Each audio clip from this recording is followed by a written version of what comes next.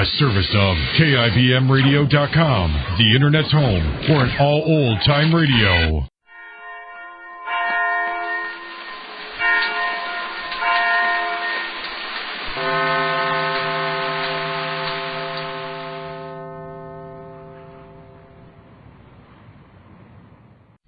And now, Backstage Wife, the story of Mary Noble and what it means to be the wife of a famous star. This is the morning for the inquest into the death of Oliver Wilson, the young Englishman who was found hanging backstage at the Hamilton Theater. The people requested to be present are a tense and unnerved group. The courtroom set aside for the occasion does nothing to add comfort to the scene, with its badly scuffed oak chairs and a group of battered desks. Seated toward the front is Mary Noble with Rupert Barlow, the financial backer of Larry's current play, at her side. Julia Dixon, Rupert's secretary, fumbles nervously with the strap of her handbag. Beside her is Victor, Rupert's chauffeur. In another group is Larry Noble and Claudia Vincent, Larry's leading lady, and Maud Marlowe and Tom Bryson, family friend of the Nobles. Also, Harold Ramsey and Arnold Carey, the stage manager. The room is silent, except for the occasional shuffling of feet. Now Mary Noble whispers to Rupert Barlow, who sits beside her. Rupert, shouldn't they be here by now? They should, Mary, but a fat lot they care about keeping us waiting. I suppose they think it's good for us to worry a bit. Oh, I don't understand about this inquest. What's the purpose of it? They haven't arrested anybody yet for Oliver Wilson's murder. How can they have a trial without an arrest? Oh, this isn't a trial, Mary. This is entirely different. But what is it then? It's just one of those formalities that the law demands. It's a lot of nonsense, if you ask me. The coroner will be in charge. But not Sergeant Riley or any of the men from homicide. No. Sergeant Riley and the officer who came with him will give testimony, of course. So will we all, Mary. Oh, Rupert, the idea of that frightens me terribly. Well, there's no reason why it should, Mary. All you have to do is tell the story of how you found Oliver Wilson's body, hanging from a rope backstage at the theater. But it sounds so awful. The fact that I was all alone and no one else was about. It sounds pretty bad, don't you think? Well, certainly not. There can't possibly be the least suspicion where you're concerned. I wish I could say as much for the others. It seems too horrible that anyone in this room might be the person who killed Oliver Wilson. It's not a pretty thought, I'll admit, but it's fairly certain that someone in this room is responsible. I don't see how an outsider could have drifted in and done the job, nor what reason there could be. No, I suppose not, Rupert. Only just look around us now. Everyone here is a person we know so well. Yes, but that isn't a guarantee against murder, my dear Mary. No, of course it isn't. It's dreadful to think that one of them might be the guilty one.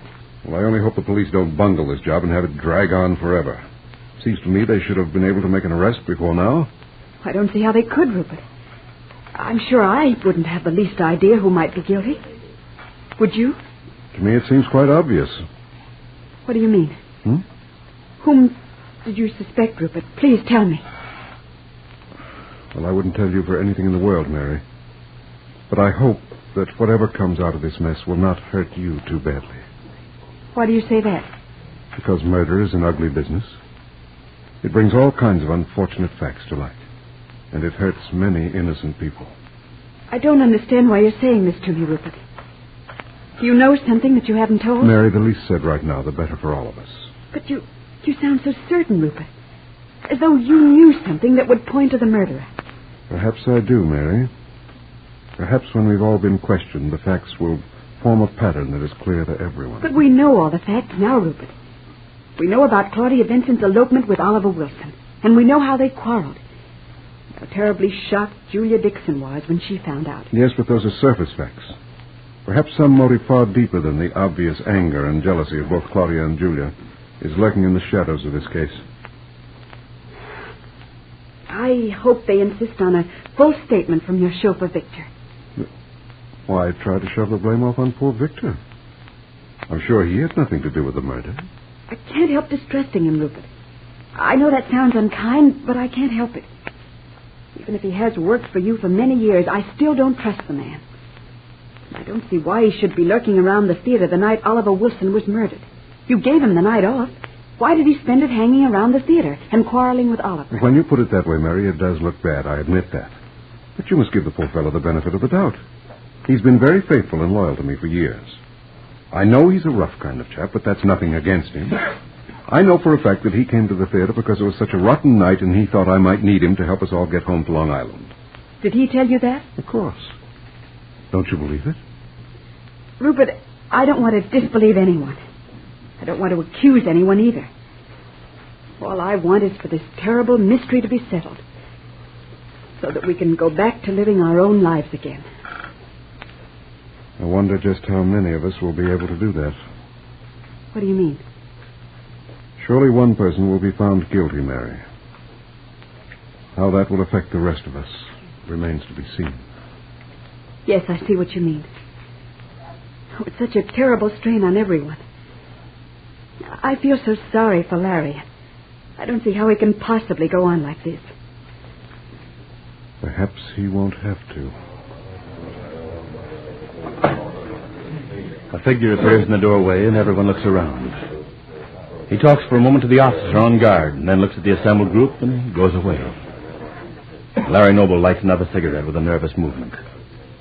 As Claudia Vincent leans close and says, "Don't look so worried, Larry, darling. You'll give yourself away." I'd like to know how long they expect us to sit in this dismal room waiting for them to begin. But I wouldn't know, dear. I've never had any experience with this sort of thing. Neither have I, Claudia.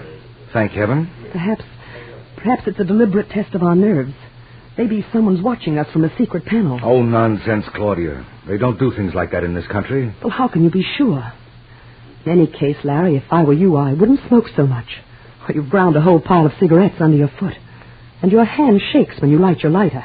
Thank you for pointing this all out to me. You make me feel ever so much calmer. Well, I'm only trying to help you, darling. You know that you and I must stick together.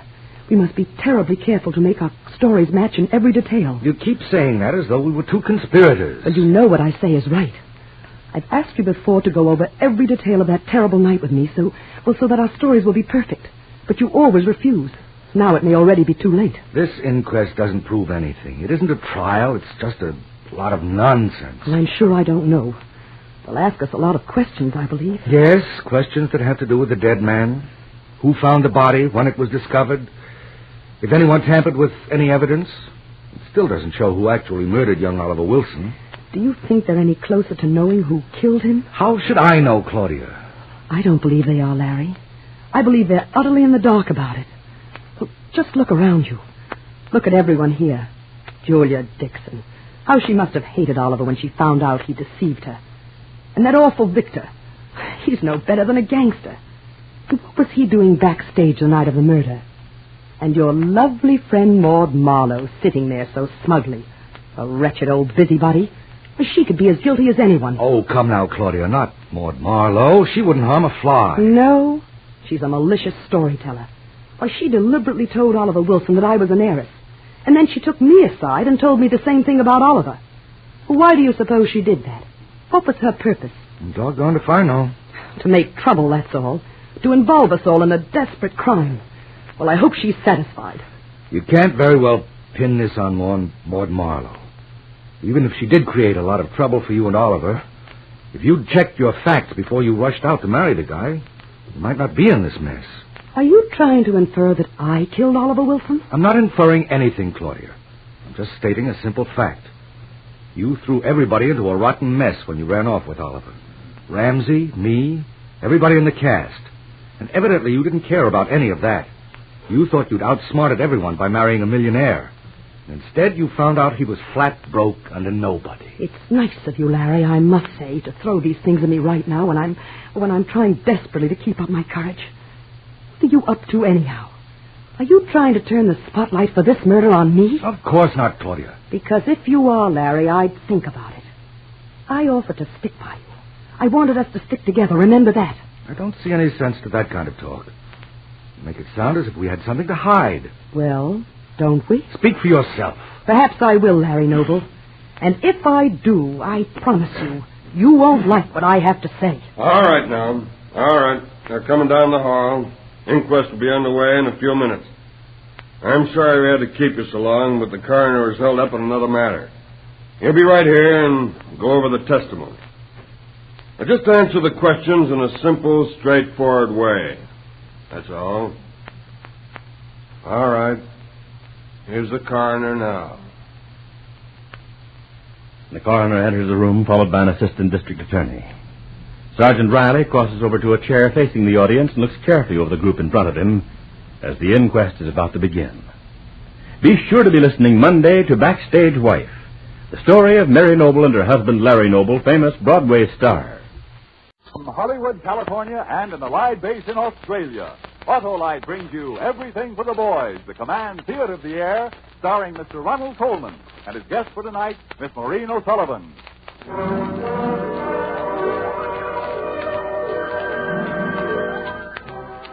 Everything for the Boys is presented by the Electric Autolite Company and its 22 great manufacturing plants.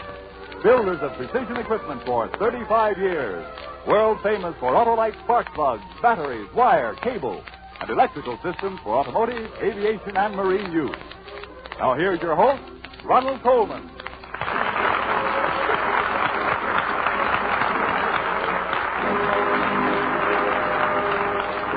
Thank you and good evening. Tonight our guest is the lovely Maureen O'Sullivan. Together with Agnes Moorhead, we present J.M. Barrie's delightful comedy of manners, Quality Street. Later, we shall have a short-wave visit with 2 American soldiers stationed in Australia. To them, and to all the fighting men and women of the United Nations, we dedicate this global half-hour.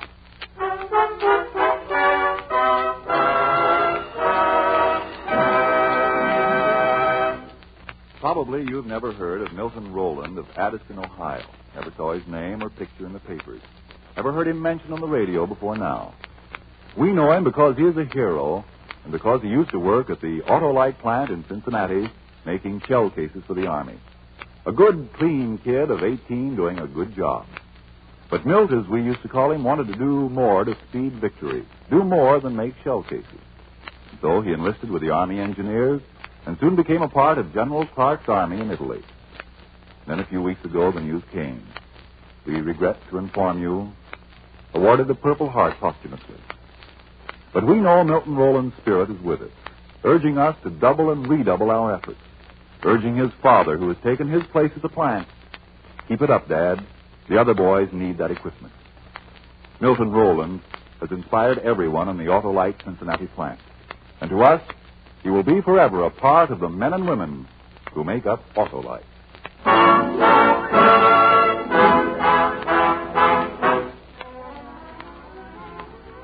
Just for half an hour, shall we journey back into a bygone age? An age of airs and graces, when gay uniforms and fair ladies intermingled in the bravery of the dance. Of course, the minuet had not been supplanted by swing, nor the spinet by the saxophone. And as we peep into the little blue and white room of Susan and Phoebe Frossel in Quality Street, we observe its peaceful calm has not yet been ruffled by the arrival of the dashing Valentine Brown. Oh, it is true that through the low bay window we catch a glimpse of the recruiting sergeant to remind us we are in the period of the Napoleonic Wars, and the gallant and strong are marching off to fight the Corsican ogre. Are they not splendid in their red coats? Off to the wars. Wave to them, Susan. Now, Sister Phoebe, what is it you have to tell me? Susan, as I was walking home today, he was passing. Oh, you mean Mr. Valentine Brown? He offered me his escort. You know how dashing he Oh, is. yes, indeed. He said, I have something I'm wishful to tell you, Miss Phoebe. Perhaps you can guess what it is. Oh, go on. To say I could guess, sister, would have been unladylike, so I said, please not to tell me in the public thoroughfare. To which he instantly replied, then I shall call and tell you this afternoon. Phoebe, such a genteel competency as he can offer. Oh, I had no thought of that, dear. I was recalling our first meeting at the quadrille party. Miss Phoebe of the Ringlets, he called me. Oh, he was so amusing from the first. I'm thankful, Susan, that I, too, have a sense of humor. I'm exceedingly funny at times. Am I not, Susan? Oh, yes, indeed. But he sees humor in the most unexpected things. I say something so ordinary, and I know not why he laughs, but it makes me feel quite witty. Now I'm to be left alone. Susan, you must make my house your home. I have something distressing to tell you. You allow me. You know Mr. Brown advised us how to invest half of our money. I know it gives us 8%. Oh. Susan, all that money is lost. Lost? Something burst, dear, and then they absconded. But Mr. Brown? Oh, I've not advised him of it yet, for he will think it was his fault. But I shall tell him today. But Mr. Brown... Oh, he is a man of means. And if he is not proud to have my Susan in our house with us, I shall say at once, Mr. Brown, the door. My dear sister. Susan, dear. Phoebe, I have a wedding gift for you. Already? It has been ready for a long time. I began it when you were not 10 years old and I was a young woman. Oh. I meant it for myself, Phoebe. Susan, what was it? It was a wedding gown, my dear. Oh. So long ago, Phoebe. She was very tall with brown hair. Oh, it was most foolish of me. But the wedding gown was never used. Oh, Susan, I could not wear it. My dear, the tears it was sown with long ago will all turn into smiles on my Phoebe's wedding day.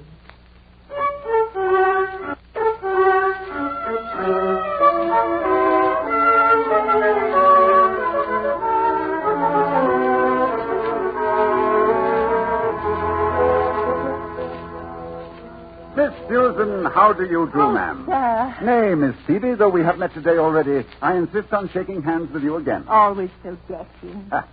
Am I dashing, Miss Phoebe? A little, I think. Well, I have something to tell you today, which I really think is rather dashing. I think I'd better leave you two alone now. Oh, you're not going, ma'am, before you know what it is. Indeed, to be sure, I know, Mr. Brown. Susan. I mean, I do not know. I mean, I can guess. Phoebe, my love, explain. Well, the explanation being, I suppose, that you both know. And I had flattered myself for such a secret. Am I then to understand that you had foreseen it all, Miss Phoebe? Oh, no, sir.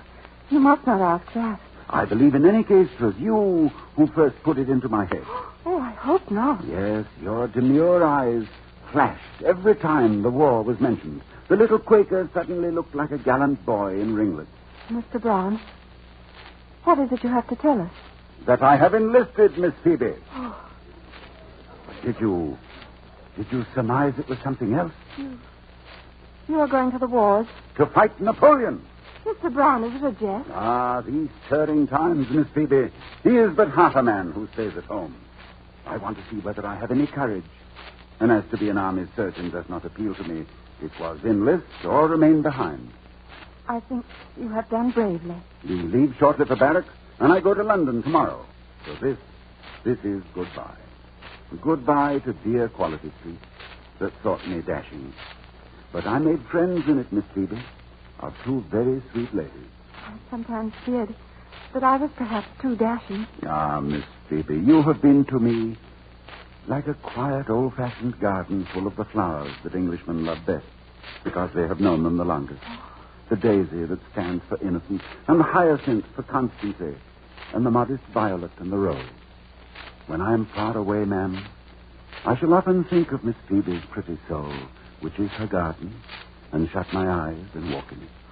Thank you, Mr. Brown. Have you... Is it... Oh, you seem so calm, Phoebe. Susan, it is not what we expected, not at all. My dear, Mr. Brown has enlisted. Oh. He came to tell us that and to say goodbye. Going away? Yes. Yes, am I not the ideal recruit, ma'am? A man without a wife or a mother or a sweetheart. No sweetheart? Well, have you one for me, Miss Susan? We shall have to tell him now. Oh, you dreadful man. You will laugh and say it is just like Quality Street. But indeed, since I met you today, and you told me you had something to communicate, we have been puzzling what it could be, and we concluded that you were going to be married. That is. Oh, so like women, you know. We thought we perhaps knew her. We were even discussing what we should wear at the wedding. Oh, I shall often think of this. I wonder who would have me, Miss Susan. Oh. But I must be off. And God bless you both. Oh, you are going. I shall miss you very much, Mr. Brown. There is one little matter. That investment I advised you to make. I am happy that it turned out so well. But, Mr. Brown... It was good of you to take all that trouble, sir. Accept our grateful thanks. Oh, indeed, I am glad that you are so comfortably left. This little blue and white room and its dear inmates, may they be unchanged when I come back. Goodbye. I misunderstand. Just a mistake. The money. Why did you not let me tell him that at least? So that he might offer to me out of pity, Susan. Phoebe, how are we to live with a quarter and loaf at 1 and 10 cents? Susan, I think we should keep a little school. You, a schoolmistress? Phoebe of the ringlets? I shall hide the ringlets away in a cap like yours, Susan. There were other gentlemen who were attracted by you, Phoebe. They will come again, and others. They'll never speak to me of that anymore. Once, only a few days ago, I let him kiss me. Well. Oh, well, you could not prevent him. It was raining. My face was wet. He said that's why he kissed me. Sister, I could bear all the rest, but I've been unladylike.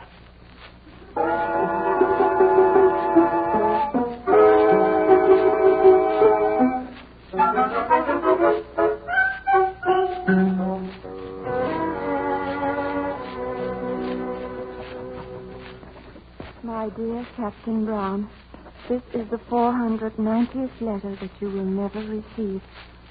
But I must write, because only in writing to you can I speak my heart. The 10th year, and school is still going badly. Susan does not really understand children. As for me, every one of these 10 years you have been away, I have missed you very much, Captain Brown. Missed you very much. So easy to write, knowing that you will never see the words. But if you were here... Phoebe, he's back. Captain Brown. No. I saw him coming up the steps, home after 10 years. Phoebe, what is the matter with you? Have you forgotten Captain Brown? It's been very long. We shall be glad to welcome our old friend back, Susan. Miss Susan, there you are. And where is my Phoebe of the curly hair?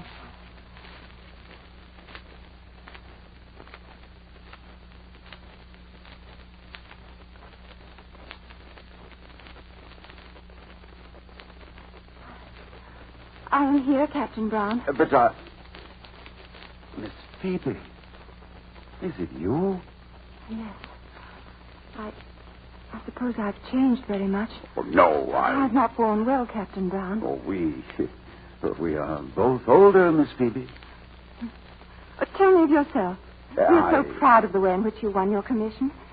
Thank you. Will you leave the army now? Yes, and I have some intention of pursuing again the old life in Policy Street. Oh. Yes. You know, I came here in such high spirits, Miss Phoebe. The change in me depresses you. Oh, no. I was in hopes that you and Miss Susan would be going to the Victory Ball. I had brought cards for you with me to make sure. Now you see my dancing days are done. Ah, no. But you will find many charming partners. Some of them have been my pupils. Oh, please, will you not come yourself? Oh, no, I cannot. I wish you very happy at the ball, Captain Brown.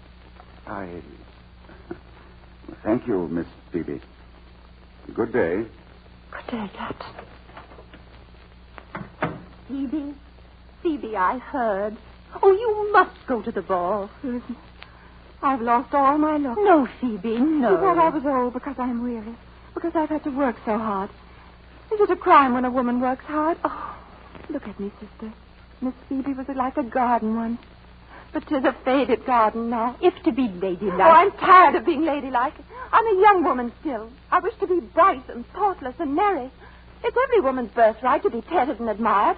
I wish to be petted and admired. 10 years ago, I went to bed a young girl. And I woke with this cap on my head. Oh, Phoebe. It's not fair. Phoebe, you who have always been so patient. Oh, no, not always. Susan, I have a picture of myself as I used to be. Sometimes I look at it and say, poor girl, they have all forgotten you. But I remember. I cannot recall such a picture. I keep it locked away in my room. My room. Oh, Susan, it is there that the Phoebe you think so patient has the hardest fight with herself. I've heard her weeping and crying. Let me out of this prison. Give me back the years you have taken from me. Where are my pretty curls, she cried. Where is my youth? My youth.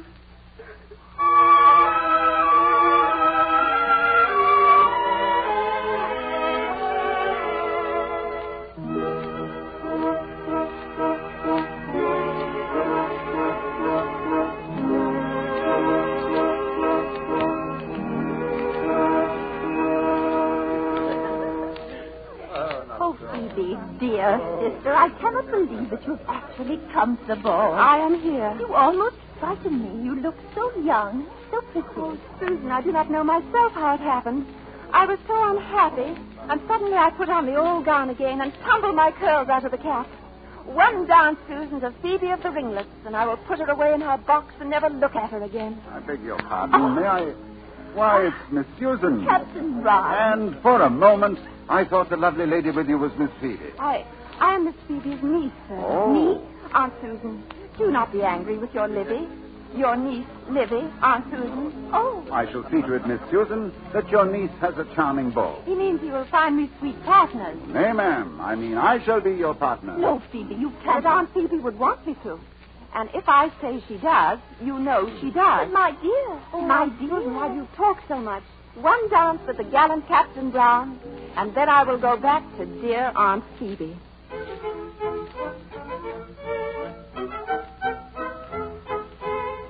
Livy? I did not know that Miss Susan had a niece. And wasn't it that dashing Captain Brown that brought her here? Then why does she dance with Everman, not with him?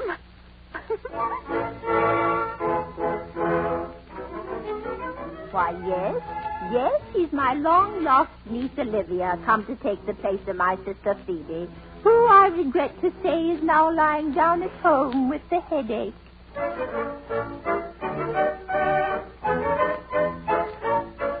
By Jove, that's a lovely girl. Livy, you say? Miss Susan's niece? Yes, she does look like Miss Phoebe, but much prettier. You might say beautiful. And isn't it amusing the way she's dangling the dashing Captain Brown at the end of her string? Oh, I say.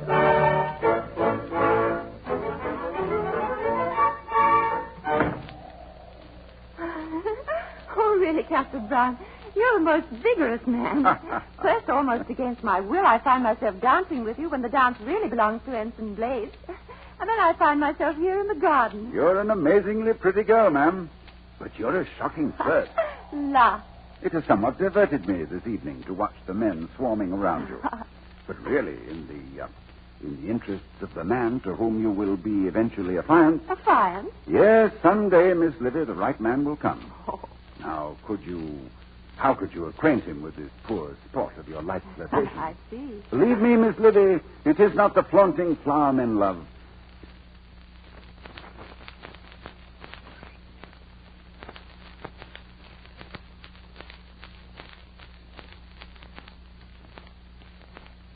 Now, how could you acquaint him with this poor sport of your light flirtation? I see. Believe me, Miss Livy, it is not the flaunting flower men love. It is the modest violet. You dare to say that? Yes, indeed. And when you know what love really is... Love. What do you know of love?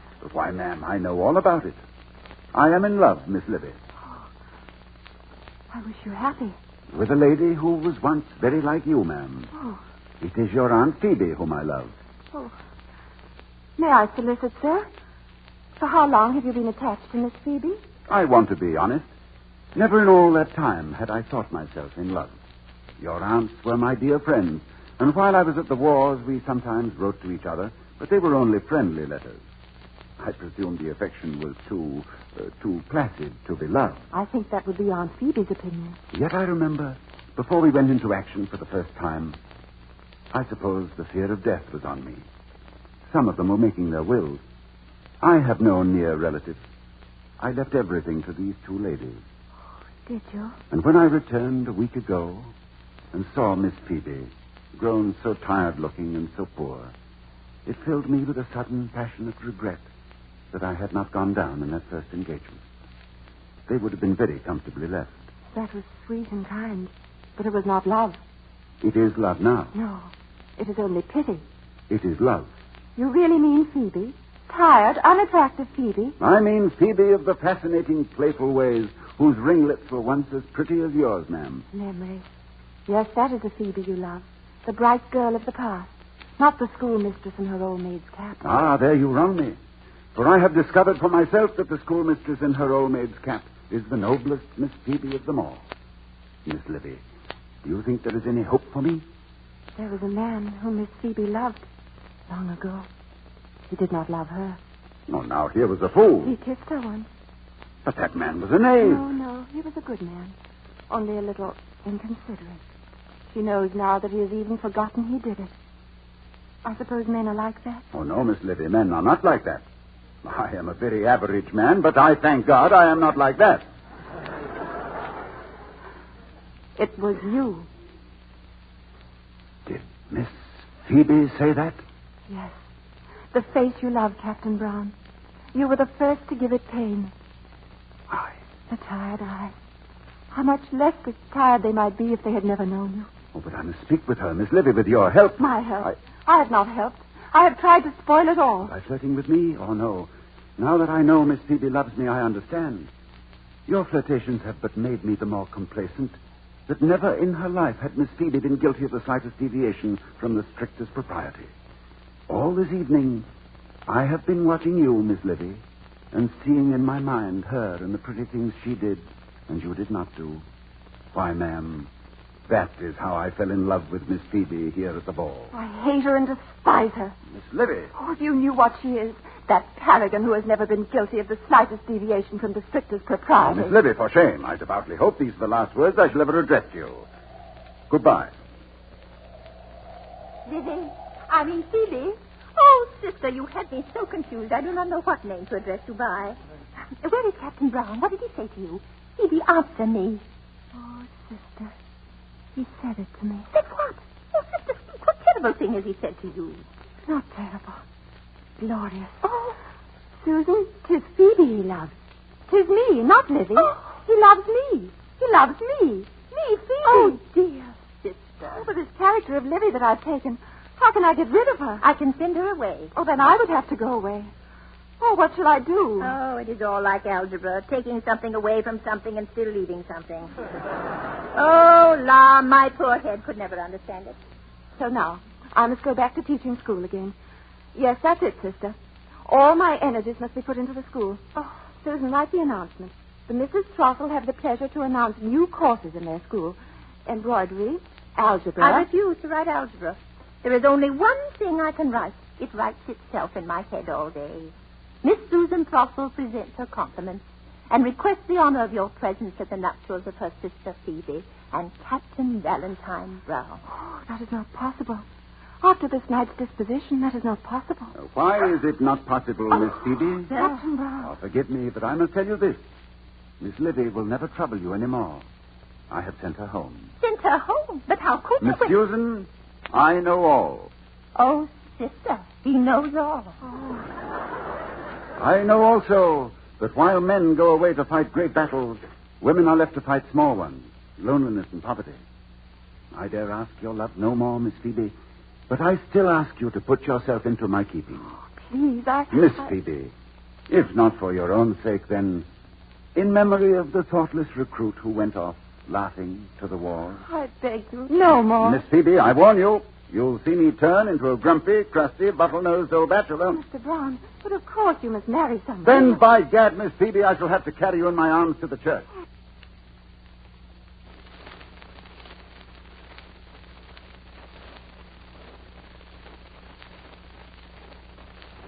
Mr. Brown, but of course you must marry someone. Then, by gad, Miss Phoebe, I shall have to carry you in my arms to the church.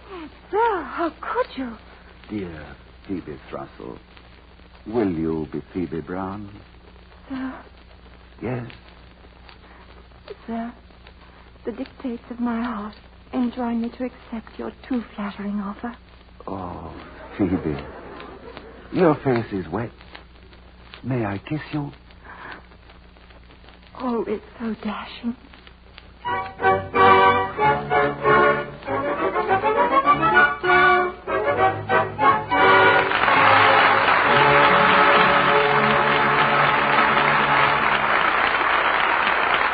You have heard Ronald Colman and Miss Maureen O'Sullivan in an adaptation of J.M. Barrie's Quality Street with Agnes Moorehead.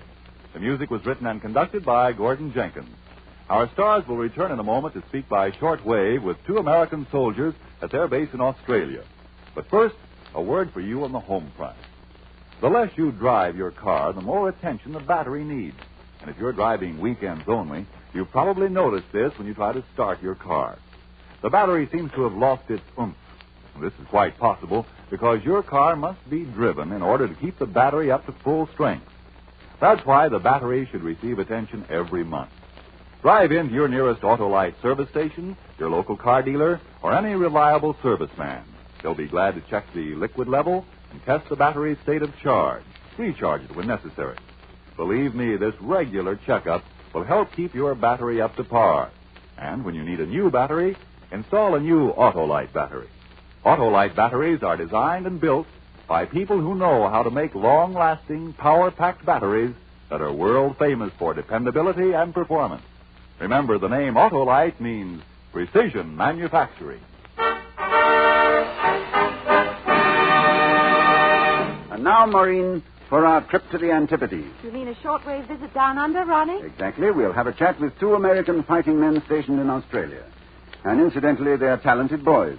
Sergeant Patricelli is a playwright, and Corporal St. George is author of the best-selling GI book, Care of Postmaster. Mr. Coleman, the circuit is being cleared to Australia. All right, Maureen, put on this earphone, and we'll spin the globe with a couple of kangaroo leaps. Ready? All set to leap. Well, then here we go. This is Maureen O'Sullivan and Ronald Coleman calling Australia. Hollywood calling. Come in, fellows. Okay, Hollywood. Corporal Thomas Richard St. George speaking, but just call me Ozzy. Hello there, Ozzy. And this is Sergeant Anthony Patricelli. Please make it Tony. Greetings, Tony. This is Maureen O'Sullivan, so just call me, whatever you want. I'll call you Beautiful. And you're cute, too. I saw your picture on the jacket of your book. Fellows, a bit of news from home. Ozzy, we called your family in Simpson, Minnesota. And from the new popular song of the same name, it's Love, Love, Love. Swell. Mom and Dad, all my love to you. And hello to Phoebe. You dedicated your book to Phoebe, didn't you? Yes, I did, Maureen. Well, the Phoebe I just played in Quality Street is dedicated to you. Next to my sergeant, I love you best, Mrs.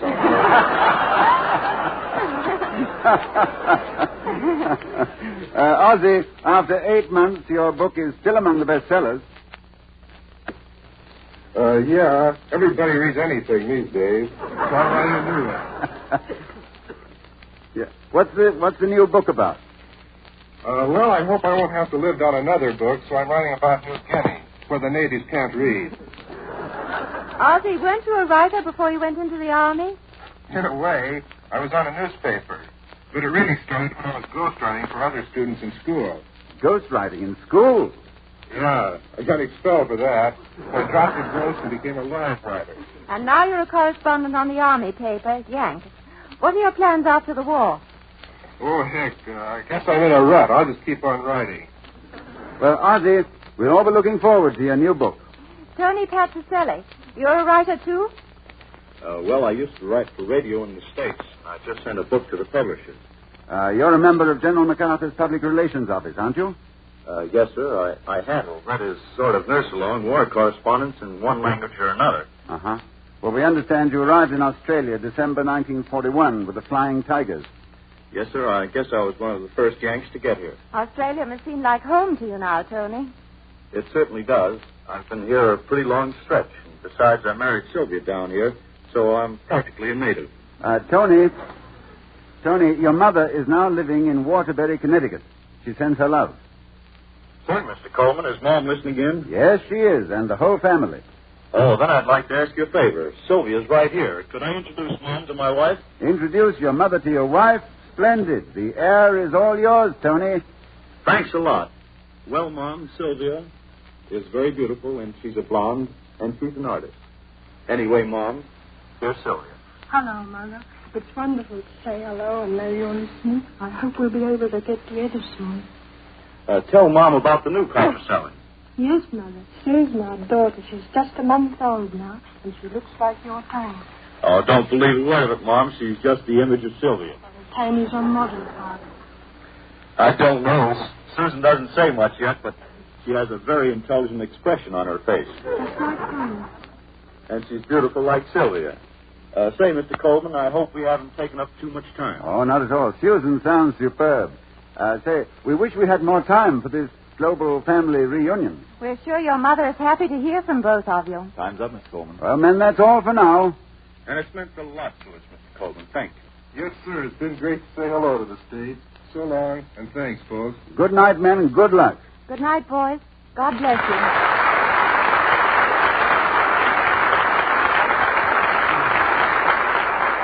The invasion is going to be a costly operation in machines, and more important, in men.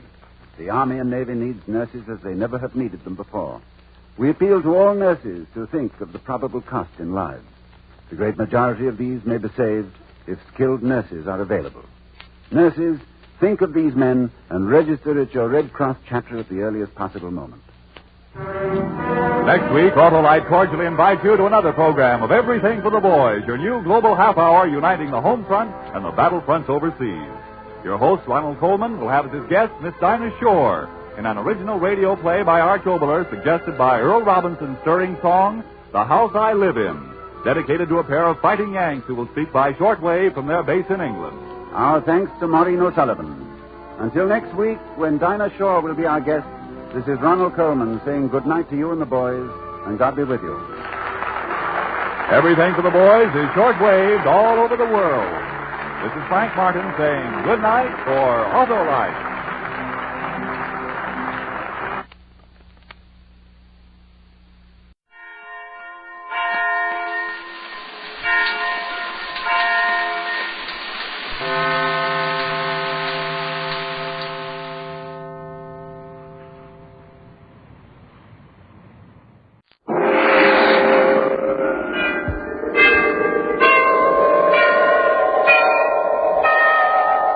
Sunrise and sunset, promise and fulfillment, birth and death. The whole drama of life is written in the sands of time. We present a new series of radio programs, The Clock.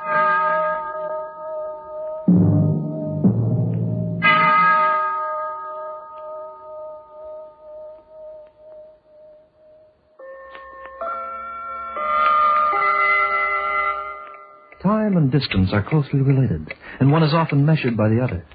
For instance, the distance to the stars is not measured in miles, but in so many light years. The mileage between, let us say, New York and Cairo is not measured in miles alone in this modern age, but also in flying hours. A commuter on his way to the station looks not only at his car speedometer in an anxious way, but also at his wristwatch. The course of a man's life itself is calculated in minutes and hours, and whether that distance is great or small depends on the timekeeper, his conscience.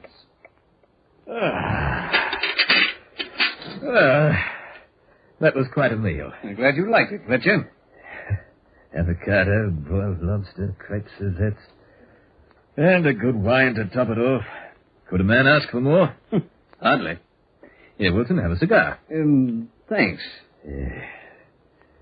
There's nothing like a good meal to make a man feel at peace with the world and to give him an urge to talk. Good conversation is the final course for a perfect dinner. Let me tell you a little story, Wilson. You've got some time, haven't you? This will be worth your while. You know, this isn't the only first-rate meal I've ever had. There was a time once when caviar and lobster were on my menu every day. That's so. The world was my oyster, Wilson, and I was salting it to my taste. Of course, it didn't begin that way. You used to be a valet, didn't you? That's right. I worked as somebody's boot polisher for over 7 years. He was a wealthy man, a multimillionaire. Have some wine, Wilson? No, thanks. Yes, I worked like the proverbial horse for Gregory Richards, and I found that he didn't appreciate my merits. It was rather disappointing, to say the least. But I am a man of some ingenuity. I waited for my chance, and when it came, I was ready for it. The servants have all been dismissed, Mr. Richards. All right, Fletcher. Has Mrs. Richards come in? Just a moment ago, sir. I told her that you were in the library. Has she noticed anything? Not that I know of, sir. That'll be all, Fletcher. You mean, for now, Mr. Richards? I mean, you're going, too, with the rest of them. Oh, I see, sir. Sorry I have to do it this way, but we're closing the house. You've been a good valet, Fletcher. I hate to lose you. So I have no other choice. If you don't mind my saying so, Mr. Richards, isn't this dismissal rather abrupt after so many years of service? I'm giving you a month's pay in advance. That's fair enough. I don't quite see it that way, sir. What do you mean you don't quite see it? I have been a little more to you than just a valet. Have you? I may say I have been your, confidant? Just what are you getting at? Well, it seems to me that a small a pension of perhaps $5,000 would repay me for my service. Oh, really? You must admit that I've been discreet, very discreet. Are you trying to blackmail me? If your affair with Miss Cartwright had been entrusted to less capable hands than mine... All right, Fletcher, get out. Mr. Richards... Get out before I break your filthy neck. Very well. But, Mr. Richards, you may have reason one day to regret this. Goodbye, sir.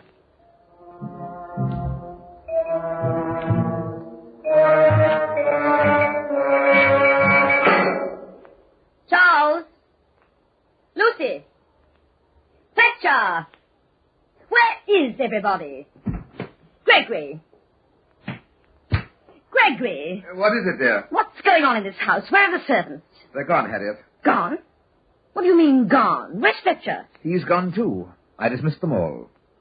Gregory, have you gone crazy? On the contrary, I've made up my mind to a very difficult decision.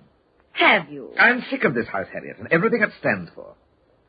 I've made arrangements with a broker to sell it. Without consulting me? I have no reason to consult you about anything any longer.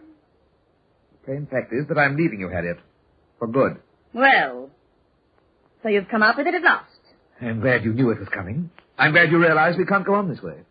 It makes it easier. What do you think I am, an old pair of shoes? Do you really believe you can dismiss me like the servants and get away with it? I'll provide you with money. Money? And what about my pride? You think I want to face my friends after you've thrown me over for that woman? Then you know. Yes, I know. I've known for a long time. You think you'll get a divorce from me? Well, it'll be over my dead body. Harriet! Anne Cartwright, the darling of polite society. Anne Cartwright, the tramp. Harriet, I'll ruin her. That's what I'll do. I'll splash this thing over every tabloid in the country. And I'll ruin you, too. I'll show you up to your fancy friends for what you are. You wait and see. Why? Why would you? You never loved me. I gave you everything money could buy. Why don't you give me my freedom now when it means nothing to you? Because I hate you, that's why. And I hate her. Oh, I know what her family's like.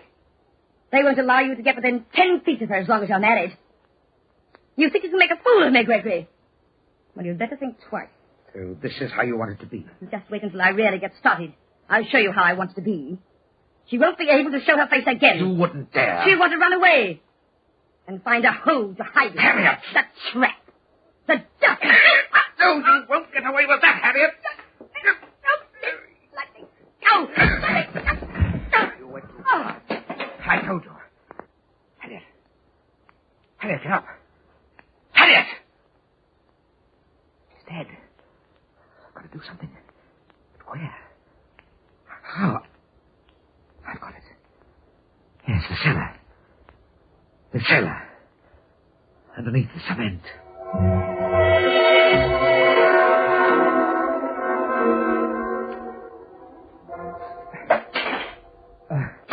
In the morning, they'll never know. Do you need any help, sir? You've done a pretty good job, a very good job, Mr. Richards. May I suggest that a layer of cement over that tomorrow will hide it forever? I thought you'd gone. Oh, no, Mr. Richards, I'm still here, as you see. Don't lay a hand on me, Mr. Richards, not unless you want to face this kitchen knife. All right, Fletcher, you win. Call the police. The police? Go on, turn me in. Oh, Mr. Richards, as I told you once before, you underestimate my value. Why call the police? What do you mean? The police would do neither of us any good. How much do you want? Now, really, Mr. Richards. 10,000? 20? A bargain's a bargain. Name your price. You may find it rather high. But then, your life is worth something too, Mr. Richards. What is it? For heaven's sake, don't stand there grinning like an idiot. What do you want to keep quiet? Everything, Mr. Richards. Everything.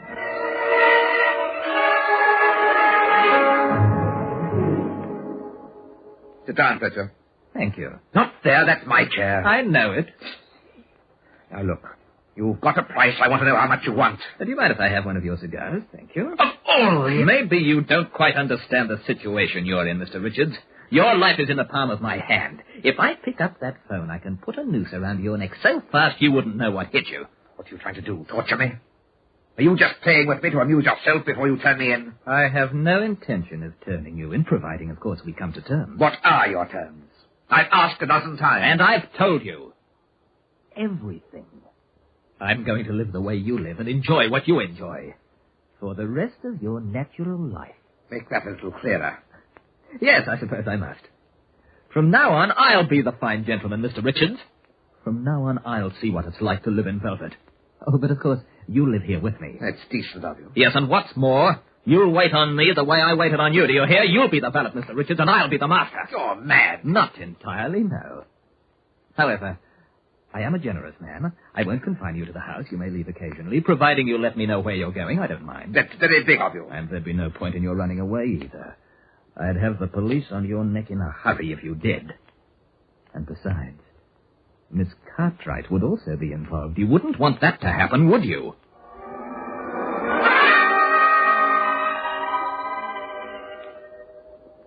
Gregory, dear, did I keep you waiting? Sit down, Anne, please. Have you ordered? No, I can't stay for lunch. I have another appointment. But it's been so long since we've seen each other. What is it, Gregory? Why are you worried? Did you tell your wife? Yes, I told her. And she refused to give you a divorce. Well, we were expecting that. She didn't refuse, Anne. No? As a matter of fact, she's in Reno right now. Gregory, then she understood. Perfectly. Oh, Gregory, if you're ashamed of what we've done, you needn't be. And I have something else to tell you. What is it? For a while, until this blows over, we mustn't see each other. Mustn't see each other? But why? We've nothing to hide anymore. I insist on it, Anne. It's the only way. How long do you think that will be? I couldn't say. A few months, maybe. Gregory. We've no other choice, don't you see? We've got to give this some dignity. We've got to protect ourselves from gossip. Gossip doesn't worry me. I've already told my father and mother the situation. You have? Yes, I have. I told them I'm not afraid of scandals, and I love you. I gave them a choice. They either see it my way or I leave the house. You mean that? Of course I do, dear. And I thought Harriet would ruin them. Gregory. This is a fine time to find out. Darling, you look so tired. I am tired. You need a rest. Why not go away for a week or two? No. Bermuda, perhaps. It'll do you good. No, I can't go away. I can't leave town. Don't ask me to. It's only a suggestion. Anne, I've got to leave you now. So soon? Yes, I must. Gregory, what's wrong? I'm afraid. Afraid of what? Something I can't explain. Surely you can tell me. No, I can't tell anyone, not even you. Gregory, look at me. There's nothing, my darling, that can't be wiped out and forgotten. Wiped out? That's it, Anne. That's the only way. I've thought about it and tried to plan it, but somehow my thoughts were never clear. You've clarified them for me completely. Where are you going, Gregory? What are you going to do? I'm going to erase this problem from my life forever.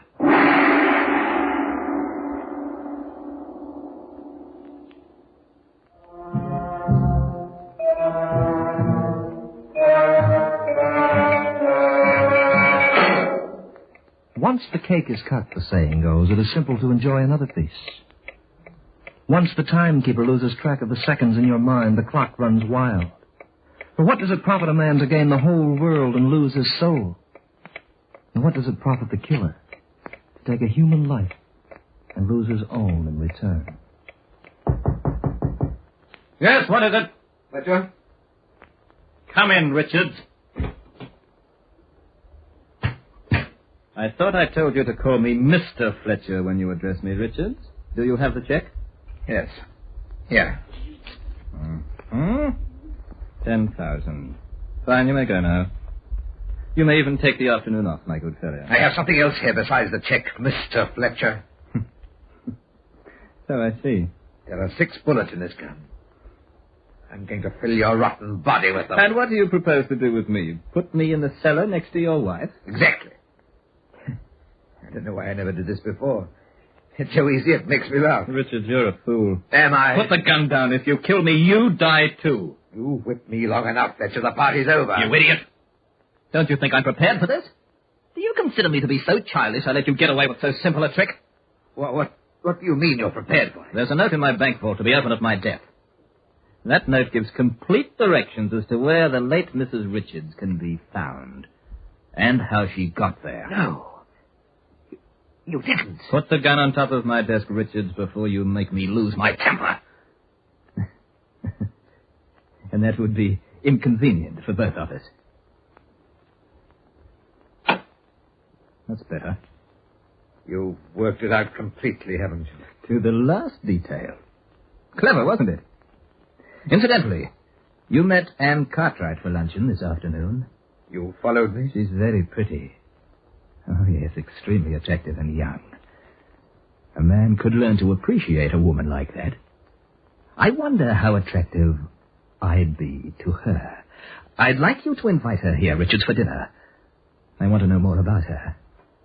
I have a feeling that we could become very good friends. Just what are you driving at? I told you I wanted everything, and everything includes Miss Cartwright. Extend the invitation, Richards, for tomorrow night. Why, Richards! Mind your manners. Tell Miss Cartwright she'll be having dinner with me at 8 tomorrow evening, and Richards, that dinner will be for 2.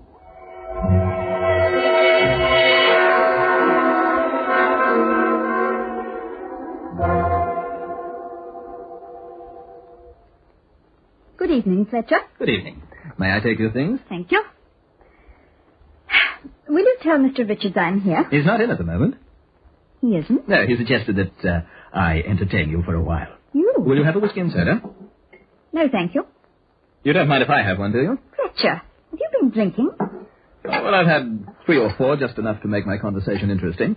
Please tell Mr. Richards to call me when he arrives. Are you leaving? Yes, I am.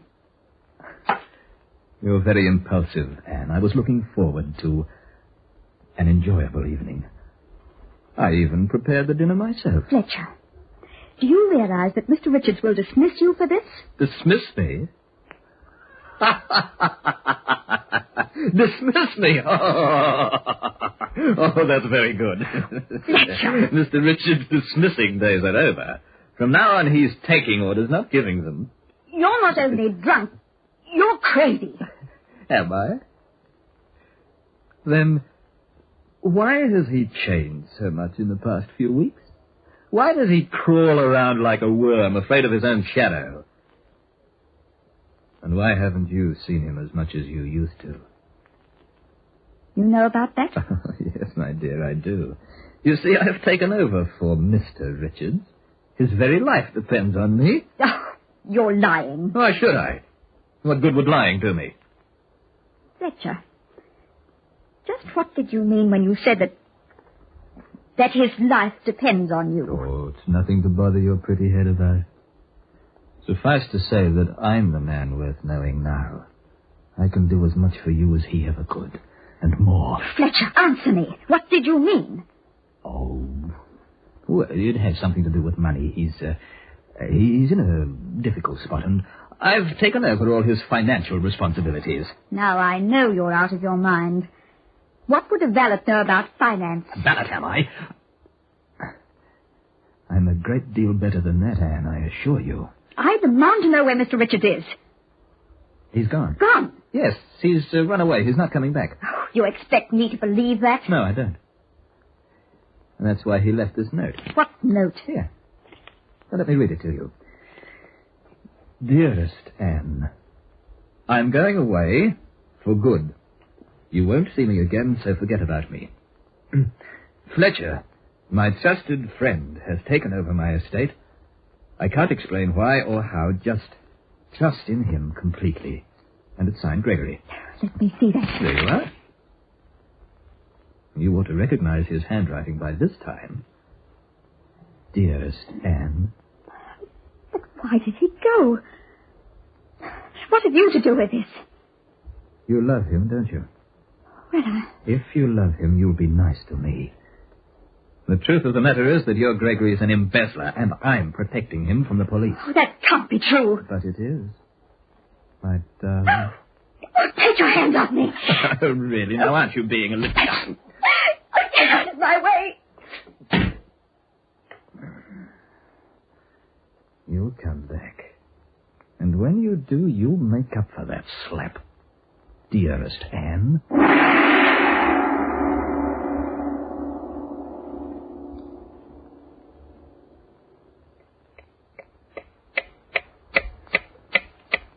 Dictators are always small men, either in physical size or in moral stature. The one thing they cannot fight is time. It cuts them all down to the same size sooner or later. Listen as the clock moves on. Who's there? What? Oh, it's you, Richard. Yes, it's I. I told you to get out of town and stay out. Where's Anne? She's gone. But she'll be back. Now get out of here before I lose my patience. I've given you back your life and freedom, haven't I? Get out of my sight and stay out! Yes. You've given me my life and taken everything else. And what you've taken, Fletcher, is more valuable to me than what you've returned. Do you want me to call the police and turn you in? You needn't bother. I'll do it myself. What? I don't care what happens to me anymore, Fletcher. My life's finished. But at least I'll have the satisfaction of seeing you punished along with me. Punished? For what? I haven't done anything. You've been an accessory to the crime. You've helped me keep my secret. That's enough to get you 20 years. You're bluffing. You wouldn't dare to turn yourself in. The bluff's over, Fletcher. For both of us. Put it down. This gun of yours still holds 6 bullets, Richard. Drop that phone. You're through, Fletcher.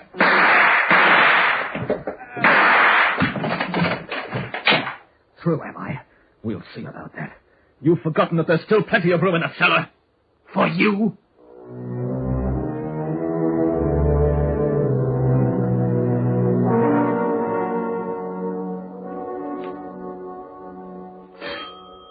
Just a moment. I'm coming. Well? Mr. Richards? Mr. Richards isn't in right now. My name is Fletcher. I'm handling his affairs. Oh, I see. Well, what do you want? Well, I see you haven't moved the furniture out yet. Moved the furniture out? What are you talking about? Well, according to the contract, Mr. Richards is due to vacate by the 10th. That's today. Vacate? We're not moving. But this house has been sold, mister. Sold? When? To whom? Well, Mr. Richards instructed his broker to sell a few weeks ago. The deal's been completed. Now, wait a minute. There's been some mistake. Mm-hmm. Well, here's the authorization to take over the premises. Oh. Mr. Richards has changed his mind. He doesn't want to sell. The house has already been sold, mister. I told you that. Then we'll buy it back, and we'll give them a profit on the transaction. They'll sell it back to us. Well, maybe. In any case, Mr. Richards is the one to decide that. What? Well, the house was in his name. He's the only one who can change the deal. Well, where is Richards? Maybe if he sent a wire... He can't be reached. Huh? No. Then we'll have to go ahead, mister. Now, wait a minute. This is ridiculous. Mister, I didn't make the deal about the house. It was made with the Sanley Realty Corporation. But don't you work for them? No, and if you don't mind a little tip, you haven't got a chance in the world of buying back this place.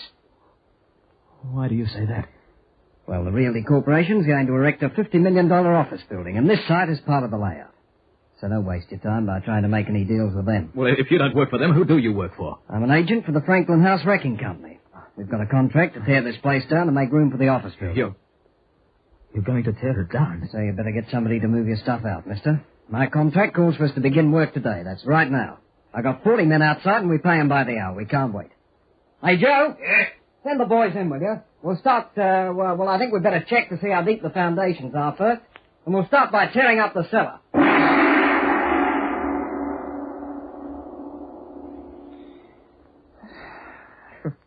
Well, Wilson, what do you think? Funny how it turned out for you. Oh, now, wait a minute. Don't get me wrong. It wasn't my fault.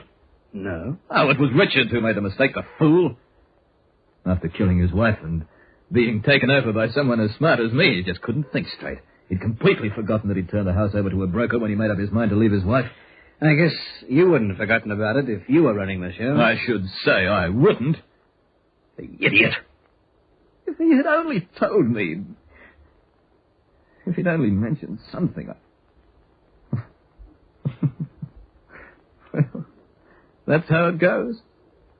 It's the fools who are responsible for all the trouble in this world. Well, thanks for the dinner, Wilson. I appreciated it. It was certainly one of the best I've ever had. Oh, don't thank me, Fletcher. It's on the state. A condemned man always gets the best.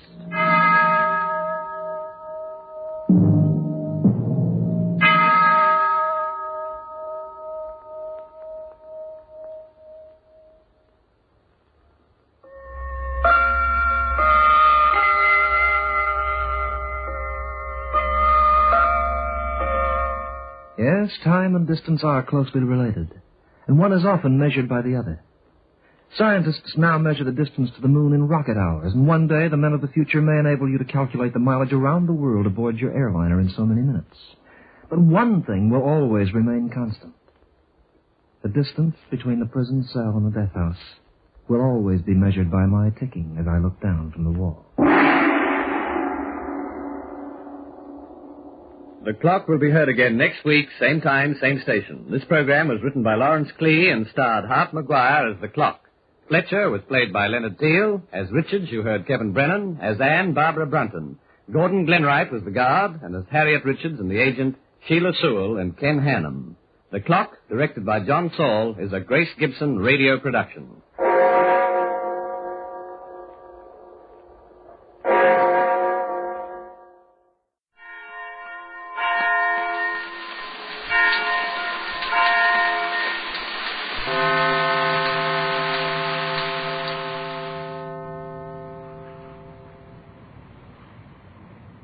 Good evening.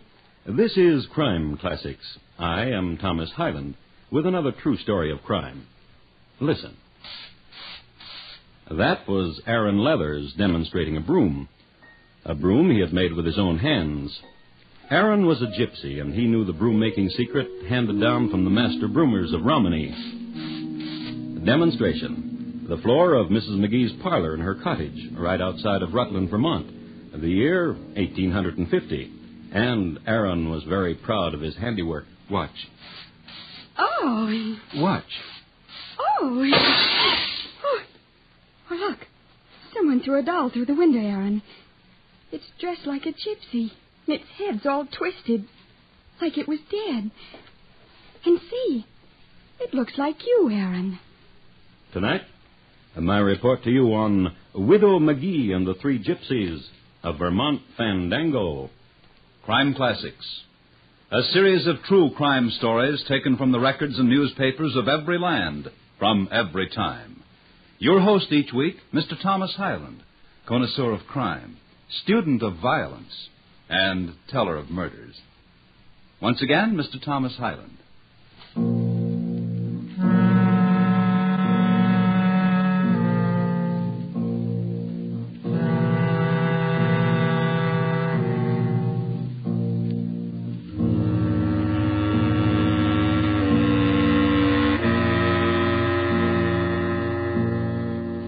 Not very many people migrate from Karga, Egypt, to Vermont, but the Leathers family did by way of Budapest.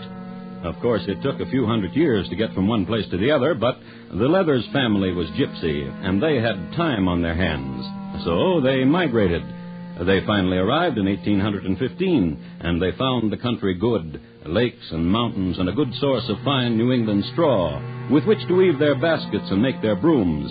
And by the time mid-century rolled around, the pride and joy of the tribe were three cousins. I'm Eben. I weave baskets, and I wear a gold ring in my ear. I like to eat, and I like to walk in the sun. I'm Aaron.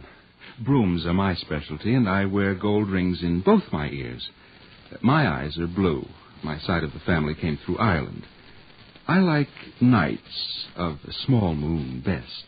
Hi, I'm Noah, and I'm very nimble. I like to jump over things and turn somersaults. Watch. And you noticed, of course, my hands were behind my back. I like a plump moon. Eben, Aaron, and Noah. And there was a ritual they had. There was a certain night each year when the sky was orange and purple, when they would come together. He's nimble, and still he's always the last. Noah'll be here, for listen.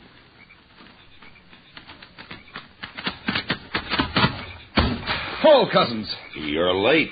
I could have stayed at home and eaten another shard of grouse. You're always late. Yes, I know. But now, let's get on with it. Let's have on eating. Even? Yes. The knife is sharp. Give me your arm, Cousin Even. Now yours, Cousin Aaron. And now mine. Now, cousins, we'll press together, each to the other, the small wounds, and make our oath. Gojun, Goab, Sadnak, Sitri, Ram, Crocho, Orobas. And so once again we swear it, to keep pure the gypsy blood, to wed only with gypsy maidens, on pain of death. On pain of death. Well, Aaron? On pain of death. Right. And remember it. Good night, cousin. Aaron? Yes, Cousin Eben. Look at him. Cousin Noah is very nimble, isn't he? Oh, yes. Aaron, have a sandwich? Grouse. No. No, thank you, Cousin. Aaron. What is it, Cousin Eben? Nice order you had this morning from Widow McGee. Huh? Oh, yes.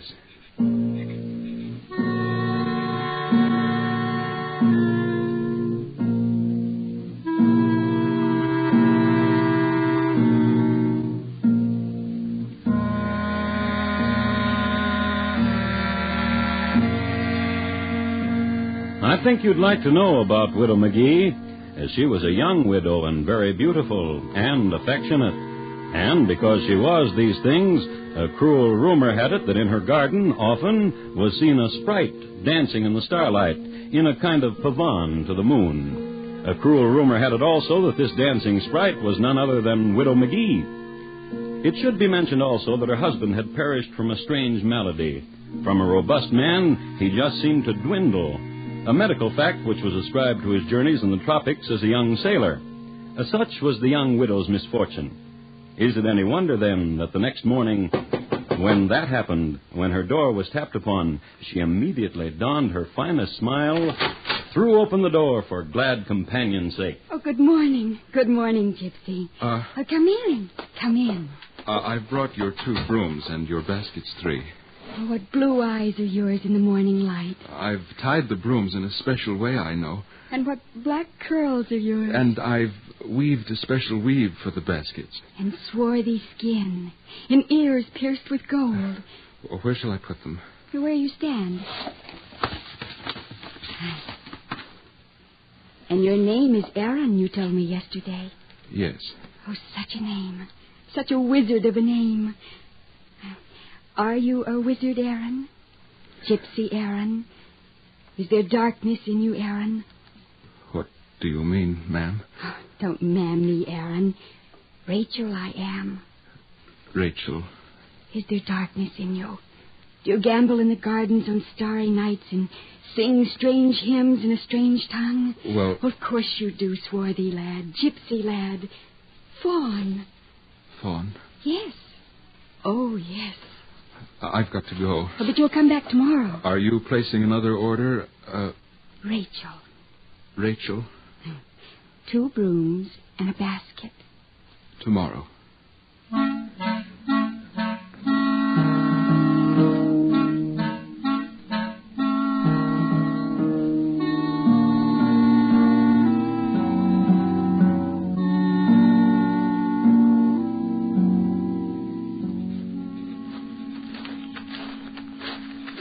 Say what's on your mind, Cousin Noah. Just a few steps ahead till we'll reach our secluded place where the blood vows are made. What mystery is this, cousin, of the solemn look upon you? Tell me why you woke me from my cabin. Now. Well? You've noticed it, too, haven't you, cousin? Noticed what? Of Cousin Aaron. What of him? How he moons. Moons? As if a spell of love were on him. Love? Well, then, is that not good? For surely there are too few of us, and since he is in love, therefore he will take wife, and where there is wife, there will be gypsy toddlings. Do you know a gypsy maid named Rachel? Rachel? Rachel. No. I have bent low to his sleeping. I've heard him say the name Rachel McGee. And more. What? I've followed him. Why? For the reason of his moaning, and his order book is fat with the name of Widow McGee. Oh? By this time, the widow has a broom for each corner of each room and a basket for each garment. Well, then Aaron flourishes. And forgets his vow. Oh. You remember the vow, cousin? Of course. Then say it with me yet once again. For what reason? To reaffirm. Oh, yes. Gusion, Goap, Sabnak, C3, Ram, Kroshel, Orabas. And therefore you know what has to be done. Kill Aaron? If he has love for one outside the tribe, for so is the vow you have just said. Yes. I will follow him, and I will make sure. Yes. And one thing more. What? This thing I have buried here. Oh, a doll. An image of Aaron. I buried here. Let it be immersed in death. Let it become of Aaron. Yes. Well, my supper's waiting. I'm starved. Good night, cousin.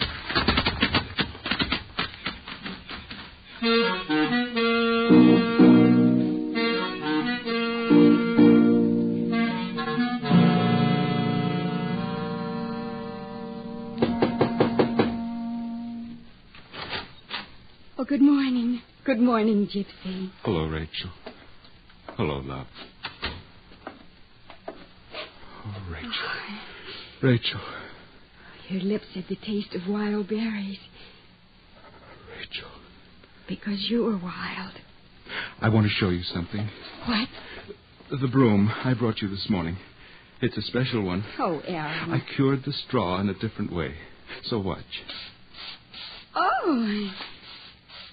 Oh, look. Someone threw a doll through the window, Aaron. It's dressed like a gypsy. It looks like you. And its head is all twisted. Aaron. What does this mean, Aaron? Aaron, why do you stand there with head bowed down and... I must die. What? I must die. Oh, Aaron, what are you talking about? We're going to get married. No. Why not? I've been coming here each day for nearly 2 months now, bringing brooms and baskets. And I fear for nearly that long, I've been followed. And my love for you seen and my proposal of marriage heard. I don't understand. And now this doll. I must die. But why? I've broken a terrible vow. Oh, Aaron, stop that nonsense and... Come here. Aaron. Why not? I have nothing more to lose.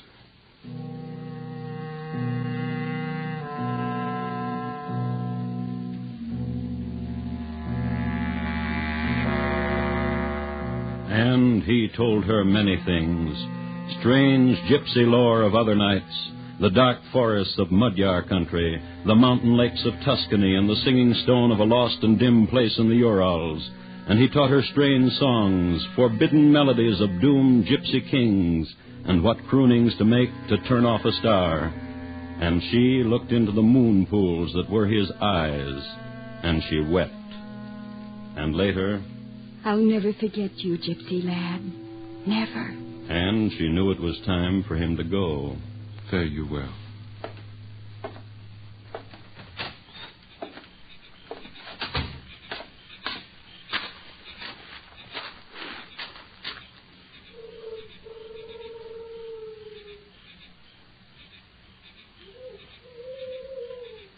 Cousins? You need not signal, cousins. I know you are there. Nor will I flee from you. For I have made a vow and I have broken it. And I must suffer for it. And I must die.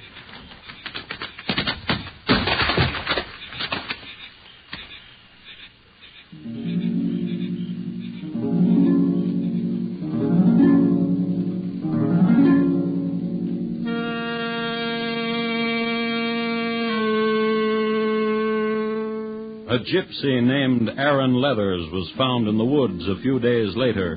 His head had been twisted with such violence that it had snapped his neck. Inquiries were made, and the police decided he had met with an accident of undetermined origin.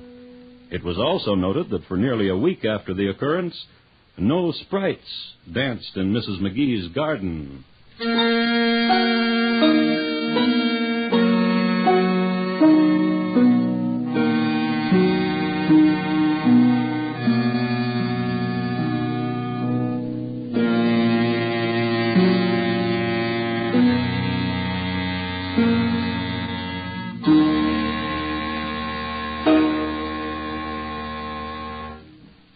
You are listening to Crime Classics and your host, Thomas Hyland. Saturday night at the Star's Address, you're in for plenty of hard-riding adventure on Gunsmoke, presented by CBS Radio for the pleasure of Western fans. Gunsmoke takes us back to pioneer Dodge City, where you'll follow the latest thrilling exploits of United States Marshal Matt Dillon. Saturday night, Gunsmoke, on most of these same stations. And now once again, Thomas Hyland, and the second act of Crime Classics, and his report to you on Widow McGee and the Three Gypsies, a Vermont fandango.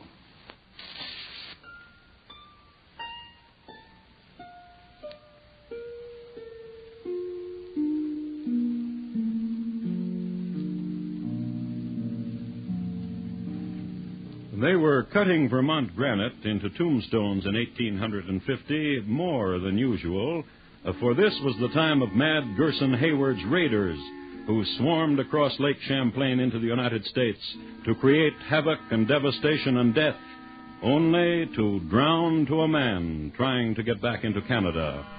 And over the graves grew the red clover, for this was the time of spring and the lark, and this was the time of the lamb. And outside of Rutland, a gypsy boy named Aaron Leathers was buried, too, according to the rites of his tribe.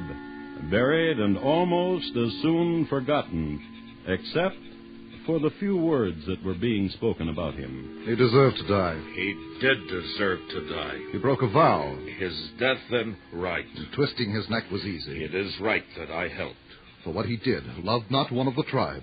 He is rightly dead. We'll speak no more of it. Then good night, cousin. Good night. See how he runs and leaps?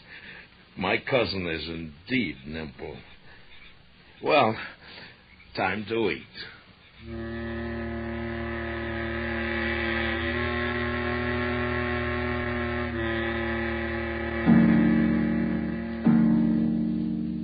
Everybody would remark how nimble Noah was. Grace personified, jumping and leaping and tumbling and pirouetting. Some people would choose the long way home or the short way home, but he would always choose the hard way home so he could jump and leap and tumble. Well, I just thought I'd mention it. Cousin Eben, however, was a plodder, a door-to-door man, as it were. So, Cousin Aaron, being now dead, he took over his route, and it was inevitable then that this happened.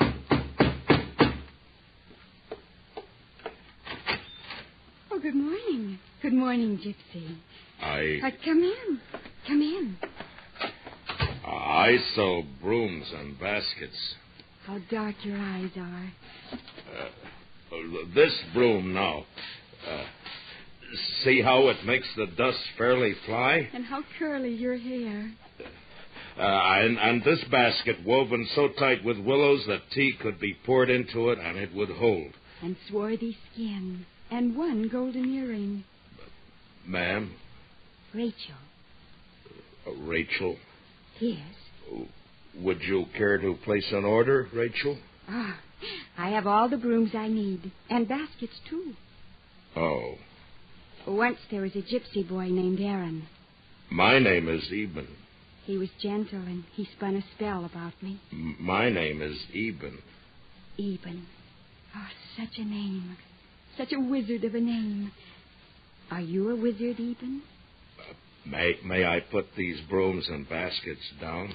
I want you to.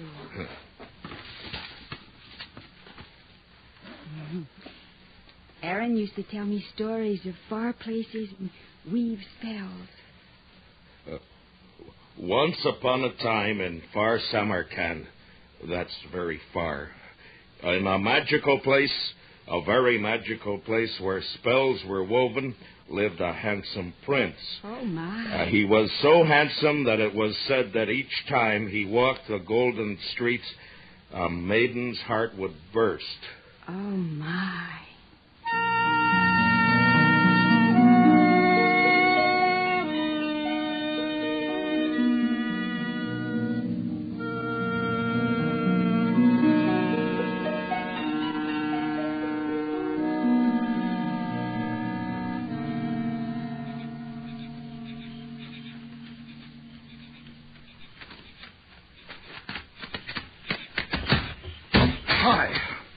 Hello, Cousin Noah.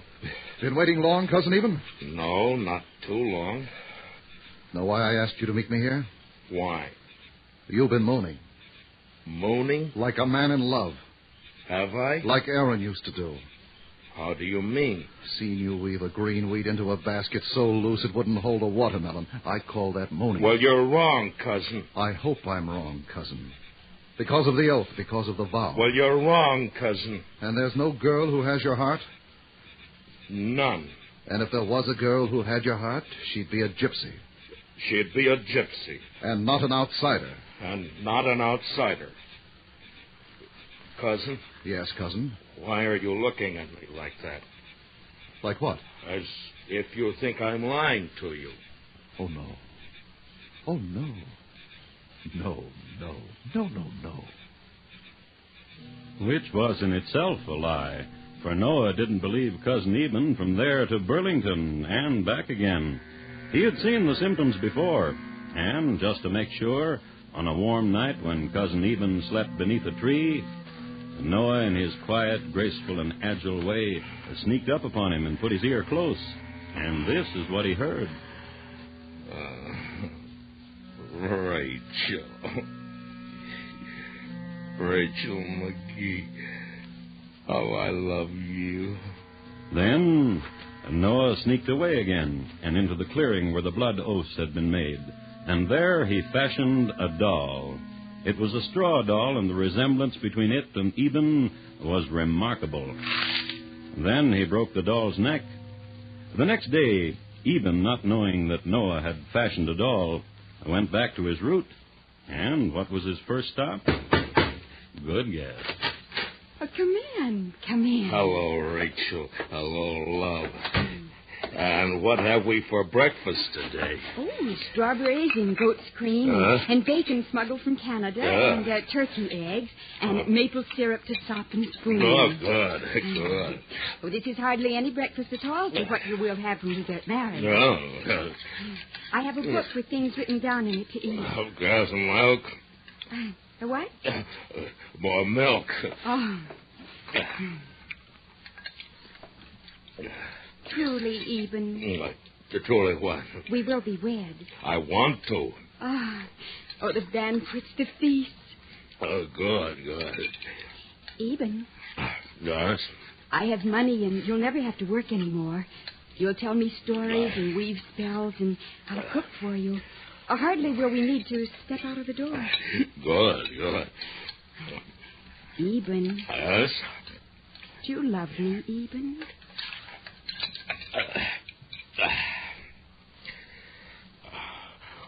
With heart's desire. What of the gypsy girl? I like a lady with a blonde head of hair. One who cooks and looks... Oh, look. Someone threw a doll through the window, Eben. It's dressed like a gypsy, and it looks like you. And its head is all twisted. What? Eben, I know what this means, Eben. I know why you stand there with your head bowed down. But look. See? Another doll, which was thrown through the same window when I stood here with the gypsy called Aaron. And later, oh, dread event, he was found with his neck twisted and dead, like this doll. And see how this new doll resembles you, Eben. I'll never forget you, gypsy lad. Never. Fare you well.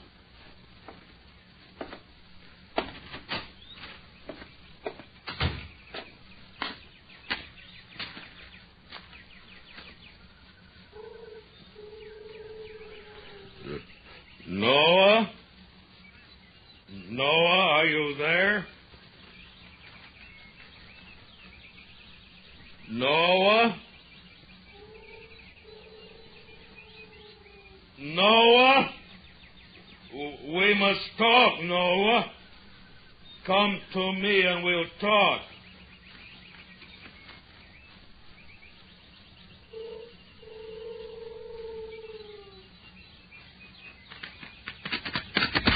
Hi. You made a doll, didn't you, Noah? Yes, I did. To look like me. Yes, I did. And you twisted its neck. Yes, I did. And you threw it through Widow McGee's window. Yes, I did. And now? You must die. I don't want to. The oath we took. I don't want to die. The blood oath. I love the Widow McGee, and she has money, and I would give you much of it. Cousin.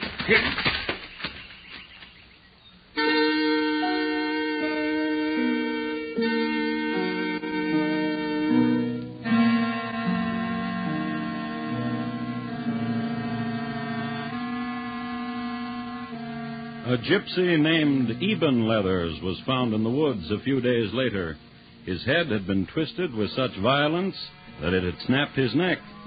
It got so that the people around Rutland would greet each other with such remarks as dead as last Monday's gypsy, and such remarks as, now don't get any dead gypsies underfoot, and such remarks as, more an expletive than anything else, well, snap my neck, which last may still be heard around the old pot-bellied stove down Vermont way. Again, the police shook their heads, and the coroner jotted it down as a result of an accident of undetermined origin.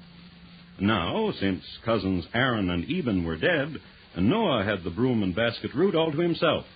He diligently went from door to door, and when he came to Widow McGee's house...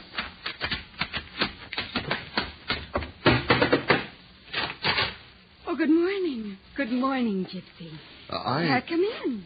Come in. I sell brooms and baskets. How lithe you are. How like a reed and is supple. The broom now. You see how it's... Oh, I don't need any brooms. Put it down. Where? Oh, any place. How curly is your hair. Yes. I watched you come onto the porch. How with grace. How you pranced and leaped. I am nimble. Would you like to see? I want to. I'll put my hands behind my back and... Watch out for the broom! I told you to watch out for the broom. I told you. Gypsy. Gypsy boy. Oh, my. Look how your neck is twisted. As if... Almost as if... As if his neck had been snapped, which it was, which killed him instantly. I would like to be able to tell you that Widow McGee was finally married, but I cannot. Rather, she took to dancing much more frequently in her garden, a small fandango she had learned from the boys. And one dark night, she died.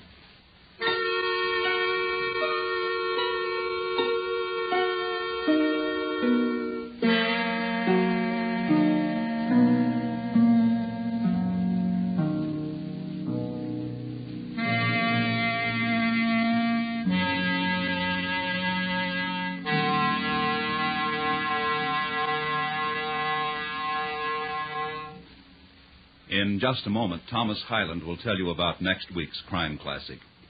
Widow McGee, tonight's crime classic, was adapted from the original court reports and newspaper accounts by Morton Fine and David Friedkin. The music was composed and conducted by Bernard Herrmann, and the program is produced and directed by Elliott Lewis. Thomas Hyland is portrayed on radio by Lou Merrill. In tonight's story, Sammy Hill was heard as Widow McGee, William Conrad as Eben, High Aberback as Noah, and Shepard Mencken as Aaron. Bob Lamont speaking. Here again is Thomas Hyland. Next week, Nuremberg, Germany, in the year 1820. That was the year 4 people got all hacked up right during Bock beer season. You can imagine the stir it caused, especially when they arrested Frau Baumler's hubby. It's listed in my files as Bunny Baumler, his close brush with fame. Thank you. Good night. Every weekday, for a delightful 90 minutes, CBS Radio resounds with the fun-making of Arthur Godfrey Time, starring the man people know and love as Mr. Unpredictable. And then every Friday night, out of these 450 daytime minutes, CBS Radio digests a fabulous hour of entertainment for nighttime audiences. Yes, Friday nights over most of these same stations, it's the Arthur Godfrey Digest, a 1-hour concentrate of Godfrey and his gang at their very best. you hear America's favorite shows on the CBS Radio Network.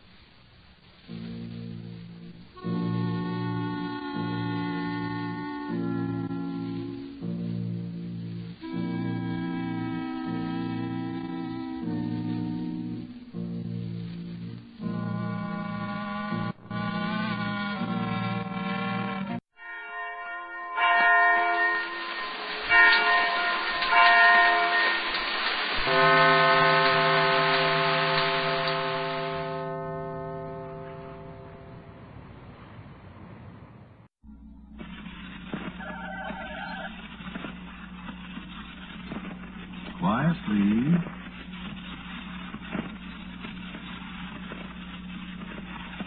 Quiet, please.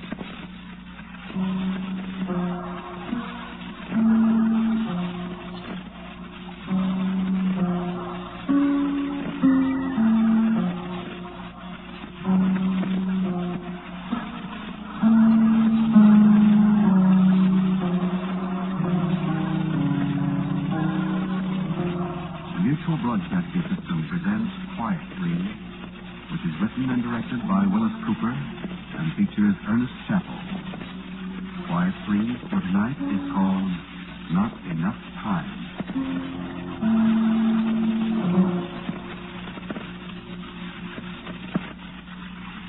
Wait just a minute, will you please? I got a bus this train. I'll only be a minute.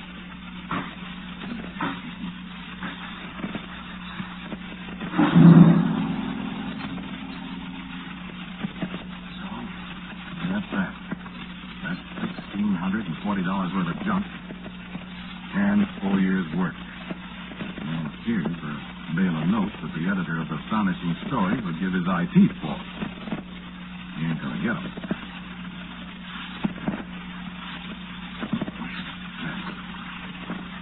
Yeah, that's just strictly that. No, it was a time machine. Yeah, one of those gadgets to travel in time, turn it on and it takes you back 50 years and so on. Like Alley-Oop in the funny paper, like your stories H.G. Wells wrote. Yeah, this was the dial you set for how far you wanted to go in time. And this was the decambulator. Here's a piece of the... Well, never mind what it was. It's none of your business. Sure wish I hadn't monkeyed with a time machine. Oh, this one works. Sure. That's what's the matter, see? It worked.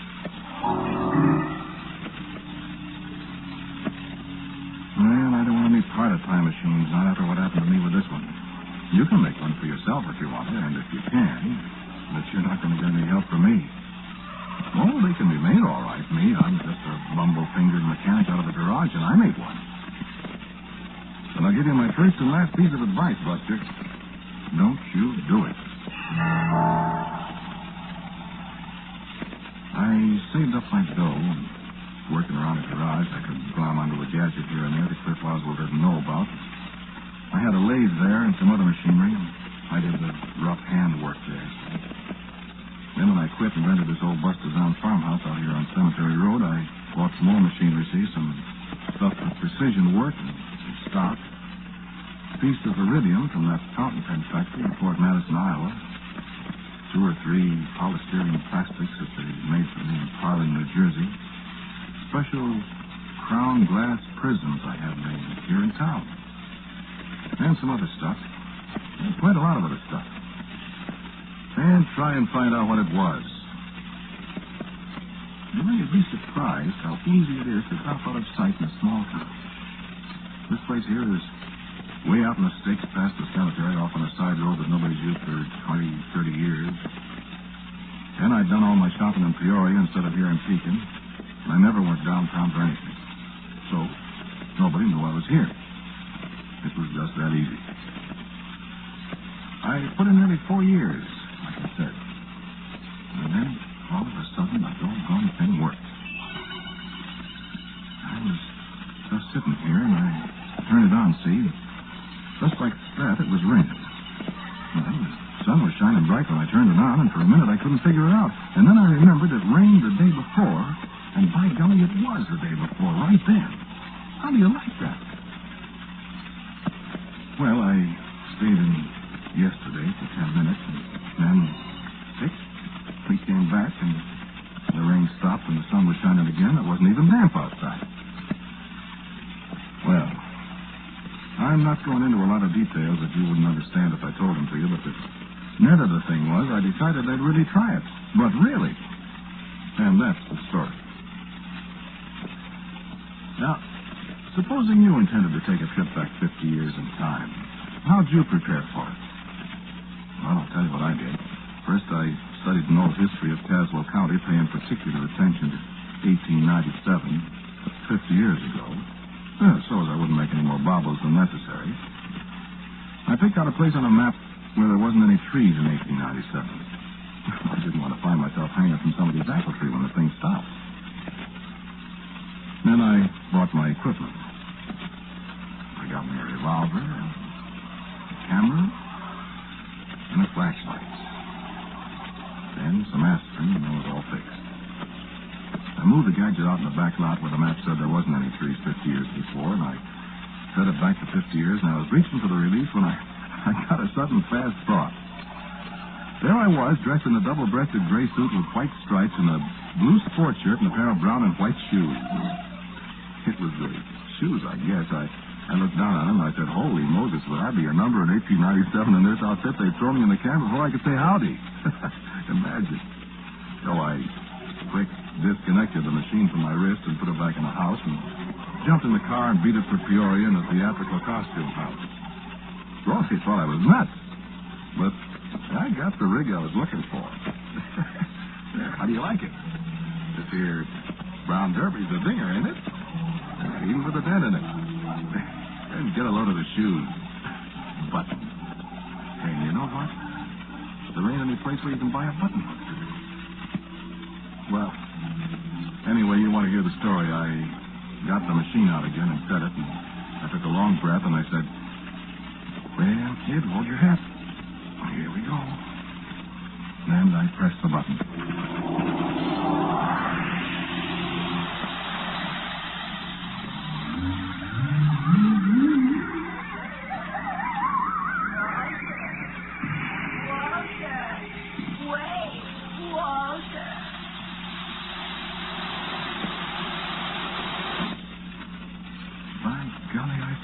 Somebody calling me.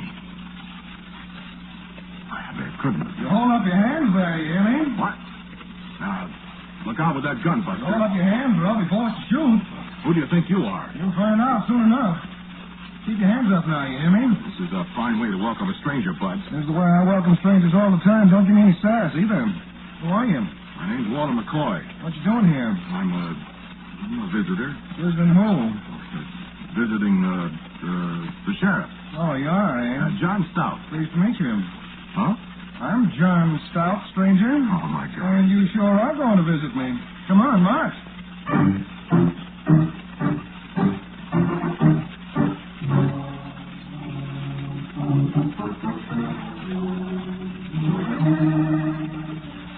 You see?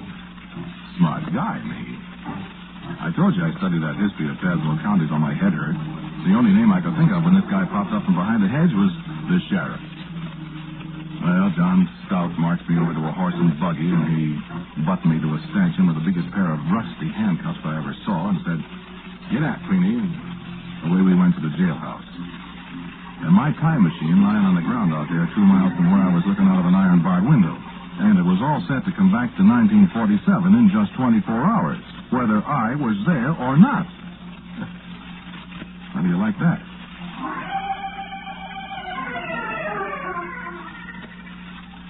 I had a very pretty picture of me getting a 50-year jail sentence and getting out of Joliet just in time to come back to the house out on Cemetery Road and pick up where I left off, only at the age of 76 instead of 26. Very pretty, huh? Yeah, that's what I thought. Well, they had me up before Judge Curran good and fast, but try as they couldn't get anything on me. Horse stealing. I didn't steal any horses. Lurking and lying in wait. Well, I was just standing there. Stabbing the peace? I didn't say a word. Disorderly conduct. Well, I said to myself, I'll buy that. It can't be a jail sentence for disorderly conduct. And I've got $300 or $400 in my pocket, and I I can afford the fine, but I've got to get out of here. So I paid off $10 in costs. $11.96. Sure. Oh, I'd remember to get some old, big-sized bills, all kind of dirty, figuring they wouldn't examine the bills close enough so as I could get away if I got in a jam, you see, before anybody looked at the dates. I was the smart kid. It says here. By this time, I've got a lot less than 24 hours before the old machine takes off, and I'm beginning to get a small order of goose pimples on the back of my neck because I'm not exactly sure where the darn thing is. After all, I've never been here before except 50 years later, you see, and if I missed the thing, oh, man. I thought, though, I'd kind of case the town a little bit, so if I wanted to come back, you know. Well, I walk up Court Street a block, and there on the corner of 5th is Bill Kelly's livery stable, where Connigan's Ford Agency is now. Right across the street, practically, from where I used to work for Cliff Oswald. There's nothing but a vacant lot there. So I go into the stable and hire me a rig. Get me, hire a rig. And pay in advance, and I take off. You ever drive a horse and buggy? Man, I was all over the lot. But I got out there after the fashion. Out where I thought I'd left the machine. So I tied the horse to a tree. Somebody'd come and get him, I figured, and he could eat grass. Better if horses eat grass. And I started looking.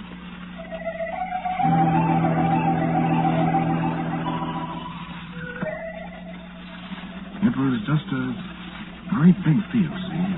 No landmarks of any kind. I got more and more panicky because that old top was going round and round and round. And then I saw a hole in the ground, a big hole, dirt piled up around it, and out of the corner of my mind, I sort of remembered seeing it when I landed, when Stout grabbed me, and all of a sudden I had it. This old house I worked in was about 50 years old, and by golly, this was the foundation for it that somebody was digging. Oh, sure, I found the machine easy then, south of the excavation, about 50 yards, lying there ticking away as if nothing had happened. Oh, boy, I said. Oh, boy. I practically kissed the thing. And then I jumped about 6 feet in the air. What are you doing on our land, young man?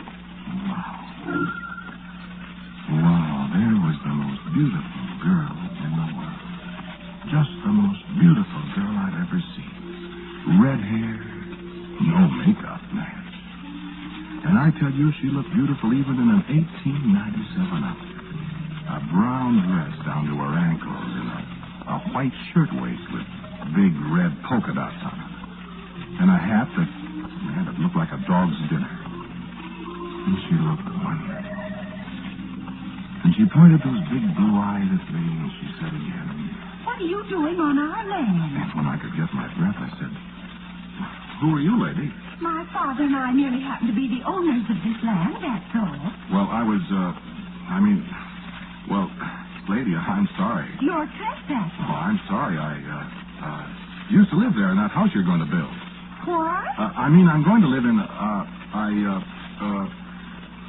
my name is Walter McCoy. Well, I'll thank you to get off our land, Mr. Walter McCoy. Yeah, sure. Sure, I'll get off. Right away. Yes, ma'am. Well, go on. Well, lady, what's your name? Carrie McKinstry. Miss Carrie McKinstry, so there. Carrie McKinstry. Gee. Sir? We're both Macs, Carrie. How dare you? What? A gentleman would address me as Miss McKinstry, sir. Sir. Well, I'll be darned. I don't understand you. I said, look, we're both Macs, see? Maybe you're Irish, too. Are you Irish? Irish descent. So are we. Well, what do you know? About what? Hello, Irish. Sir? You're fresh. You're beautiful. Take care, sir. Hey, do people really talk like that? What people? You live around here? On Analyzer Street, down near the firehouse. Well, what you doing out here? You ask an awful lot of questions. Well, I'm interested. You're a masher. What? A masher. Don't you try to mash me. My gosh, Miss McKinstry, I wouldn't hurt you. You certainly talk strangely, Mr. McCall. Well, I come from a long way from here, see. Are you a drummer? No, I used to play a little piano when I was a kid. I mean a traveling man. Well, yes. Yes, you might say I'm a traveling man. Yes, I guess I am. What are you doing here? Traveling, I guess. Well, then, you travel. Listen, Miss McCarry, I have to wait a while. Why? Well, What's that machine thing there? it's a gadget. Oh. Look, I have to wait a little while, Barry. Let's you and me sit down and talk for a minute, will you? I'm not in the habit of talking to persons I don't know, Mr. McCoy. You know me. You just call me by name. Barry? Right.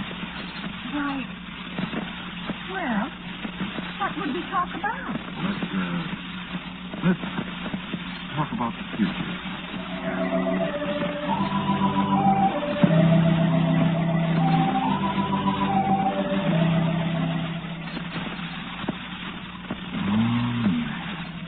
Did you ever hear of love at first?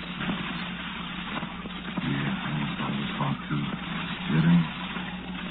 No. I wish you could have seen that girl.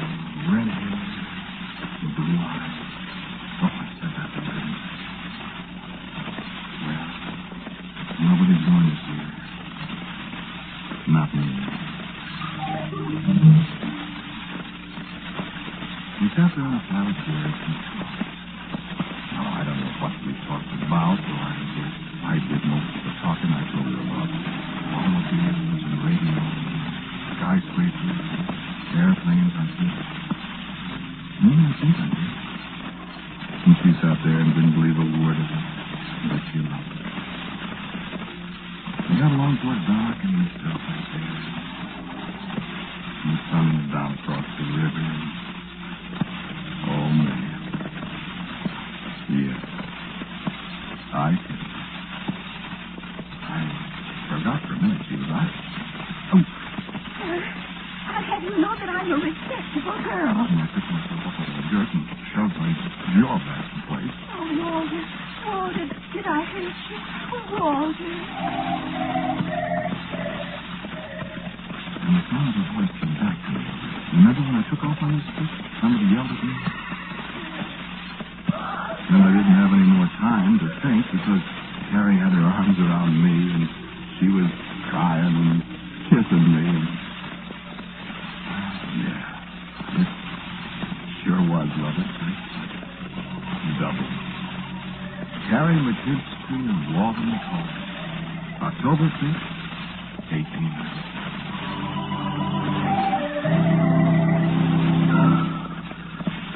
And then she pushed herself away from me suddenly. There's somebody coming. What? Who? Where? Down the road. Look. And I looked. I couldn't miss that dapple-gray mare, Queenie. Even if I hadn't known it was Sheriff Stell, I could hear way down the road the drawing on the dashboard of his buggy. He was heading right for the place he found me. It's the sheriff. Well, let me out of here. You have to hide. Quick. Walter, hide. Yeah, but where? In the cellar. Jump in. I must go down cellar one of these days and see if my footprints are still down there on the cellar floor. I drove myself right up to the knees jumping in. So I scrabbled some dirt from me and squeezed up in the corner. The machine taken away right under the chin. I heard him coming in. How do you do, Sheriff? Oh, howdy, Carrie. Seen anything of the miscreant? A mystery. The best in the ocean. I figured he'd come out here when I captured him before. Captured? Who is he? He's a doggone counterfeiter, that's who. A counterfeiter? Picked him up for disorderly conduct, and he paid his fine, and all the coins was dated from 1932 to 1947. 50 years from now. Oh, no, Sheriff. Why, goodness, yes. They ain't gonna take me in. Put him in jail for 100 years. So you ain't seen him, Carrie? I waited on the dirt holding that mare. I waited 10 minutes. No, Sheriff. I haven't seen anybody. Well, all right. If you do, though, Carrie, let me know. Might even be some kind of reward. All right. All right, I will. Good night, Sheriff. Don't forget. No, I won't forget. You can come out now. Come out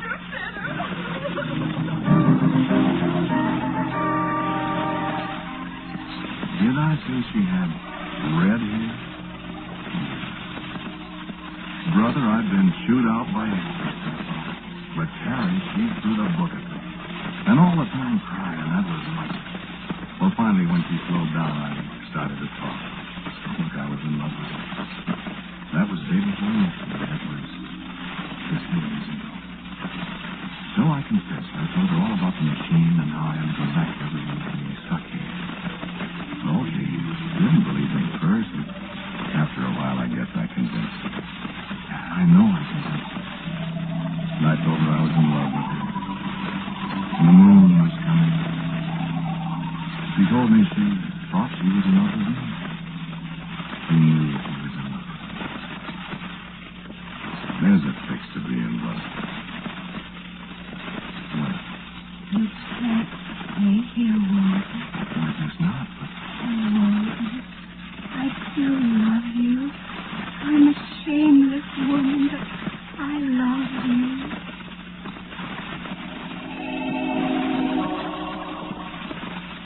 You see? I looked at the machine. I had the lady talking this morning. I couldn't sit there and see it all night. I said, I'll take you home, Carrie, and we can talk about it on the way. So she said, all right, and we climbed into the buggy and started back to town. You know, you can say what you want to about this world we got today, but you've never been riding along an unpaved road with a hedge fence along one side and big elm trees lining the other side on a lap road over the moon. And the big round harvest moon shining down above the hills up towards Glenmore Street. And lonesome little lights from kerosene lamps shining out of windows off in the distance. And the girl on one side. Ah, that was a pretty good year they had to feel. Pretty good one. I wish we'd had now. Yeah, I should have stayed. But I didn't. Well, we got to the house. There wasn't anybody home. Father was a railroad man. He was out on the run somewhere in Decatur or Springfield or Bloomington or somewhere. We went to the house. I'd seen a picture. She lit a kerosene lamp, and there it was. Brother, I should have stayed. Rag carpet on the floor. A pump at the kitchen sink that went ee-wah, ee-wah. Then she pumped the water for the coffee. You know, there wasn't a thing here in the kitchen cupboard. Yeah, I should have stayed. Well, we were having a little something and talking, you know, low voice, eating pork chops and applesauce, and there was an apple pie on the table, coffee, and, well, believe it or not, in a mustache cup. It was awful nice. And there was a knock on the door. Who's there? Well, the door opened. A great big tall woman walked in. She jumped when she saw me. Oh, well, excuse me. Why, it's Mrs. Stout. No, there's company, Carol. I wouldn't come bursting in like this. It's all right, Mrs. Stout. Mrs. Stout, this is Mr. McCoy. Pleased to meet you, Mr. McCoy. How do you do? I've been poorly, but I'm tolerable now, thank you. You're a stranger in town, Mr. McCoy? Mr. McCoy is a stranger in town. My goodness. I'd be totally ain't it? Is your father approved, Carol? Not like any of my business, of course, but it is a little odd. Isn't it, Mr. McCoy? Yes, it's very odd. Mr. McCoy is a friend of mine, Mrs. Stout. Well, I should think so. Mrs. Stout lives next door, Walter. I forgot to tell you. I see, and Mr. Stout lives there, too. Of course, he's up at the county jail quite a lot. He's the sheriff, you know. Yes, I know. Yes, he's out looking for a mystery out of someplace.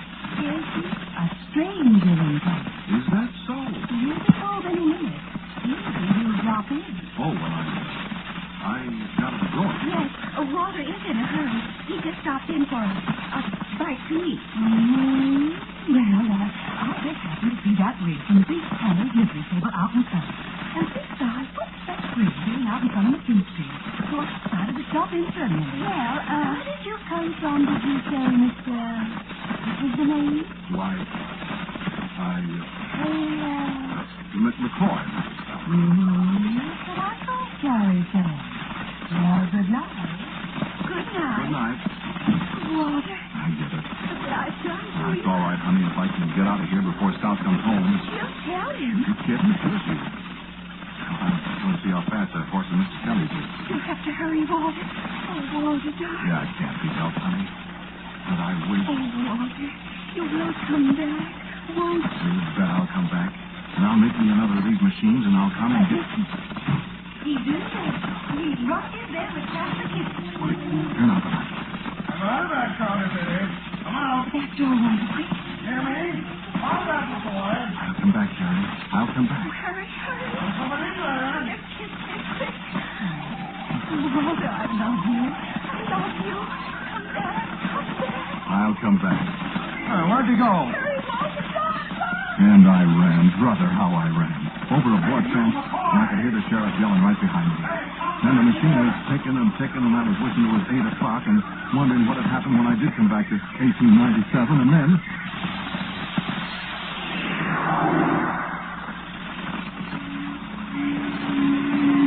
And I was dodging an automobile in a street in Pekin, Illinois in 1947.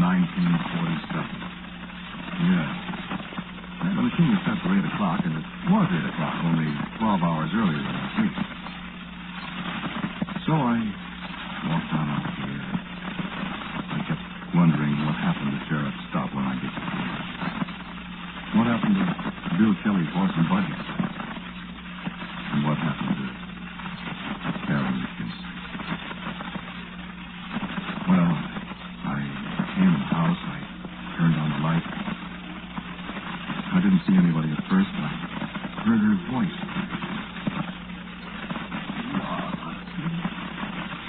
And there in my easy chair was an old man.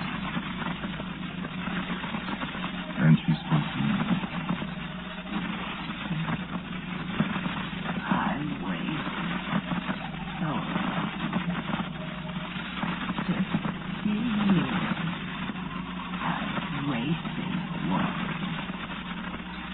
And you didn't come back.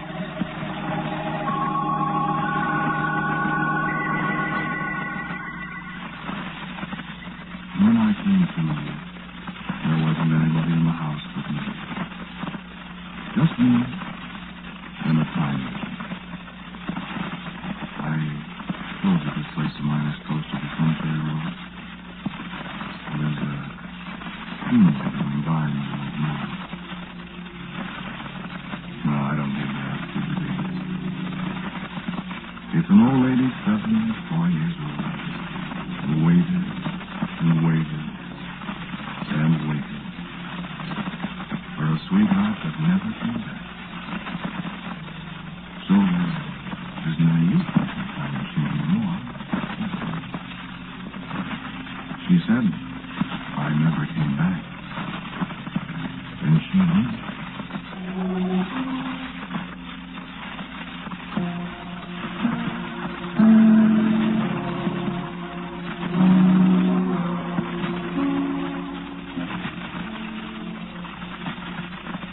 You have listened to Quiet Please. It is written and directed by Willis Cooper. The man who spoke to you was Ernest Chappell. And Nancy Sheridan played Carrie. Sheriff Stout was Donald Briggs, and Catherine Meskill was Mrs. Stout. The music for Quiet Please is composed and played, as usual, by our good friend Gene Plazo. Now, for a word about next week's Quiet Please, here is our writer-director, Willis Cooper.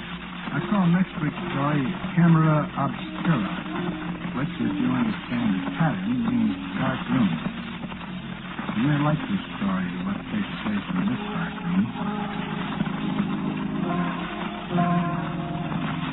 And so, until next week at this time, I am quietly yours, Ernest Chappell.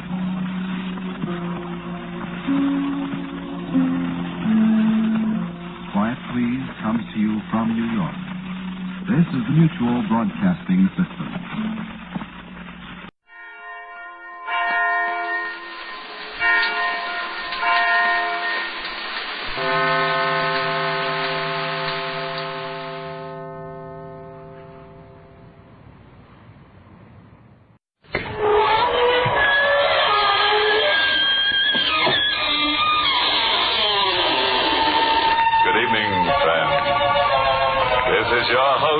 Welcome you through the creaking door into the inner sanctum. Well, a lot of job seekers came up through the cracks in our floor the other midnight. One argued that he was a writer of the sinister variety, claimed he wrote poetry on tombstones. We put him to work in our burial bureau. And then there was a girl said she specialized in screams. We told her to meet our gang and demonstrate. One look and our young miss never got her voice up off the floor. We all chipped in to blow the girl to a 20-week course in sign language.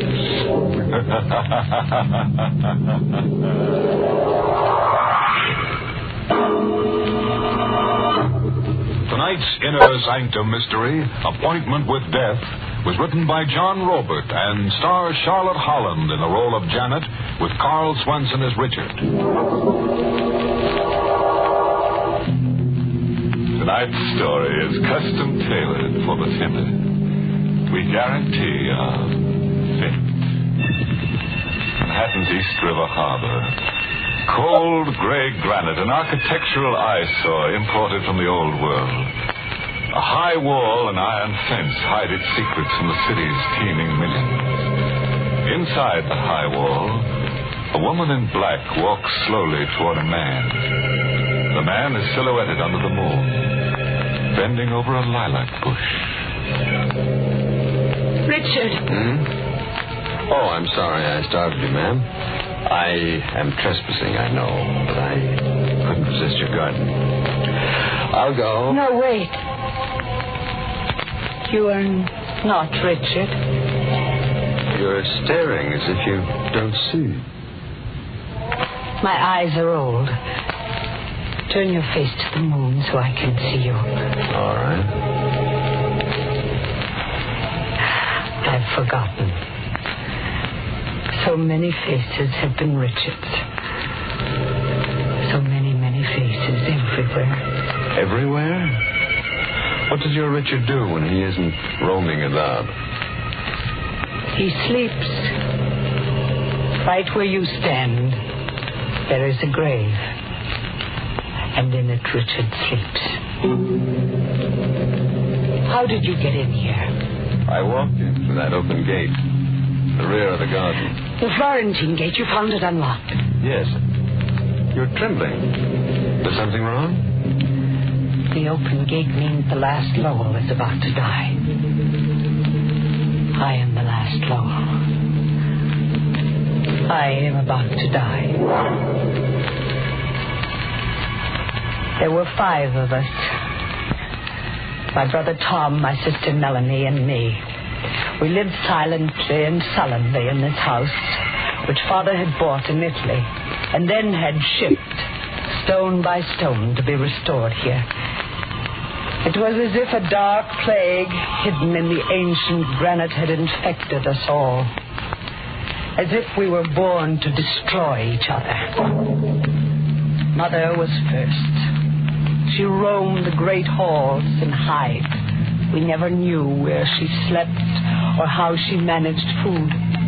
All we knew of her was a laugh. It was the only way she spoke to us. One day she just disappeared, never to be heard or seen again. Father was next. He was sick and grew worse, but refused to allow a doctor to enter the house. On his last night, we were gathered around his bedside, Tom, Melanie, and me. Water. Melanie brought a tumbler of water, but Tom struck it from her hand. No tenderness, Melanie. It doesn't become you. He's calling for water. He'll get all the water he wants soon. His casket will be brimming over. Father passed on during the night, a shrunken figure, just skin and bone. We buried him in a simple, mocking ceremony during a rainstorm. You see, my sisters, it rains water for Father. Father was gone, but he lived on in Tom, with the same dark, brooding obsessions we had known in Father. Melanie and I were there in Tom. We'll go on roughing away exactly as we have. Nothing's changed. Tom, we don't have to go on like this.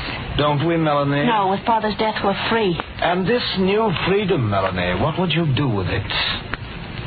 I asked, what would you do with it? Just live, Tom. I see. And you, Janet? Are you full of new purpose? We have a right to womanhood, Tom. Nice word, womanhood. I give you another word, manhood.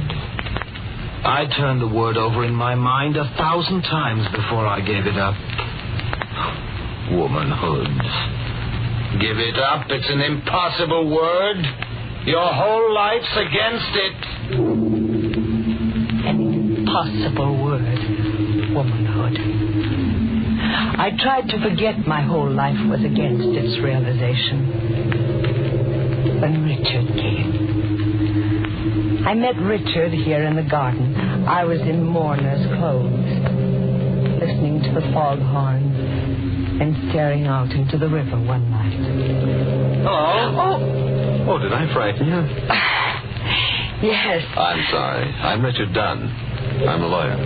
Oh, you're here to read Father's will? Yes, but that isn't until 10 o'clock. Shall we stroll a bit? You mean pace from wall to wall? Well, a drive then, if the garden's too confining. We can leave through that rear gate. The Florentine gate? No. What, did I say something wrong? That gate must never be unlocked. Hey!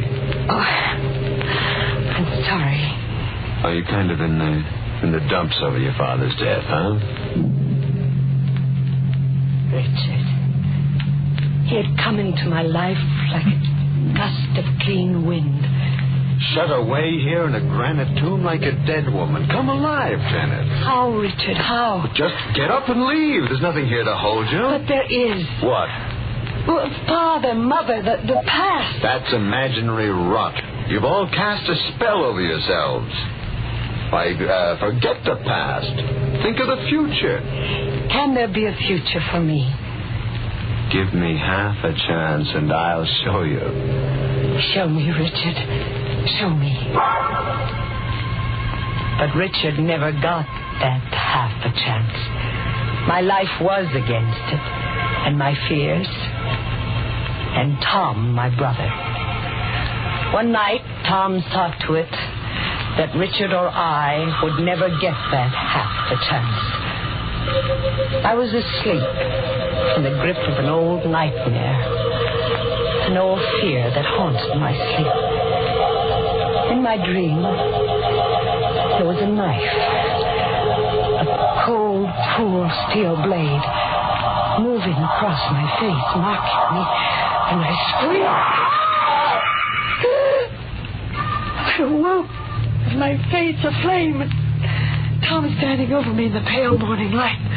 You have no beauty anymore, Janet. No beauty? Oh, Tom, I dreamed of a knife branding me. An old dream with you, Janet. Tom, my face.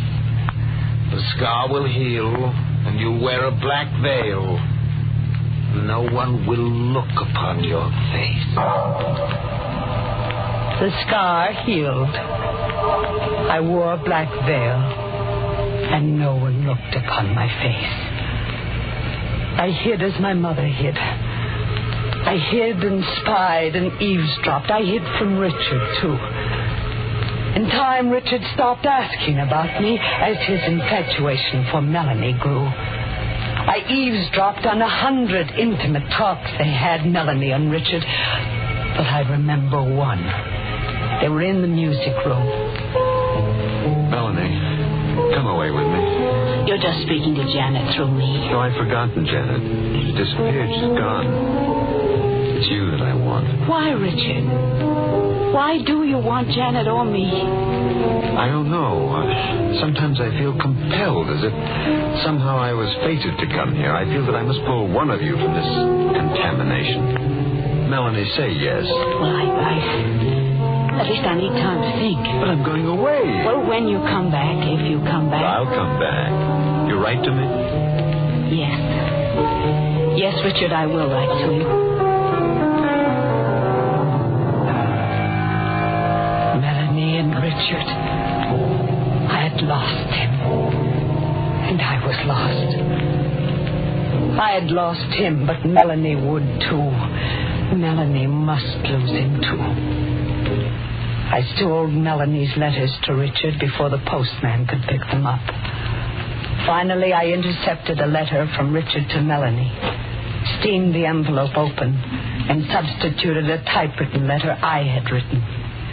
And then I watched Melanie tear the envelope open. It's a letter at last from Richard. I watched her read it eagerly, then silently. I could hear the words I'd put into Richard's mouth whisper in my brain. Melanie, if you can ever forgive me. But here, out in the world, it's as if I'd never known you. I see men at play and I hear women laugh, and I remember that these are the things that are really me. If you can ever forgive me. Oh, no. Bad news, Melanie? What? Bad news? Oh, no, it's good news. The best for Richard. He's escaped. He almost became one of us, but he escaped. Melanie. It's a wonderful world he's escaped into. A world of laughing women. Laughing women, Janet. When did you laugh last? Laughter isn't for us. Nor marriage, Melanie. Nor escape? Nor escape. Oh, but you're wrong, Janet. There is escape for both of us. Your escape is the Florentine gate. The gate opens and you escape into death. Melanie, stop. Your heart cannot stand the strain. Oh, but that's my escape. My heart. My poor, wonderful, unpredictable heart. We worried about it as children, you remember? You used to put your hand on it and count. Well, Janet, put your hand on it. Now. Melanie, now. You're deliberately provoking an attack. Put your hand on my heart, Janet. Just one last time. Melanie, now stop it, please. The storm in my heart dies and the lights go out. Goodbye, Janet. Melanie!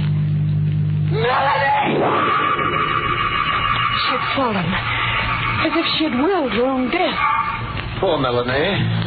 It was all too much for her. Tom, she dropped dead right before me. Melanie dropped dead. If you feel more comfortable thinking of it that way. What do you mean? Melanie's collapse was a bow to your talent for writing letters.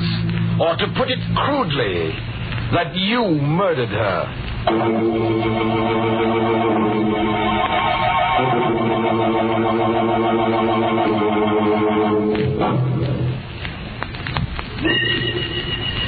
I lived on with an hourly wish for death, wishing Melanie's escape for me, too. But death was to come to me last.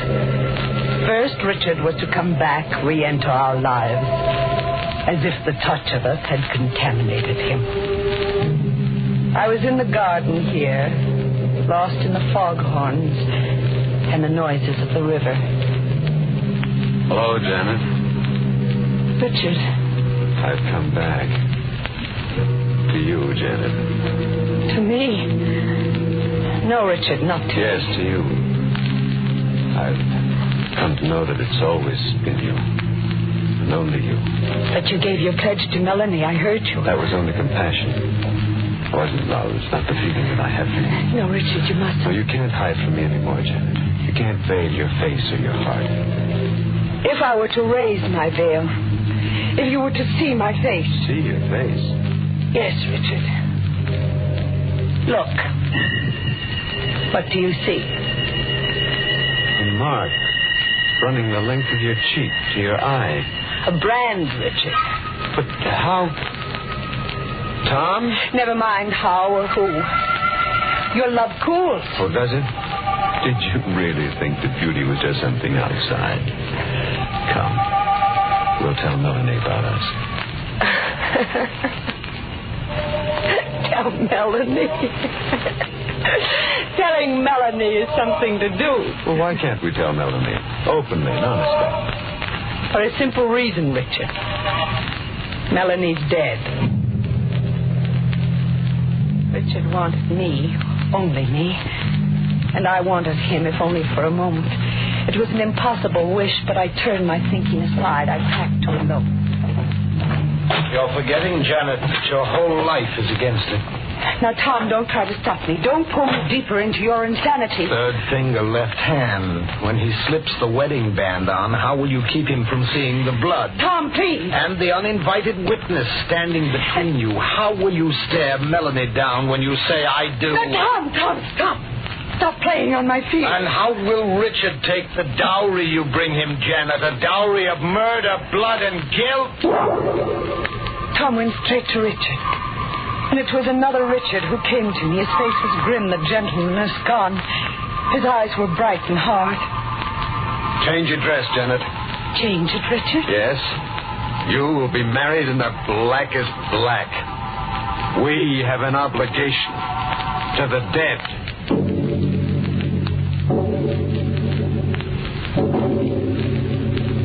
We were married. A macabre ceremony with the principals dressed in mourner's clothes. I couldn't stare Melanie down. The I do caught in my throat. Motoring back, I knew I'd never know that moment of life. We'll go back to your house, Janet. No, not my house. Yes. Only to your house. Then, Richard, you don't mean to be really married to me. Could I really be married to you? You signed my name to a letter that killed Melanie. Yes, I wrote the letter that broke her heart. And Melanie will always be there between us, making any happiness impossible. We'll live in your father's house. Dark, malignant, hating, punishing each other. Marriage was a new nightmare. I watched Richard brood, watched his sensitive mind slowly slip into darkness, and I wished him dead, for his sake and mine. The ghost of Melanie sits beside me. See her, Janet? Richard, go away. If there's a shred of reason left, please go away. Come. Here, sit on the bench with Melanie between us. I insist that you sit. My arm. Oh, I clawed your arm. Another brand scars your lovely white flesh. Richard, you can't stay here anymore. You can't live in this house anymore. I don't want to, but I must. He grew worse steadily. I dreamed of escaping him, being rid of him somehow. It was a nightly dream. Every night in my sleep, an old dream mixed with the new. The knife. The same knife that had lived in my nightmares for so many years. But this time the knife was in my hand. This time I was hovering over a victim. This time I was the attacker. Janet!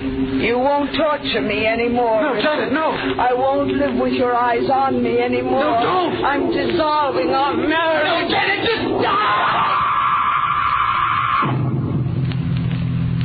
Dawn came in a sick gray haze. I awakened, huddled on the floor. Tom was in the room with me. I could feel his presence. Good morning, Janet.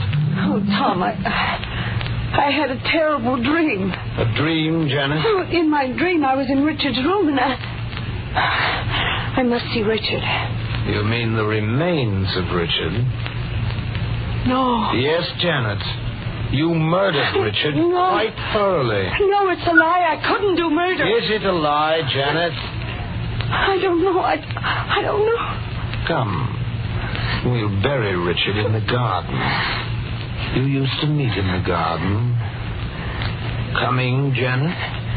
No, I can't. Very well. If I must play solitary gravedigger. My dream hadn't been a dream, Tom said. I stayed in my room until Tom came back. The stains of digging were on his hands and clothes. You know, I'm wondering, Janet, since you're averse to burying your victims, who'll bury me? Will you be my victim, Tom? Yes. One day when my strength is at its lowest, you'll kill me. Why must I kill you, Tom? Why? Because we were born to destroy each other. The years crept by. Years and ghosts. In time, Tom's strength failed. He took to bear the shrunken figure like father before him. It's come, Janet. My turn has come. Yes, Tom, you're dying. But that's not the way it's to be. I must die by your hand. You must kill me. No. You're insanely obsessed, and you've tied me to your insanity. But you can't push me into murdering you. Janet, kill me, please. If only for hate. I'm too tired to hate, Tom. Then if only to settle your score with me. I turned Richard against you. Because of me, you were married in black to a bridegroom of death. Because of me, your honeymoon was a crimson knife. Remember, Janet? I'm dead to memory. And if I could hate, this is your punishment. This is a payment of my score with you. You'll die by just dying. Janet, kill me. You must. Janet, come back. I turned away and never came back. Tom died, but not by my hand. But Tom was right about our dark family destiny. How was Tom right, Janet? The Florentine gate is open, you say? Yes. Then Tom and Father were right. The gate opened of itself, as they said it would. And now it's my turn to die. Richard sleeps under the lilacs. Soon I'll sleep beside him. Maybe, Janet. And maybe not. Did you say maybe not? What if your dream of murdering Richard were only a dream? What if Richard merely came to his senses and went away that morning long ago? If? But Tom buried him right where you're standing. Yes, but what if Tom deceived you into thinking so? What if it were a trick to keep you imprisoned here forever? What if this grave is empty? Tom deceived me about Richard's death. Yes, a ruse to make you insane and as hopeless as he was. I'm more confused. Janet, look at me again. This time, really open your eyes. You're not... Yes, I am Richard. A bit older, but much wiser. Shall we stroll a bit?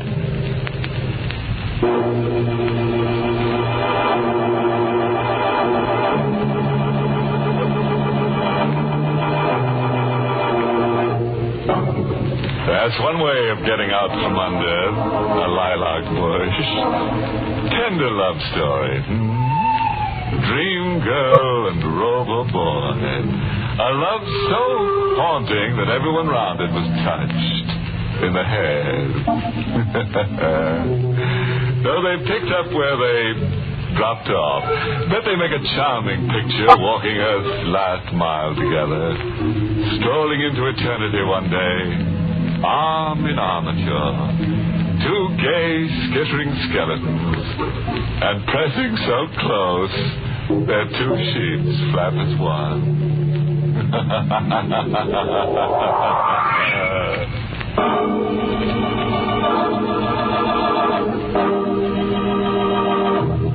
Good night. Pleasant dreams.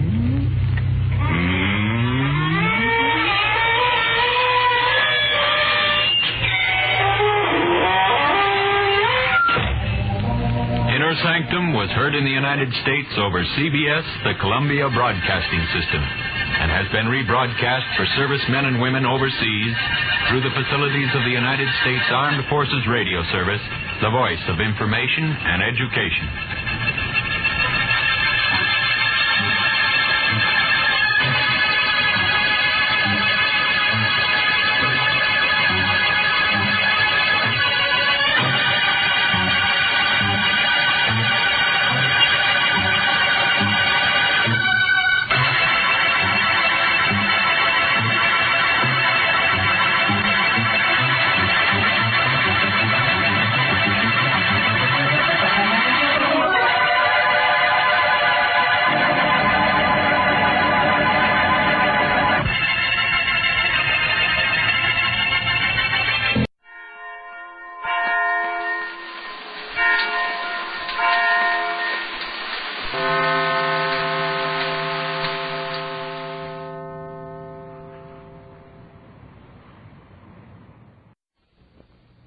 Ladies and gentlemen, the Granite Furniture Company with stores in Sugar House, Murray, and Provo presents... The Hall of Fantasy. Welcome to the Hall of Fantasy. Welcome to the series of radio dramas dedicated to the supernatural, the unusual, and the unknown. Come with me, my friends. We shall descend to the world of the unknown and forbidden, down to the depths where the veil of time is lifted and the supernatural reigns as king. Come with me and listen to the tale of Man-Size in Marble. The Granite Furniture Company brings you the Hall of Fantasy. Listen now to original tales of the imagination and some of the classics of the supernatural as we take you down the corridors of the Hall of Fantasy to the mysterious realms of the unknown. These are stories of eerie and fantastic thrills, brought to you by your friends at the Granite Furniture Stores.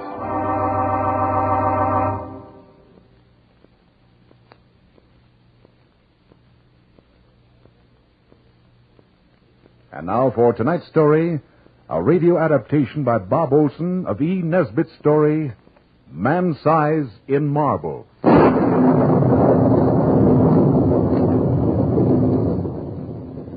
The villagers called it a delusion. That explanation gave them some comfort.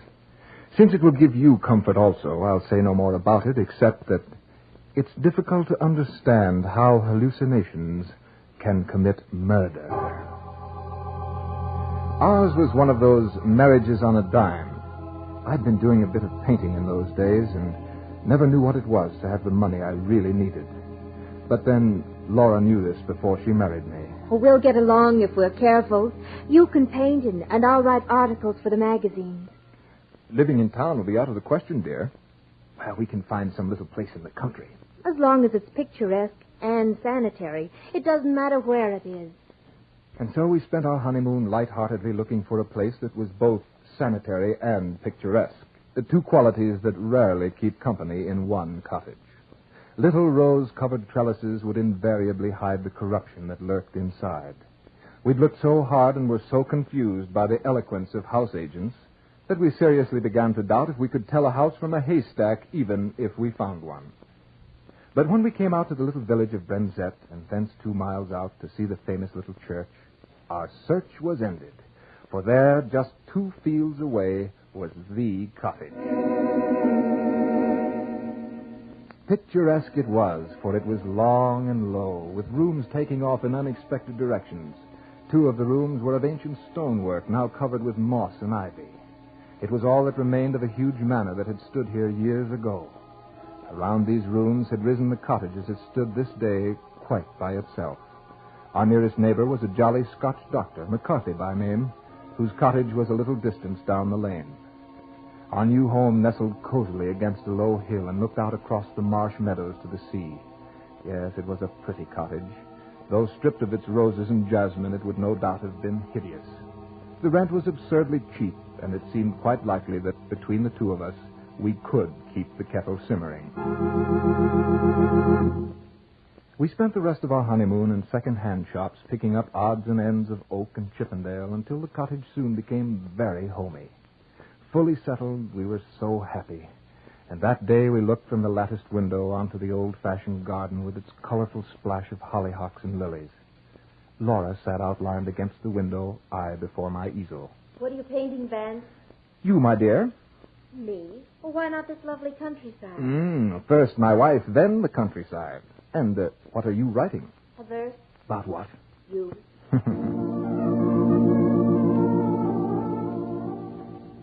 It was a gay life, the sort that only the quite humble or the very rich could enjoy. Our fortune was added to when we found Mrs. Dorman, a tall peasant woman with a good face and figure to keep house for us. Laura was delighted with her, for Mrs. Dorman was full of stories of the past, stories of the smugglers and highwaymen who dominated this part of England, cutting purses and throats with equal zest. Better still were her stories about the things that walked and the sights that one met of a starry night. They gave Laura a good deal of material for her articles. Old wives' tales, I called them. 3 months passed quickly. We hadn't had a single quarrel. That's why it startled me when on the return from a visit to Dr. McCarthy, Laura, who had always been so happy, rushed to my arms and buried her dark little head on my shoulder and wept.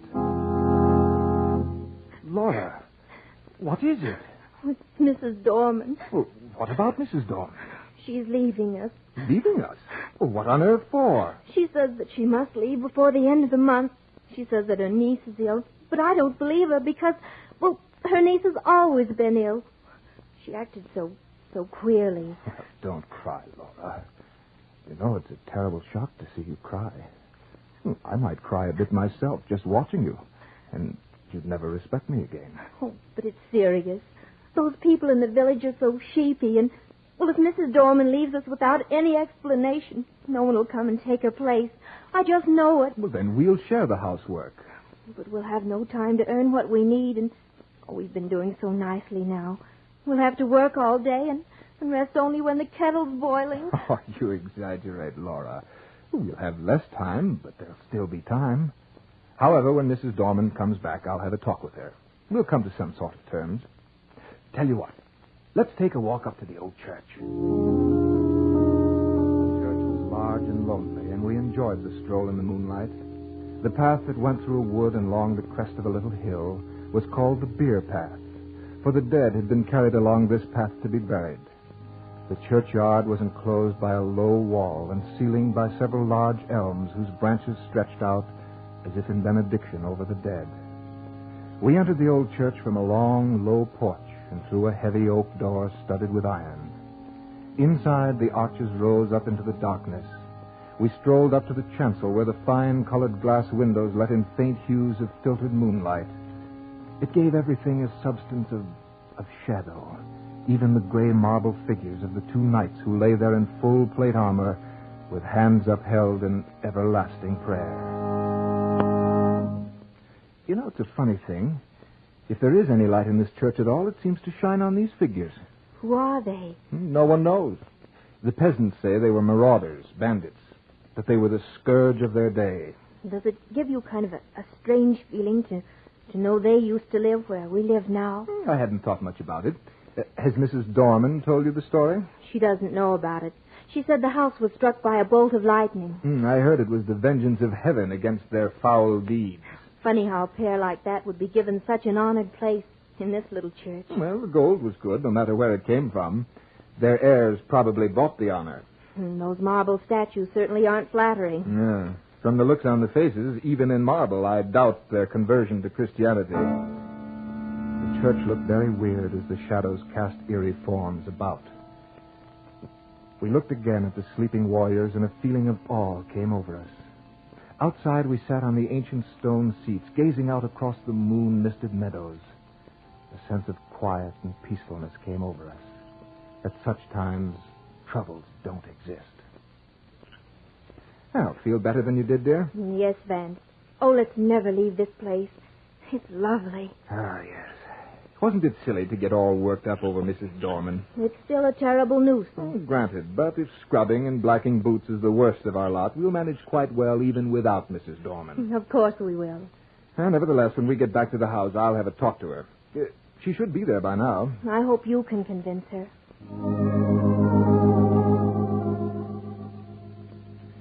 Mrs. Dorman, what's this I hear about your leaving? Well, I'd like to leave before the end of the month, sir. Well, aren't you happy here? Maybe you'd like a raise in your wages. It's not that, sir. You and your lady have been most kind. Well, then, suppose we work it out so that you can stay. No, Mr. Longan, I'd rather leave. My niece is ill. Yes, I know, but she's been ill all along. Would you consider staying on for another month? No, sir.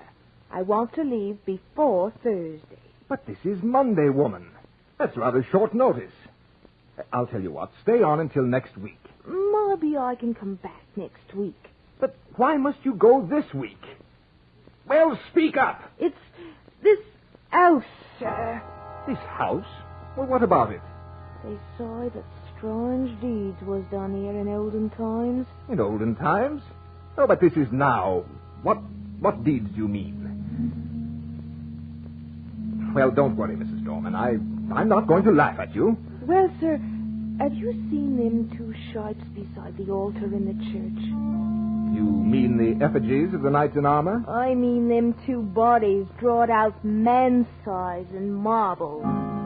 A very graphic description, Mrs. Dorman, but what about the knights? In the village, they say that on All Saints' Eve, those bodies come to life. Those marble statues? They say that they rise up from their slabs and walk down the aisle in their marble. Then, when the church clock strikes 11, they come out into the night and walks over the grave.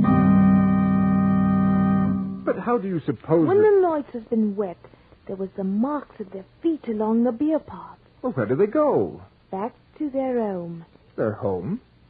But their home was... in this house. Well, did anyone ever see this happen? I ain't saying. All I know is what I know.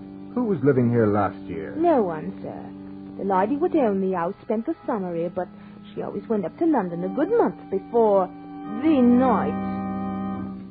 And so you think you must go? Yes, sir. My niece is ill. Oh, your niece. Well, very well, Mrs. Dorman. Go if you think you must. But don't say anything about this to Mrs. Langham. Must you go, Mrs. Dorman? Yes, ma'am. This is Thursday. I can't stay no longer. It's going to put quite a load on us. Don't try to do too much, Mrs. Langham. If there's anything I can do next week, well, I won't mind in the least. Thank you. Oh, but we'll try to manage. And whatever you do, lock the door early tomorrow night and mark the sign of the cross over it. What do you mean? That's Mrs. Dorman's little Halloween joke, dear. It's no joke. And if you ask me... Goodbye, Mrs. Dorman. Goodbye. And don't forget what I said. What did she mean, then? Nothing, dear. Mrs. Dorman is just a superstitious old biddy, that's all. I would have looked forward to Friday a much happier man if I could have believed what I had just told Laura. But Friday came, the day before All Saints' Eve, the day this story ends. In fact, the day that gave this story its horrible substance.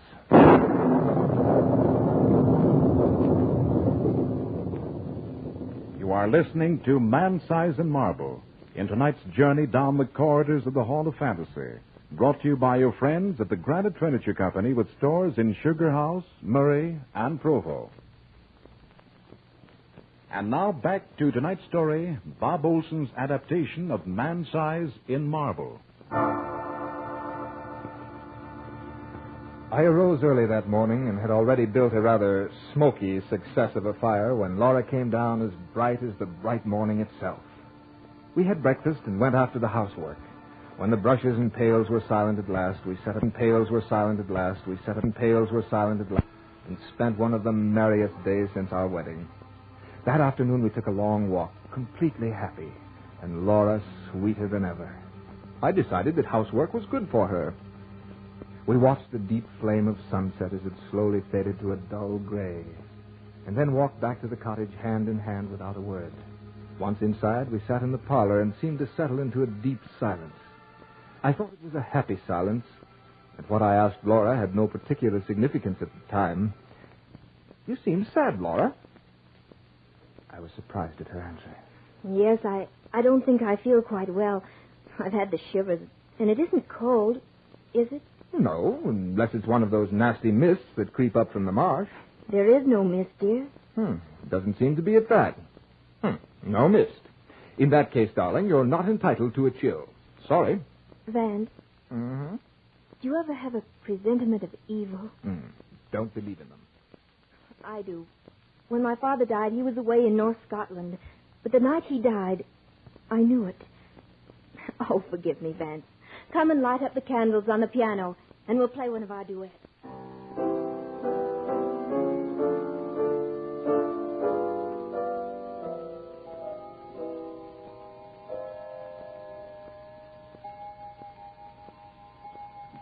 Hmm. 10 o'clock already. Light up your pipe if you like, Vance.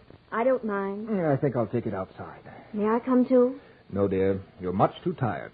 I shan't be long. You get to bed or you'll be ill. You're taking good care of me, darling. Have to. Can't do all this housework by myself, you know. Then give me a kiss. That will be a pleasure. Let me go with you. You get some rest. Vance? Yes? We've been very happy today, haven't we? Even happier than usual, sweetheart. You won't be gone long, will you? No, dear. Not long. I stepped out, leaving the door unlatched, for I expected to be back shortly. The night was magnificent. Huge masses of cloud, dark and heavy, seemed to clasp hands and reach from horizon to horizon. Through this flowing stream of clouds moved the moon, like a dolphin diving in and out of an endless succession of waves. The treetops swayed like a metronome to the gentle swing of the clouds. There was the mystic glow on the earth that comes from the blend of dew and moonlight. I drank in the serene beauty of the night. There wasn't a hint of emotion about. Not even a leaf stirred. The wind was high up, busy herding the clouds. Across the meadow, I saw the church tower standing out black against the sky. I suddenly thought of the 3 happy months I'd known here with Laura. Just then, the church sounded its bell.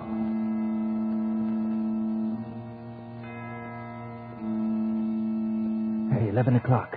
I should be getting back to the house. But first, I think I'll visit the church. I felt so happy and so very thankful. I wanted to take my gratitude to the old chapel that had heard the sorrows and the joys of its people for so many countless years. On my way, I passed our cottage and looked in the window where I saw Laura's dark little head silhouetted against the pale blue wall. She was very still. I decided not to disturb her. I turned down Beer Path. It was such a peaceful night that at first I was conscious of nothing. And then, suddenly, I became aware of a rustling sound that broke the stillness ever so gently. I stopped to listen. The sound stopped, too. I took another step and listened. The step seemed to echo my own. Well, if that's a poacher, he's a fool not to step more lightly. I left the Beer Path and took to the woods. The footsteps seemed to echo along the path I had just left. It was strange. Yes, it was strange.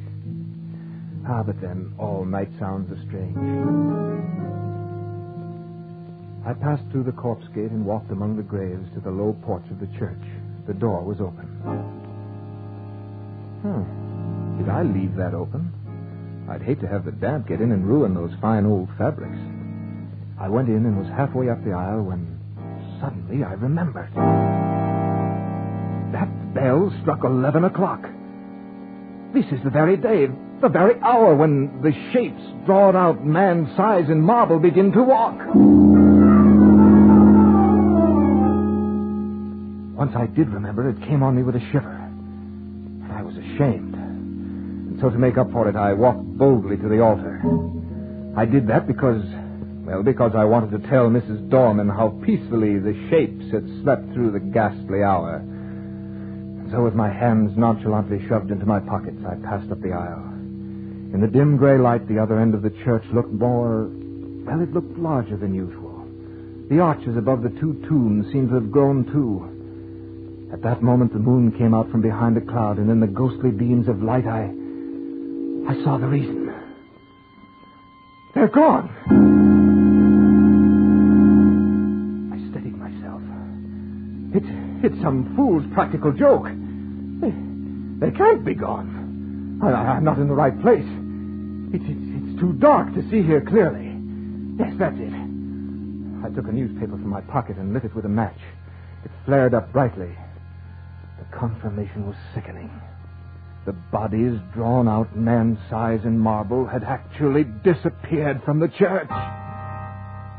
Suddenly I was gripped with an indefinable horror. It was an overwhelming certainty of finished calamity. I threw down the torch and dashed down the aisle, out the front door and into the night.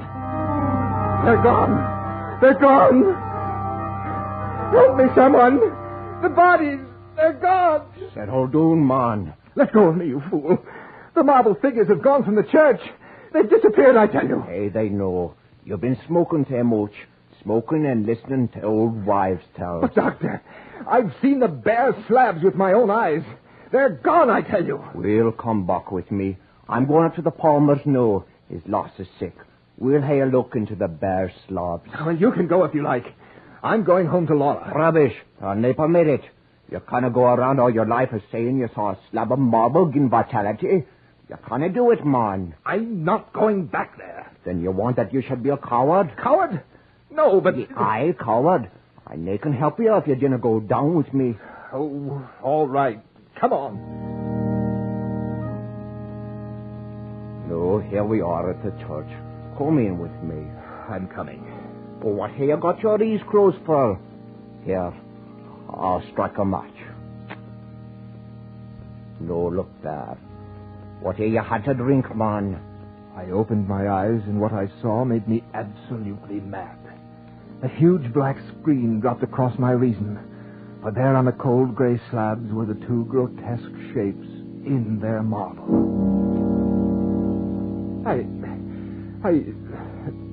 Dr. McCarthy, I simply don't know what to say. It must have been the light, or maybe I have been working too hard. You know, I was sure they were gone. I'm quite aware of that. You'll have to do something about that brain of yours. But wait. Look at this hand. What's wrong with it, Doctor? It's been broken. There's a finger missing. Finger? But the last time I saw it, it was perfect. Someone may have tried to remove it. That can't be right. My impression was that they were gone. Completely disappeared. That was too much tobacco and painting. Perhaps. Well, come along, Dr. McCarthy. My wife will be getting anxious. I told her I wouldn't be gone long. Well, I should be going off to the Palmers. I'd appreciate it if you'd come on to the cottage with me and drink to my better senses. Or confusion to all ghosts or something. Well, it's pretty late, no. I had to see a lot of people tonight. I could go to the Palmers tomorrow. All right, I'll come with you.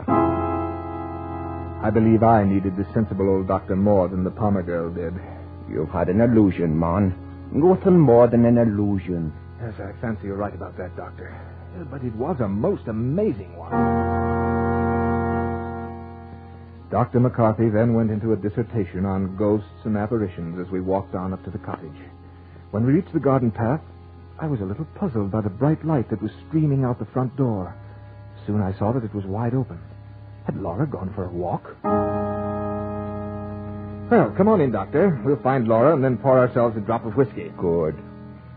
The house was ablaze with candles. Laura had not only lit the wax ones, but there must have been a dozen other sputtering, glaring tallow dips stuck all over the room in odd little places. Laura, we have company. Oh, Laura! I wonder if she went out for a walk. Laura! Bunch! Yes? Look. Where? Laura! There in the little recess of the window I saw her. What had she been doing there? Looking for me? But the doctor said it before I quite dared to. Someone's been in this room. Has dinner belong here? Who? Who? Laura didn't move. Her mouth was drawn and her eyes were wide open. Very wide. She looked as if she'd heard a footstep behind her and turned to meet... what? I passed my hands over her eyes. They saw nothing. What had they seen last? The doctor moved toward her, but I pushed him aside as if I were afraid of what he'd say. And then I took her in my arms. Laura, darling. I've got you now. You're safe. She's safe. She's dead. Oh, no. She fell into my arms like a limp, loose-jointed doll. I was slightly mad with this horrible sense of loss. But I knew she was dead. I knew it, and nothing mattered anymore. Laura was dead, and the world was dead. And I silently prayed that I might die. What's in her hand? I don't know. I don't care. Laura's dead. But the doctor pried open her fingers, and soon something fell out of that grim clutch and dropped to the floor. We looked at it, and then at each other. For what we saw was no hallucination. It seemed to fairly shriek its defiance to reason. For there on the floor was a gray marble finger.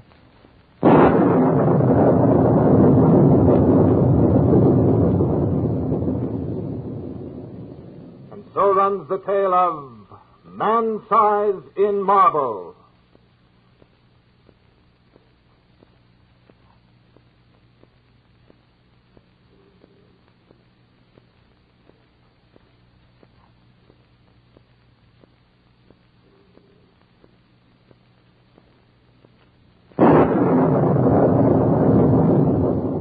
Remember to join us next week at the same time for another journey down the corridors of the Hall of Fantasy.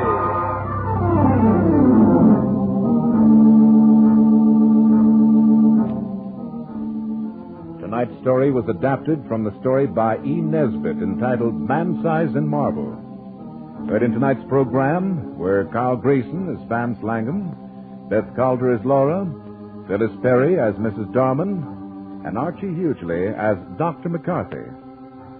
Musical background was provided by Earl Donaldson. The technical supervisor was Nephi Sorensen. This program was written by Bob Olson and produced and directed by Richard Thorne.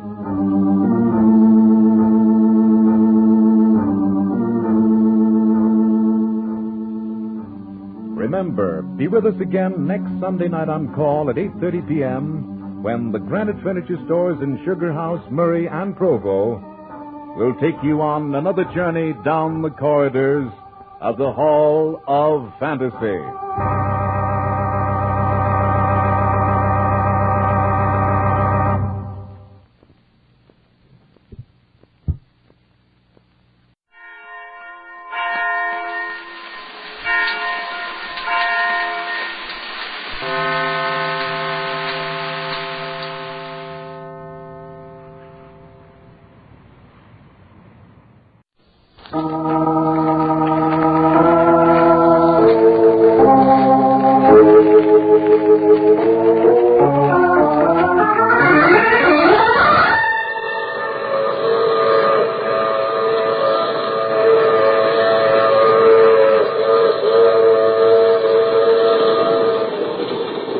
Broadcasting System presents The Mysterious Traveler, written, produced, and directed by Robert A. Arthur and David Cogan, and starring tonight two of radio's foremost actors, Eric Dressler and John Sylvester, in an original radio drama titled Murder is My Business.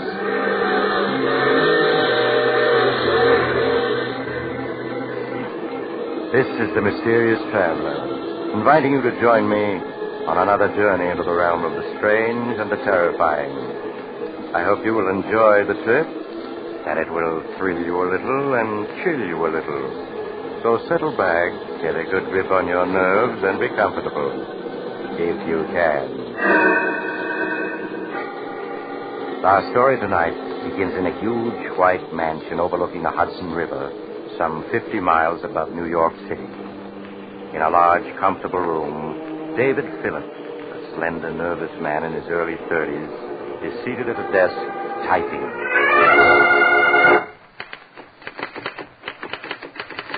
Dear Julia, a year has passed since we last saw each other, and I'm writing this letter with the hope that you will understand all that I'm about to reveal, and understanding will forgive me.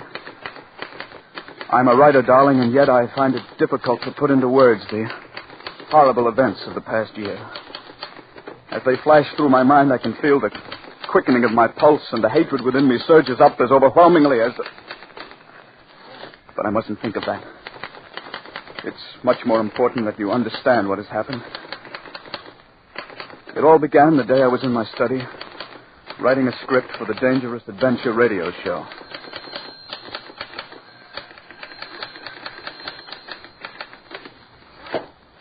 Darling, it's for you. Who is it? It's Basil King. Basil King? Dave, wait a minute. I want to talk to you. But, honey, Basil King, I can't keep him waiting. Yes, you can. Well, we'll talk fast.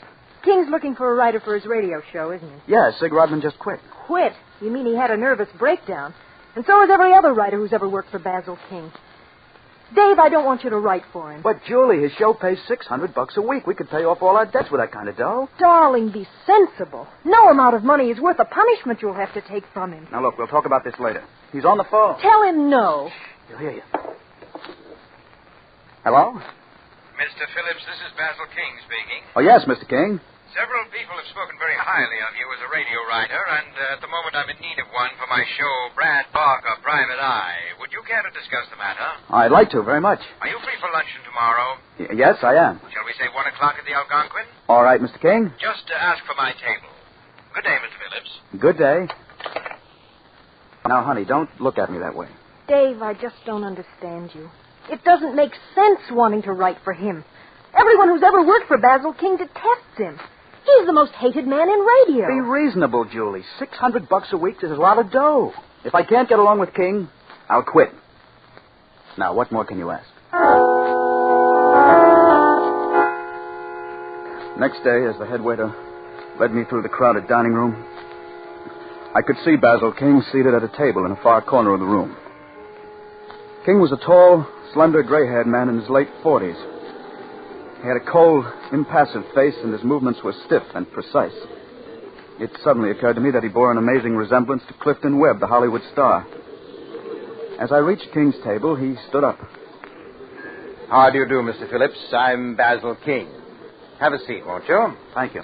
I suggest we talk first and order luncheon later. All right, Mr. King. Now, Mr. Phillips, to begin with, I'm a man who believes in frankness. I dare say this frankness of mine has led to my making a large number of enemies and has given me the reputation of being an extremely difficult person to get along with. No doubt you've heard quite a few stories about me. Yes, I have. Believe me, they're highly exaggerated. Great talents, such as myself, have always been misunderstood. The petty minds in this world, not understanding men of genius, are forever seeking to destroy us. I see. I wonder if you do, Mr. Phillips. I wonder if you do. I ask very little of my writers, merely a modicum of intelligence and the ability to accept constructive criticism. That sounds reasonable enough. Yes, one would think so, and yet I haven't been able to find a writer who understands me. I'm sure you will sooner or later. Perhaps, but to date it's been very discouraging. However, we mustn't dwell on the past. Now, Mr. Phillips, you come highly recommended, and I trust that ours shall be a happy and profitable relationship. I hope so. By the way, you aren't troubled by ulcers, are you? Why, no. Good. For some unfathomable reason, all the writers I've had in the past seem to have been afflicted with ulcers. I can't stand people who are always taking pills and subsisting on bland diets. Tell me, are you familiar with my show, Brad Barker, Private Eye? Oh, yes. I've heard it quite often. Good. Then you're undoubtedly aware that there are two things I insist upon in my shows. Clever plots and gimmicks that work. Bear that in mind, Mr. Phillips. Clever plots and gimmicks that work. I understand. It's on those two rules that I have single-handedly built the most popular detective show on the air. You've only to look at the Hooper rating of Brad Barker, Private Eye, to substantiate what I'm saying. Yes, I know. You've got a terrific rating. 18.6. Needless to add, my sponsor, the Zestful Chewing Gum Company, has increased its sales tremendously. Now, Mr. Phillips, I'm prepared to pay $600 a week for the writing of Brad Barker. Is that satisfactory? Yes, that sounds fair enough. When may I expect your first script? Well, let's see. Today is Wednesday. What about Monday morning? That's satisfactory. Monday morning it is. Now, shall we order luncheon? An hour later, Basil King and I separated in front of the Algonquin. I went home and started work on the script, determined to turn out a show that would make King sit up and take notice. After 4 days and nights of intensive writing, I completed the script. Monday morning, I went downtown to Basil King's luxurious office and turned the script over to him. As I sat by his desk, watching him read it, it was hard to tell what he thought of it. His face was cold and impassive as he turned page after page. At last, he finished reading it and looked up. It won't do, Mr. Phillips. It won't do? Well, why not? First of all, you haven't caught the spirit of Brad Barker in your dialogue. But more important, the plot is weak, and your murder gimmick won't work. Well, I don't see why it won't. Would you mind explaining? In this script, you have the victim, what's his name? Charles Riker. Yes, you have this fellow, Charles Riker, whose life has been threatened, barricade himself in a small cabin. All doors and windows are locked from the inside, and in addition, he's armed to the teeth and has a watchdog with him. That's right. 2 days after this fellow Riker has barricaded himself, Brad Barker breaks into the cabin to find him dead. Dead of poison. Yes. Your gimmick is that the murderer, unable to get at Riker, has tapped the water pipe which ran from the spring to the cabin and poisoned the water. Yes, well, what's wrong with that? My dear fellow, don't you think that when Riker drew a glass of water in the cabin, he'd have tasted the poison in the water? But I planted in the script that the poison was tasteless. Oh, you did? Well, nevertheless, it won't work. Oh, why not? It just doesn't ring true. I don't feel it. Why not? We should stop asking why not. It's obvious that I don't like your gimmick, and if I don't like it, 15 million radio listeners won't like it. If our relationship is to continue, you must learn to accept constructive criticism. After all, my dear fellow, you have merely to look at the rating of the show to realize that I am never wrong. Furthermore, I should like to point out that at no time...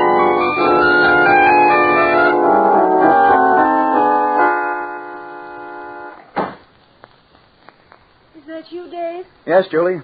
How did King like your script?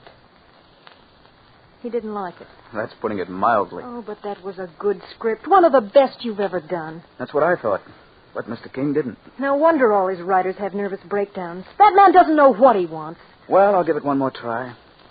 You mean you're still going to try to write for him? Now, honey, there's no use in giving up so soon. Maybe once I get to know King's likes and dislikes, it won't be so tough to write for him. Dave, I've never interfered before, but this is too much. I want you to call that egomaniac King up and tell him you're through. Julie, I can't. I told King that I'd turn in another script by Thursday. Oh, Dave. I promise you that if he doesn't like the second script, I'll give up. Now, that's fair enough, isn't it? For the next 3 days and nights, I sweated over a new script. As I worked out the plot and gimmick, I tried to anticipate Basil King's every possible objection. Early Thursday morning, I went downtown to King's office and turned the script over to him. As he sat reading it, I began thinking of what I would say to him if he turned the show down. I would tell him quite firmly that it was obvious I wasn't the man to write the Brad Barker show. At last, King finished reading the script and looked up.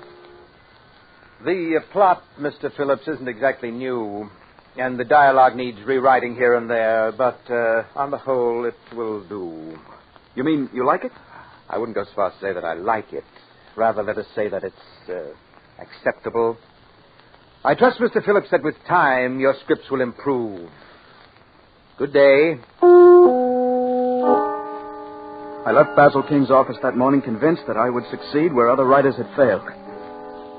I felt it would be just a question of time until I learned the workings of King's mind. But then I discovered, as so many of my predecessors had, that Basil King's likes and dislikes were not constant from day to day. What he told you on Thursday didn't hold true on Friday. Weeks went by, and for every show that King accepted, he'd reject two. He would criticize every script from beginning to end, tearing it to bits relentlessly and coldly, Any questioning of his criticism would lead to his redoubling his attack. 1 week slipped into another. And with each passing week, my hatred for Basil King grew. Life became a nightmare of deadlines, of writing endlessly with one eye constantly on the clock. Darling, you just can't go on this way. You've got to quit. Julie, we've been over this a dozen times already. We need the $600 a week to pay off our debts. What good is that money if you have a nervous breakdown? Look at yourself. You've lost 15 pounds in these past weeks, and you're smoking 5 packs of cigarettes a day. Please, Julie, I've had all I can take today. Now, let's not talk about it anymore. You're not kidding me, Dave. The money is only part of it. It's your pride that won't let you quit. My pride? Yes. You can't stand the thought of quitting like the others did. You've got to prove that you're better than they are. That's enough. Well, it's the truth, isn't it? It's only your pig-headed pride that makes you go on when anyone with sense would quit. I said that's enough. Dave, we can't go on like this. What do you mean? I'm not going to stand around and watch you have a breakdown. You'll have to choose between Basil King and myself. Now, look, Julie, you're upset. You don't know what you're saying. I know perfectly well what I'm saying. I'm asking you to choose between Basil King and myself. Stop trying to intimidate me. I told you before I'm not quitting, and I meant it. All right, Dave. If that's the way you want it, I'm leaving. Well, go ahead. No one's stopping you. Basil King may be able to make you quit, but not me. You call it pride, okay. But I won't let a louse like him beat me. Somehow I'll get the better of him. You wait and see. Goodbye, Dave.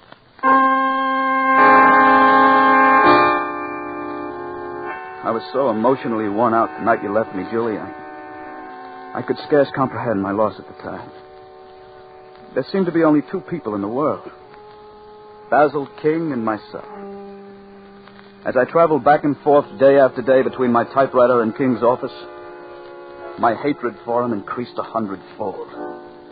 Feeling my hatred for him, King redoubled his sadistic attack, sensing that I was determined not to quit. The weeks slipped by, and the nightmare continued. King insisted that I come to all rehearsals of the show so that the cast, as he put it, might see the culprit who wrote the script. It was at a rehearsal that I first met Mr. Pearson, president of the Zestful Chewing Gum Company.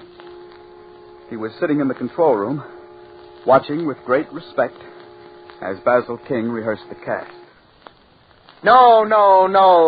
My dear Miss Hunter, I assumed when I hired you that you were a radio actress. If I'm wrong, please enlighten me. What did I do that was wrong, Mr. King? I don't feel it. I just don't feel it. Try it again. Rocky, you've got to give me a chance to explain. It wasn't my fault. Honest, it wasn't, Rocky. Cut. Miss Hunter, you sound too young. I want you to age the role 1 year. Mind you, just 1 year. Yes, Mr. King. Rocky, you've got to give me a chance to explain. It wasn't my fault. Honest, it wasn't. Rocky, don't. Cut. Well, if that's the best you can give me, it will have to do. And Mr. Cooney, if you can't do better, I'll have to get another sound man. Take 15 minutes. It's dreadful, Mr. King, the incompetence you have to put up with. Yes, Mr. Pearson, it often amazes me that I've been as successful as I have. Oh, speaking of incompetence, Mr. Pearson, I'd like you to meet the present writer of the show, Mr. Phillips. How do you do, Mr. Phillips? Glad to meet you, sir. I have great hopes, Mr. Pearson, of making a radio writer out of Phillips. Well, I'm sure if anyone can do it, you're that person, Mr. King. Pardon me, Mr. King. Would you like to hear the commercial now? Very well, Caruso. Go ahead. Yes, ladies and gentlemen, July 8th is the big day. In just 1 month, you'll be able to buy the latest discovery in chewing gum happiness, Pepso Gum. Made by the Zestful Chewing Gum Company, Pepso Gum is a new gum.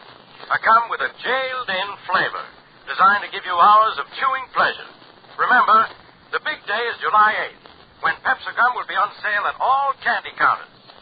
I don't feel it, Caruso. I want more emphasis. I want you to be so compelling that people will rush to their drugstores and place orders for this new gum. Exactly. Yes, exactly. Rehearse it a few more times, and I'll go over it with you later. Yes, Mr. King. Well, I guess I'll be getting back to the office, Mr. King. Most kind of you to allow me to watch your rehearsal. That's quite all right, Mr. Pearson. It's a pleasure meeting you, Mr. Phillips. I assume that you'll be at the factory for next week's broadcast. The factory? Yes, Phillips. We're doing the broadcast in the factory next week. Yes, it's the company's 25th anniversary. You've no idea how our employees are looking forward to your broadcast. Yes, indeed. Well, good day, gentlemen. Goodbye, Mr. Pearson. Mr. Phillips, I have here the script you turned in for next week's show. It won't do. Why not? There are so many things wrong with the script that it's hard to know where to begin. Let's start with your murder gimmick. You have the victim, I believe his name is Roger Roden. Yes, that's right. Yes, you have this fellow Roden picking up an envelope, licking the flap, and sealing the envelope. A minute later, he drops dead. Your gimmick is potassium cyanide powder has been mixed into the glue of the envelope flap. Yes, and when Roden licked the flap, his tongue absorbed the poison. It just won't stand up. Oh, why not? For the simple reason that Roden's tongue wouldn't absorb enough potassium cyanide to kill him. Oh, but it would. Potassium cyanide is a very potent poison. Just a few grains will kill a man. Possibly, but I'm not convinced. And if you can't convince me, you won't convince our 16 million listeners. It just won't do. It will work. I tell you, it will work. I'm sorry, Mr. Phillips, but I don't agree. How soon can you have another script for me? It was at that moment I knew I was going to murder Basil King. Perhaps all along it had been there, buried in my subconscious. For the first time in weeks, my hands stopped trembling, and I was able to think clearly of all that had happened. I had allowed Basil King, a man who was a psychopathic case, to drag me down to his own level. And what was worse, I had lost Julie. My stupid pride had driven the one person I loved away from me. Basil King would pay for that. And all the anguish he'd caused so many people. I thought of King's rejection of my potassium cyanide gimmick.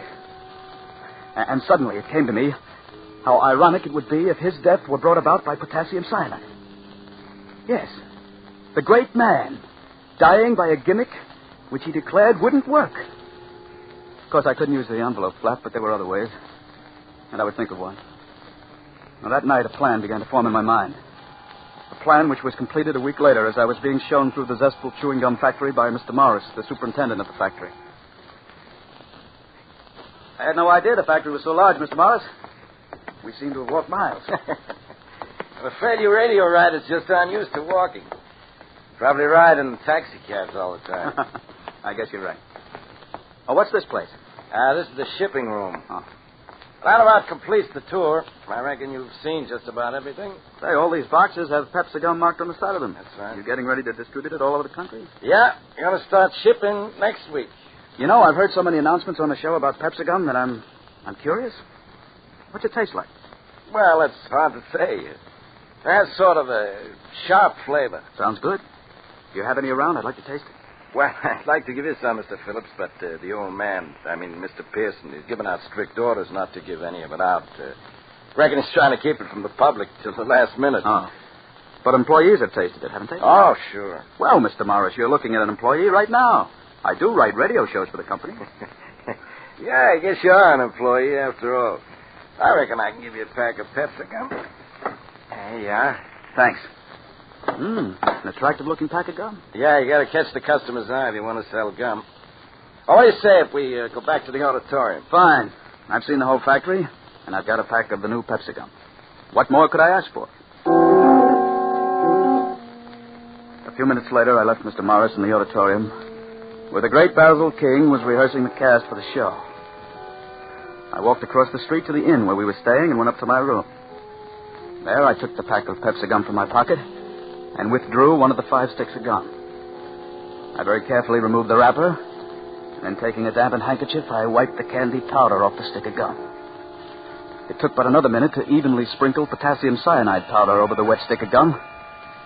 In a very short time, the gum dried, and it was impossible to tell that the fine, powdery coating on it was a coating of death. I rewrapped the stick of gum and carefully inserted it in the center of the pack. When I arrived at the auditorium 10 minutes before airtime, the great man was relaxing in the control room. With him were Mr. Pearson and Bill, the broadcast engineer. Oh, there you are, Mr. Phillips. I was afraid you were going to miss the broadcast. Mr. Phillips may not be a good writer, but he is a punctual one, Mr. Pearson. Mr. King, you're a great one for banter. You have a ready wit. Thank you, Mr. Pearson. Yeah, look at that auditorium. Completely packed. I've never seen our employees so enthusiastic, and it's all due to you, Mr. King. I hope you'll say a few words to them after the broadcast. Well, I should be delighted to. Can you spare a minute, Mr. King? What is it? Do you remember that script I turned in a week ago with the potassium cyanide gimmick?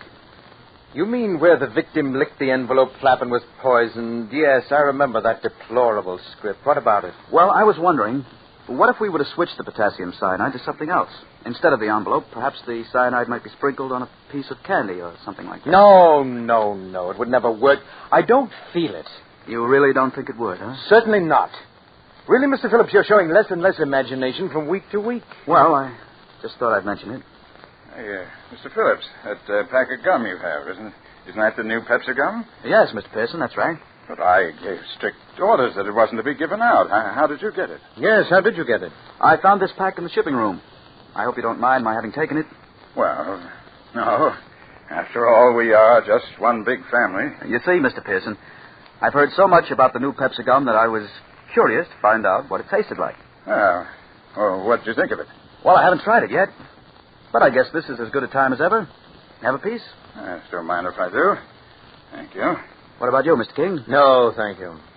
You mean you aren't even curious to know what Mr. Pearson's new gum tastes like? Please, Mr. King, I'm very eager to know what you think of the flavor. I have great respect for your opinion. Very well, Mr. Pearson. Here you are, Mr. King. Thank you. I understand it has a sharp flavor, Mr. Pearson. Yes, but delightfully so. That's delicious.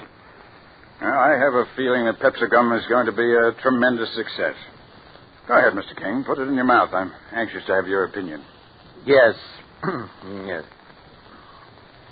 Well, it certainly has a sharp taste. Oh, not that sharp. Keep chewing it. 1 minute there, time, Mr. King. Thank you. I watched the great man, Basil King, chewing a stick of Pepsi gum. I knew that he found the flavor a bit sharp. And if Mr. Pearson hadn't been watching him, he would have spat it out. Yes, Mr. King didn't like the flavor, but with the sponsor looking on, he had to continue chewing. I watched the minute hand sweep around the clock. In 30 seconds, we would be on the air, and according to my calculations, Mr. King would keel over 15 seconds after we were on the air. Stand by. I'll give you the go-ahead, Mr. King. Very well. Coming up. Go ahead.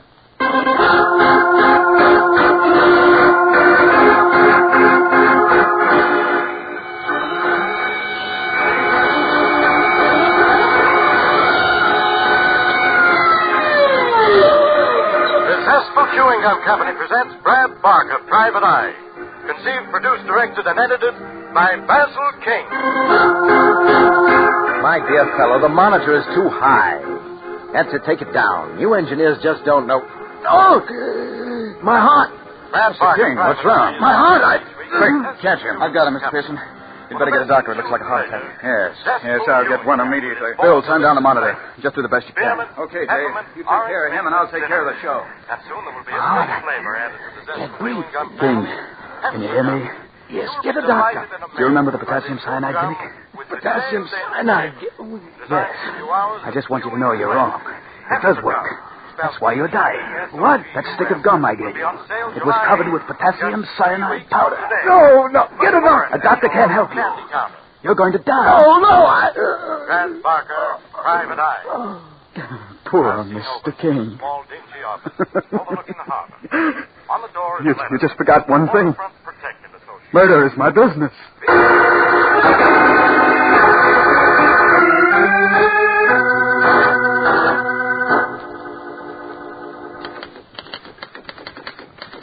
Julie, darling, that was a year ago, and I've never ceased to regret your leaving me. I'm writing this in the hope that you will find it in your heart to forgive me.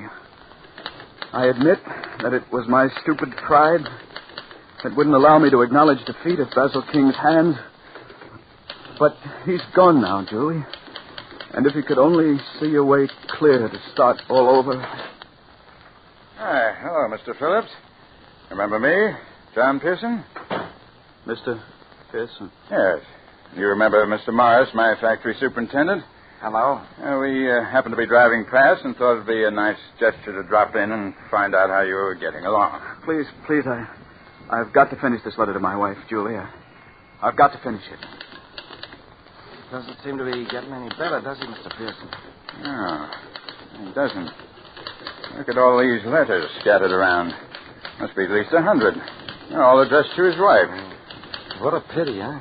Yes, I'll never forget that day that Basil King died of a heart attack. I came back to the control room to find poor Mr. Phillips crying hysterically over the body. He never has gotten over the shock of Basil King's death. What a wonderful friendship that was.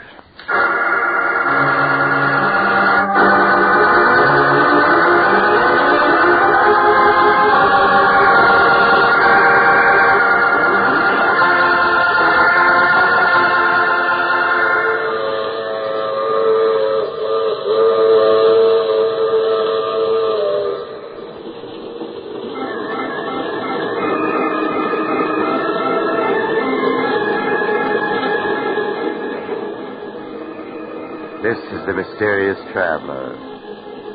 Did you enjoy our little trip? It's too bad about Dave Phillips, isn't it? His mind snapped in his hour of triumph. 16 weeks of life with Basil King proved to be just too much for him, mentally. As Basil King used to say, being a radio writer calls for a weak mind. However, it does seem that Dave Phillips did get in the last word. For Basil King died of a gimmick he claimed would never work. And the police, oddly enough, never did suspect it was murder. Now, I recall another case in which a young man awoke to find himself dead, and he decided... you have to get off here. I'm sorry. I'm sure we'll meet again. I take this same train every week at this same time.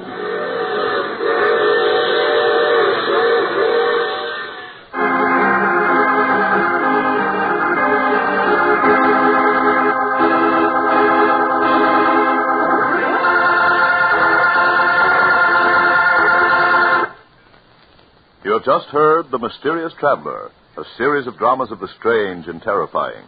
All characters in tonight's story were fictitious, and any resemblance to the names of actual persons was purely coincidental. In tonight's cast were Maurice Tarplin, Eric Dressler, John Sylvester, Shirley Blank, and Richard Coogan. Original music was played by Paul Taubman. Sound was by George Cooney, broadcast engineer Walter Payne. Mysterious Traveler is written, produced, and directed by Robert A. Arthur and David Cogan.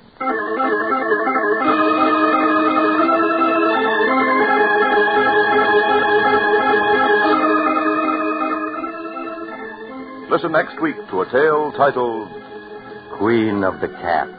Another strange and suspenseful tale of the Mysterious Traveler.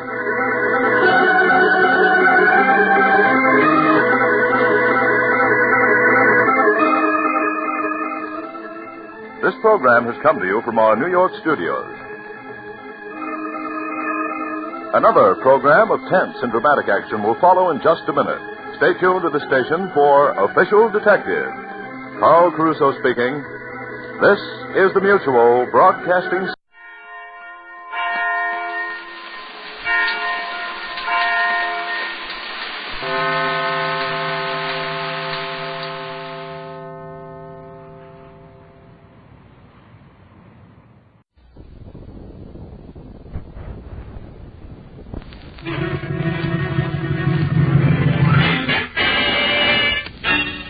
What made me first suspect Joe was that he knew more than any innocent person should have known. I suspected Irene the moment I heard the fireman's testimony. The apparently unimportant fact. I suspected the postman after he I suspected.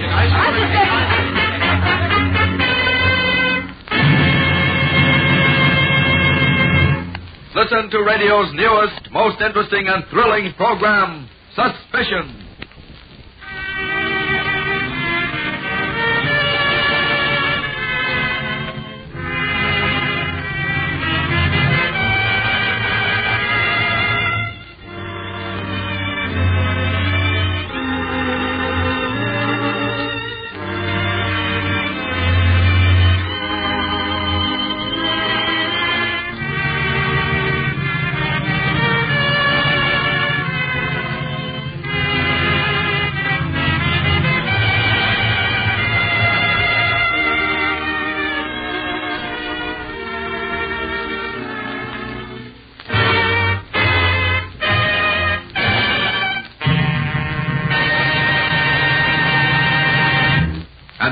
suspicion.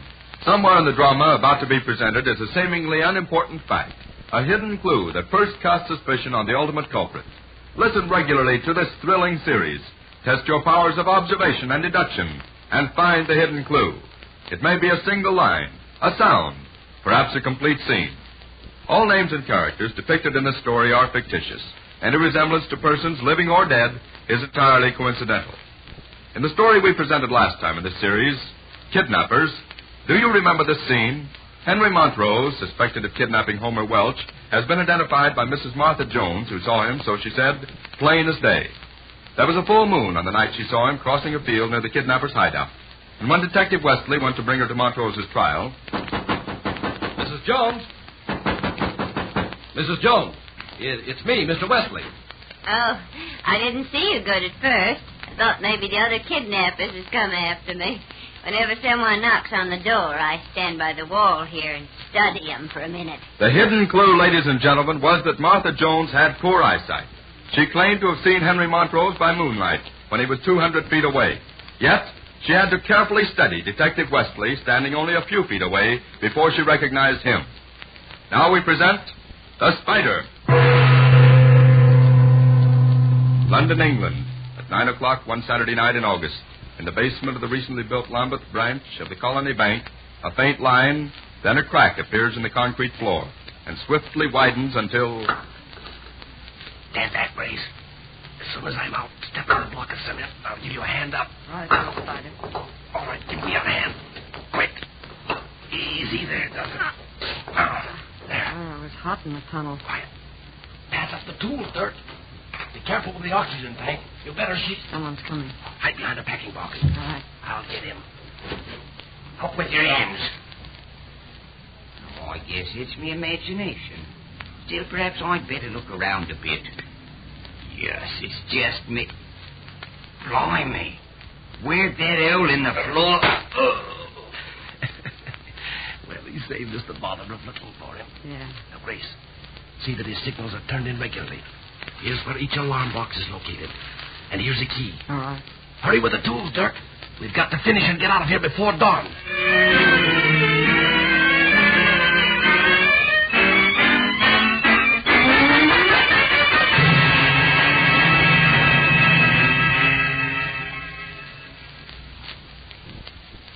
Well, Inspector Davis, the watchman is a total loss as far as information goes. When he came to, his eyes and mouth were covered with adhesive tape, and... But didn't he hear anything, McGraw? He claims to have heard a woman address somebody as Spider. Someone's trying to be sensational. But he's still so nervous and rattled that he doesn't know what he's saying. I see. Are there any clues here in the cellar? Well, if you mean fingerprints, no. Apparently they wore gloves. However, the job itself is a clue. Uh-huh. How long is it since this building was finished, McGraw? 5 weeks. Oh, but I say, I think I see your point. They broke through the thinnest part of the floor because they knew the plans of the building. Right. And if you care to mess around in the tunnel, you'll see that they knew the exact depth of the foundations. Either they'd watched the building operations very closely or they had the plans. Now, here's how we'll work. You question the people around here, McGraw, and see if they remember persons taking undue interest in the building of the bank. I'll check with the contractors to find out if any plans were taken. We'll start at once.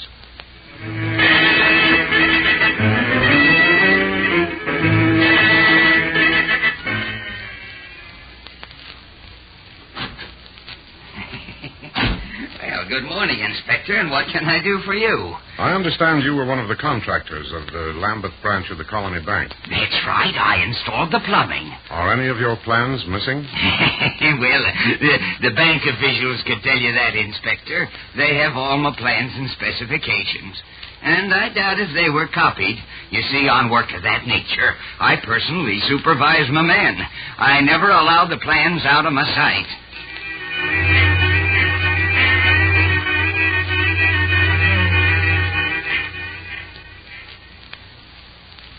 Would you like me to go with you this morning, McGraw? I've reached a dead end on my line of investigation. I'm afraid I have too, Davis. I've questioned everybody in that end of Lambeth. You've questioned the architects, contractors, and bankers, but no one remembers any person taking unusual interest in the building of the bank. Either they don't or won't remember. No, they'd speak up if they knew anything. Don't forget the reward offered. Then I'm afraid we'll have to try a new line of inquiry. Davis speaking. What's that?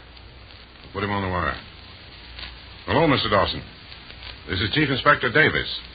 I understand you know something about this bank robber, the Spider. Your place, eh? I see. Yes?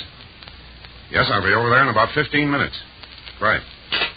I've been a fool, McGraw. That was Gregory Dawson, the architect. He designed the bank. His office was entered and ransacked last night. You get the watchman and bring him to me as soon as I get in touch with him. Mr. Dawson? Yes. Oh, hello, Inspector. Come in. Perhaps I'm entirely mistaken, but I'd like you to hear what Milton Andrews has to say. Andrews is one of my clerks. I see. Well, Andrews? Well, it's this way, Inspector. I was working late last night, and it must have been 10 o'clock, I guess, when I heard, or thought I heard, somebody at the outer door. And thinking it might be Mr. Dawson or Jerry Grenshaw, I opened the door. No one was there. I stepped into the hall, then turned around, and that's the last thing I remember. I came down early this morning, Inspector, and found Andrews jammed into the closet over there. What with a bump on his head and being shut in the closet for 12 hours, he was barely conscious. Mm-hmm. And who is this Jerry Grenshaw? He's my other clerk. He's been here about 3 months. He had references, of course. Do you know just what was stolen, Mr. Dawson? Yes. That's why I wanted to speak to you, Inspector. I've been working on some plans for a bank in Mayfair. The rough drafts are missing. And when does Grenshaw usually report for work? I expect him any minute. He's half an hour late as it is. Would you mind phoning? Certainly. I'll be back in a moment. Now, Andrews, did you hear any voices while you were locked in the closet? No, sir. That is, I heard just a mumble. I think one voice was a woman's, but I'm not positive. And they left a minute or so after I regained consciousness. I see. But did the voice sound in any way familiar? No. What sort of a man is Grenshaw? Well, if you think he did it, sir, you're quite mistaken. Grenshaw is not a criminal type. There's no such thing as a criminal type, Andrews. Some of the men I've sent to prison look just as respectable as you and Mr. Dawson. Is Grenshaw tall or He isn't medium? there, Inspector. Grenshaw? Yes. The landlady said he came in shortly after 10 o'clock last night. Packed a suitcase and... Come on. And on the way over to his place, I want you two to tell me everything you know about him. Everything, even what kind of food he likes.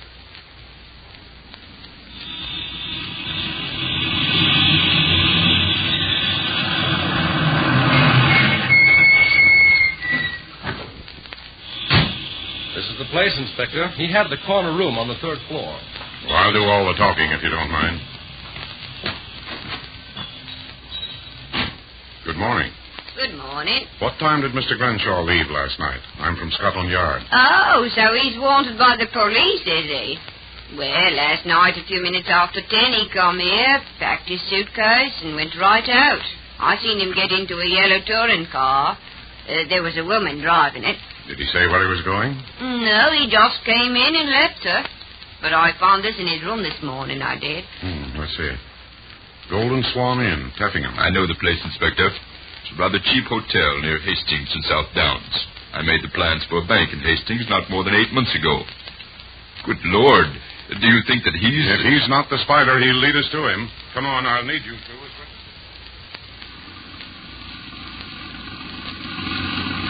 There's the Golden Swan, Inspector. Right. Oh, before making a formal arrest, I have to check with the local constable. But also, if Grenshaw should see you two, he might try to get away. There he is, Inspector, in the garden, by the end of the hedge. Yes, sir, that's Grenshaw, all right. And there's the woman who entered the office with him. Good. We'll sneak up along the other side of the hedge and listen to him. Didn't you hear an automobile just drive up, Miss Tolliver? Yes, but it's too early for him. He won't be here until much later in the day. Well, then I could have given him the papers in town. I really know nothing about it, Mr. Grenshaw. Well, haven't you any idea why Mr. Dawson wanted me to bring the plans here? When you've known him as long as I have, Mr. Grenshaw... Just the same, I don't like it. He doesn't usually do things this way. No, I'm afraid he doesn't, Grenshaw. And who are you? Chief Inspector Davis of Scotland Yard. You're both under arrest, and anything you say may be used against you. Say, what's the big idea? You're under arrest for burglary with assault. Milton Andrews just identified both of you as the people who entered Mr. Dawson's office last night. That's a lie. I wasn't near the office last night. No? And neither was Miss Tolliver. And where did you get that envelope in your pocket, Grenshaw? It's marked Private Inspector and was in my desk when I closed the office last night. He left before I did. Miss Tolliver gave it to me. Huh? And she got it from Mr. Dawson. He's her uncle. I'm her what? Well, I never saw the woman before in my life, Inspector. Good Lord, if you're trying to rope me into this pack of lies, Now, take it easy, Dawson. I'll identify that envelope as being stolen from my office, Inspector. Very well, then I'll arrest you. So you remembered the mistake you made, eh, Andrews? Well, Miss Tolliver, what's your story? Oh, I'll give evidence for the Crown, Inspector. Me and Andrews, only we called him the Spider, robbed the Colony Bank Saturday. Well, what about last night? Oh, I went to Mr. Dawson's office. Andrews gave me the plans of a bank in Hastings and one in Mayfair. And I hit him over the head and shoved him in the closet. I see. And how did Grenshaw figure on your plans? Grenshaw? He was just a poor sap who fell for a pretty face and believed everything I told him. While driving back to London,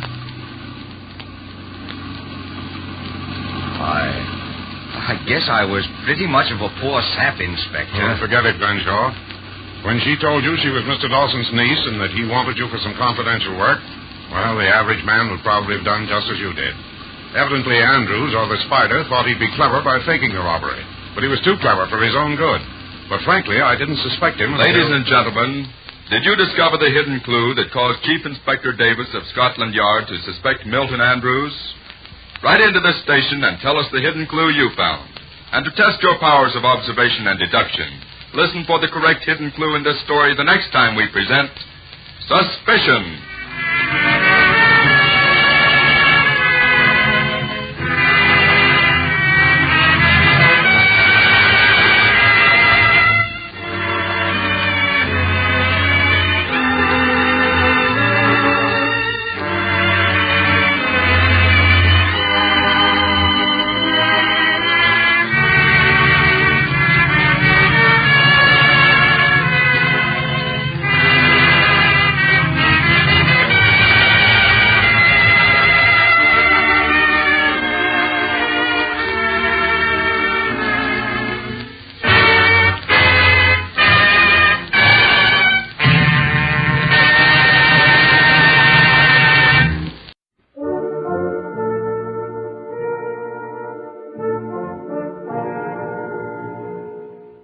Unsolved Mysteries.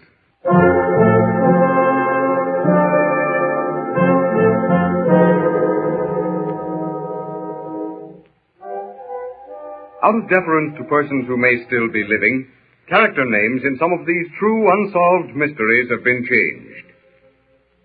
Let justice be done though the heavens fall was a favorite phrase on the lips of the citizens of New York in 1898. And while it can be admitted that the heavens of society did fall, justice most certainly was not done when a jury found Ronald P. Mollier guilty of the Athletes' Club murders.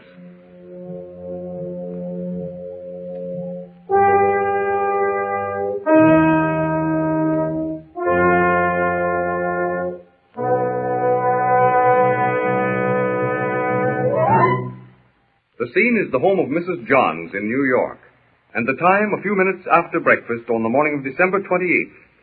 Mrs. Johns' married daughter walks into the breakfast room and greets Mr. Cornell, a distant relative who boards with the two ladies. Ah, good morning, Betty. How are you this morning? Oh, I'm all right, Mr. Cornell, but Mother's got a splitting headache.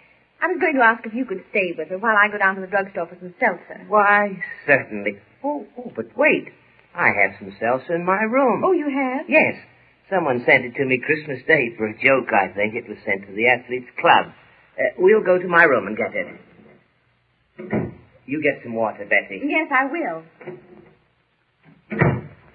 Have you been to the drugstore already, Betty? Oh, I didn't have to go, Mother. Mr. Cornell has some seltzer in his room.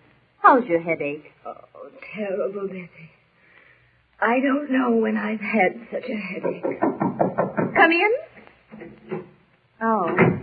Here's the water, Mr. Cornell. Too bad that you're feeling badly, Mrs. Johns, but we'll fix you up all right.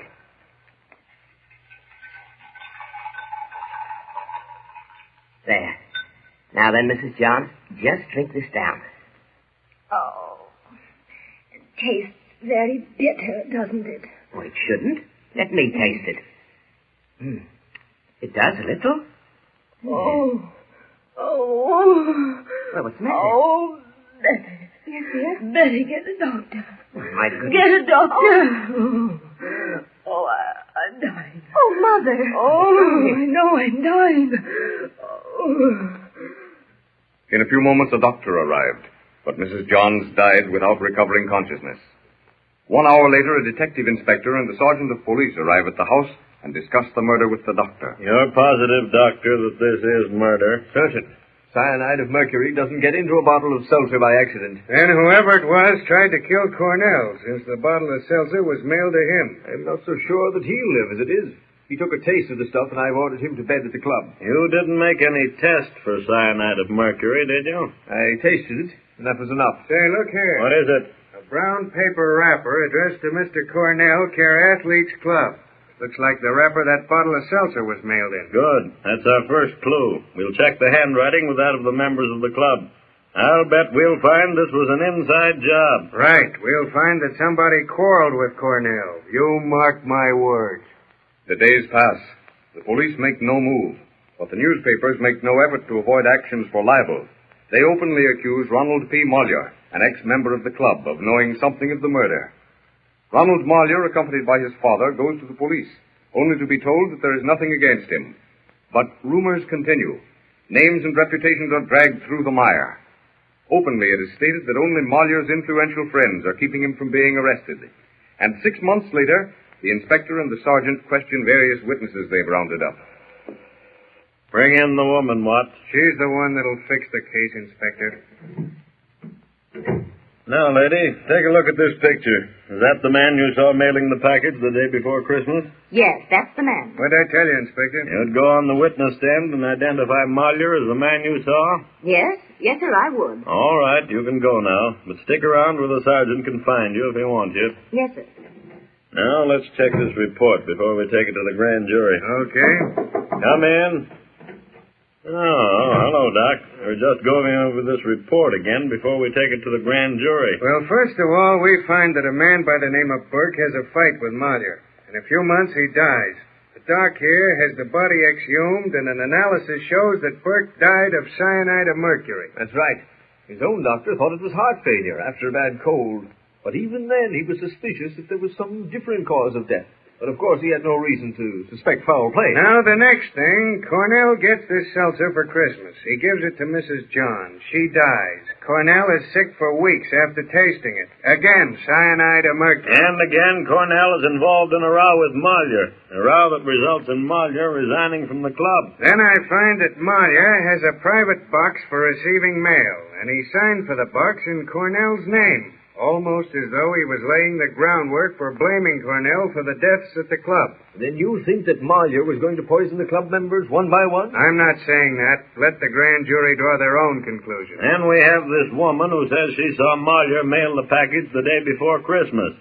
Yes, I guess that's the case in a nutshell. Sure, an open and shut case.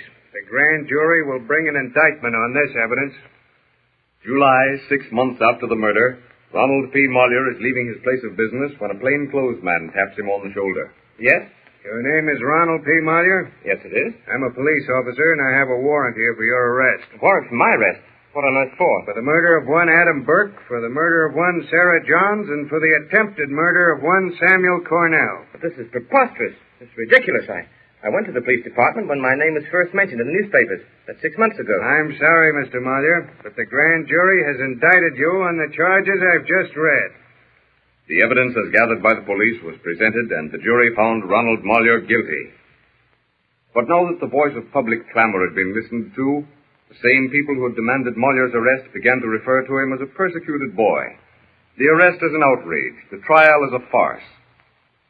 In some of these, the Court of Appeals agreed for an order to retrial. And at his second trial, after a year and a half in the death house, Mollier was found not guilty. With the discharge of Mollier, all activity in the case seemed to drop. And since Mollier was not guilty, the classic mystery of the century became an unsolved mystery. But we believe we know the answer. And in just a moment, you will hear a solution to the Athletes' Club murders.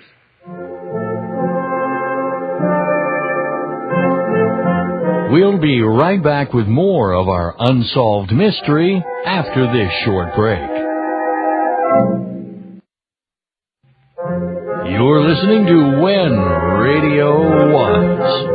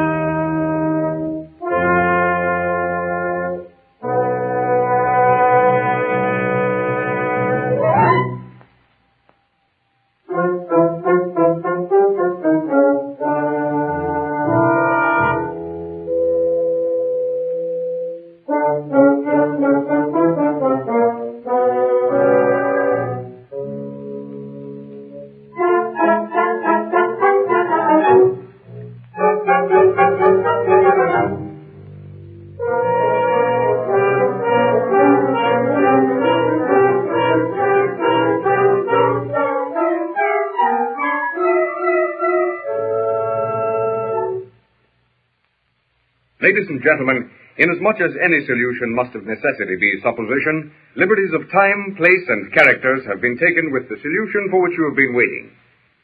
The scene is the home of a famous criminologist who states his opinions on the Athletes' Club murders. I most certainly do not think that Moyer was guilty. In fact, most lawyers to whom I have spoken about the case are agreed that the grand jury should never even have returned an indictment, that only public clamor induced them to do so. But you must admit that the case as presented looked very black against Malia. As presented, yes. But look here. The day before Christmas, and a woman goes on the stand and testifies that she paid particular attention to Moyer mailing a package. Do you honestly think that you, 6 months afterwards, could identify persons you saw mailing packages at Christmas time and in New York? No, that seems a bit unusual, I'll admit. But what about the handwriting? The same as all handwriting. For every expert who will testify that handwriting is identical, you can find another expert who will deny that they're identical. And both are quite honest. To me, handwriting is only an additional incentive to follow up a clue. I personally want a whole lot more in the way of evidence to vote guilty. Well, when you remove the woman's evidence and the handwriting, you really don't have much of a case left, do you? No. The killing of these persons by cyanide of mercury does justify the belief that someone was trying to kill the members of the Athletes' Club. But that in no way is indicative of the belief that it was Moyer. Yes, I see your point. The jury and the police accepted the evidence pointing to murder as evidence against Malia. An absolutely unfair attitude, but... Yes? What is your explanation? You followed the case step by step from the sending of the seltzer through the mail? Yes. But who told you that that seltzer was poison? What? Who ever told you that that seltzer was poison? But it was analyzed. I know it was analyzed. But did analyzing it prove that it was poison when it was mailed? Of course not. That seltzer lay in Cornell's desk at the club for 3 days before he took it to his apartment and gave it to Mrs. Johns. Everyone else jumped to the same conclusion that you did. No one ever gave a thought to the real murderer. The man who hated Cornell, slipping into Cornell's office, cautiously opening the drawer of his desk, and placing the deadly cyanide in the seltzer crystals, pressing the cork back into the bottle, and slipping quietly away to his accustomed place at the club fireside. Ah, yes, my friend. That is how the Athletes' Club murders were committed. By Jove, I never thought of that. I just accepted the fact that the seltzer was poisoned when it was mailed. Yes, as did everyone else. No, there's no use trying to find out now who the murderer was. But if the investigators had ever found out who, besides Cornell, had access to Cornell's desk, the Athlete Club murders would never have been an unsolved mystery.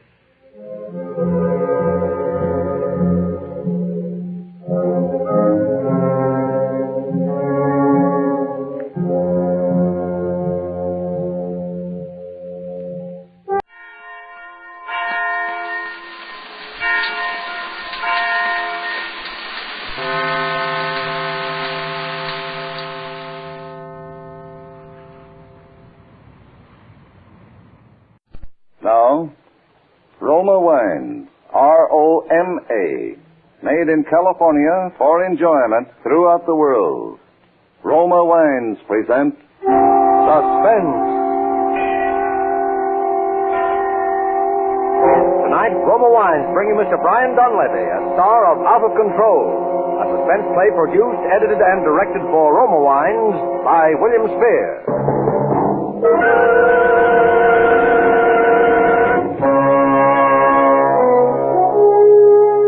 I arrived in Gatlinburg around 10 in the morning. I checked in at a hotel called the Mountain Inn and went downstairs to breakfast. My dog Snooky went with me, as she always does. I gave my order to the waiter. As I sat there, I looked the place over. It was a good-sized room, by the echo in it. There was a log fire crackling in the fireplace on the far side of the room and a large view window on my right. Glass has a special kind of echo. There was only one person in the room when I entered.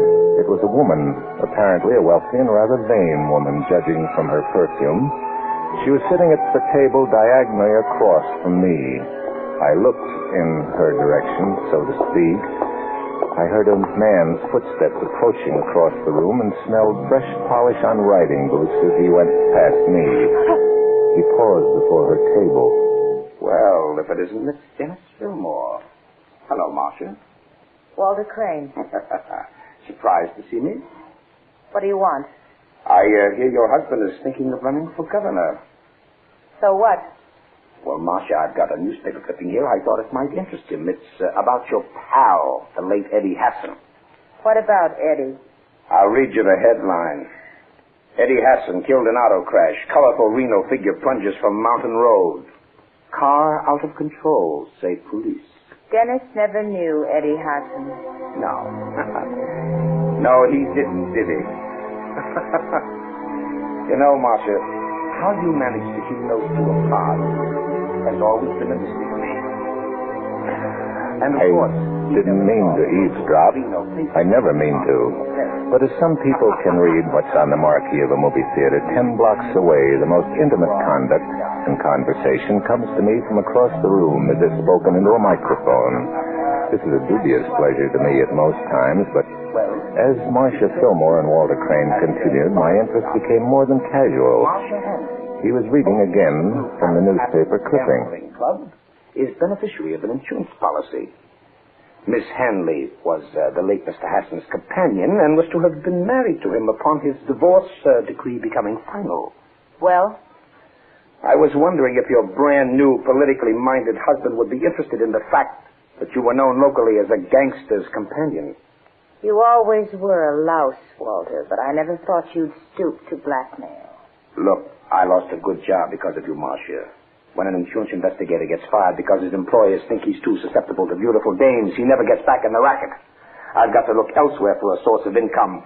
And it so happens that there are some things about Eddie Hassan's accident that my former employers might be interested in. Eddie's car got out of control, and that's all there is to it. Look, you seem to forget, baby, that I investigated that case for Pacific All Risk before they paid off.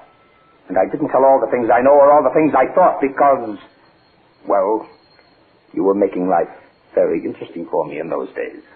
Well, Marcia? You're wasting your time, Walter. Oh, am I? Get out and take your clipping with you. Well, you can't blame a man for trying. Oh, waiter. Yes, sir. Bring me a glass of water, will you? Ice water. Something wrong, ma'am? No, nothing wrong. Get the water. Yes, sir. Right away.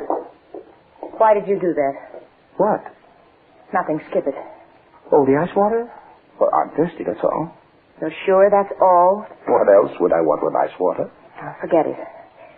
Look, Walter, I'll sell Dennis on the idea of investing some money in a company of yours. Well, that's more like it. When's he coming up here? Tomorrow, but you mustn't see him till I've had a chance to talk to him. Get out of town right away tonight.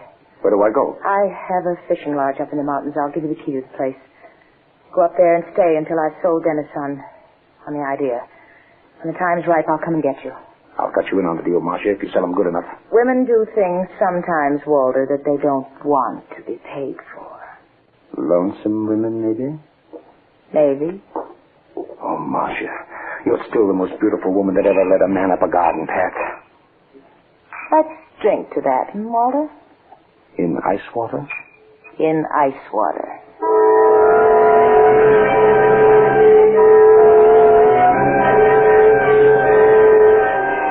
The man who had come to blackmail Marcia Fillmore remained to whisper sweet nothings in her ear.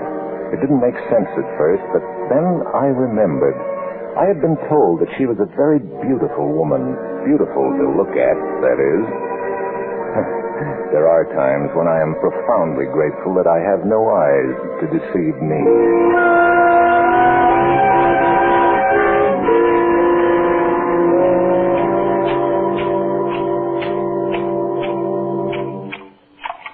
It must have been shortly after midnight that I heard it. I awoke with a start and sat up in bed, although I have been blind for many years. I still reach out and automatically turn on the light switch when I am awakened in the night. When the light went on, the sound stopped. I turned it off and waited. Quiet, Snooky. Quiet. Quiet.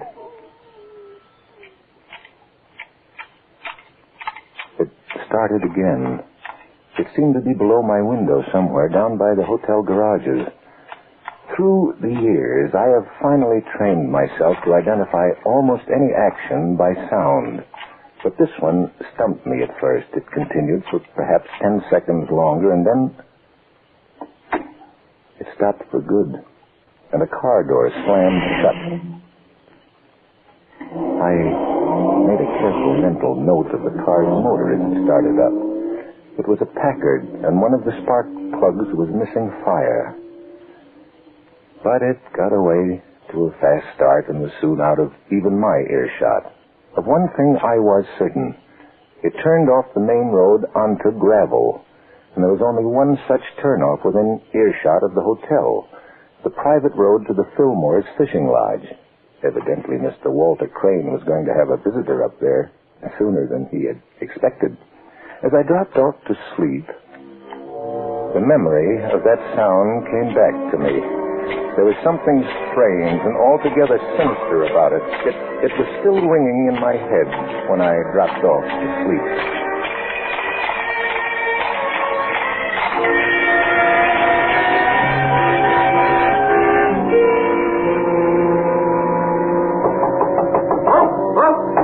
Quiet, Monkey. Quiet. Just a moment. Captain McLean. I'm Duncan McLean. May I come in for a moment? Of course.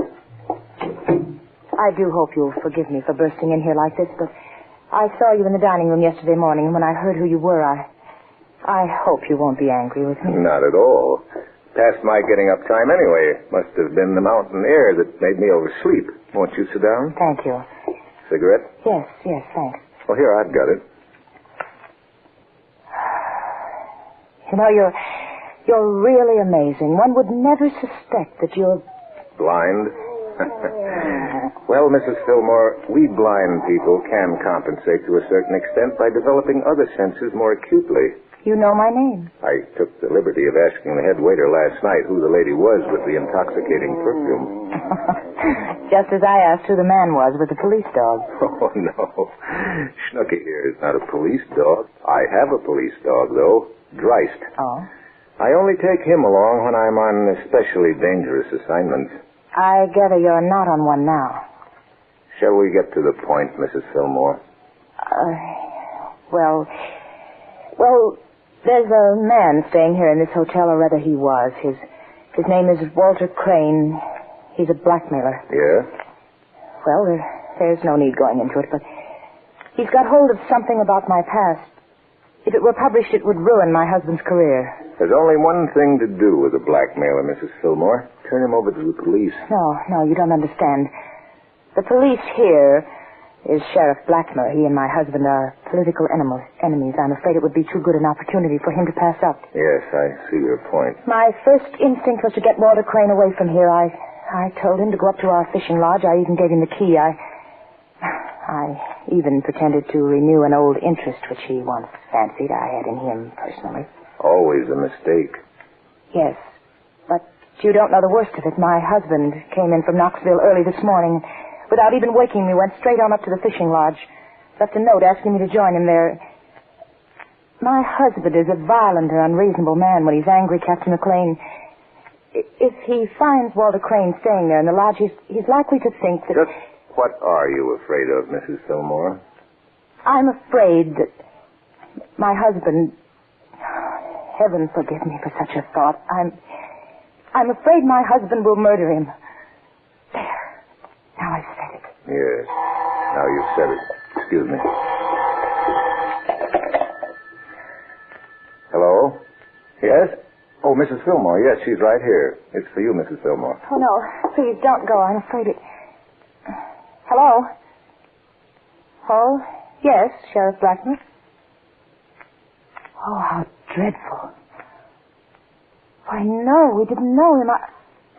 I did speak to him for a moment yesterday evening, but Why, of course, I'd be glad to help you in any way I can. I'll be in my cottage. What is it? Walter Crane. They found him. His car plunged over the embankment. He was killed instantly. When? Some people in the cottage down below saw it happen. When? Just 5 minutes ago.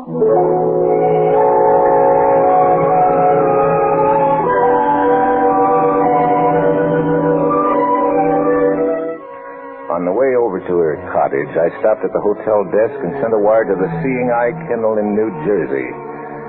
Send Dryce Air Express immediately. Dryce is my police dog, the dog I use only on very dangerous missions.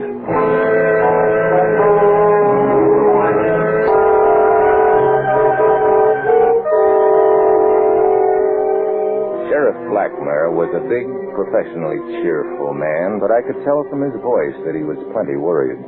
Glad to have you in on this, Captain McLean. We don't have many cases of this kind in these parts. I'll be glad to do what I can, Sheriff Blackmer. Oh, so this is one of them there seeing eye critters. You don't look no different from any other pooch to me.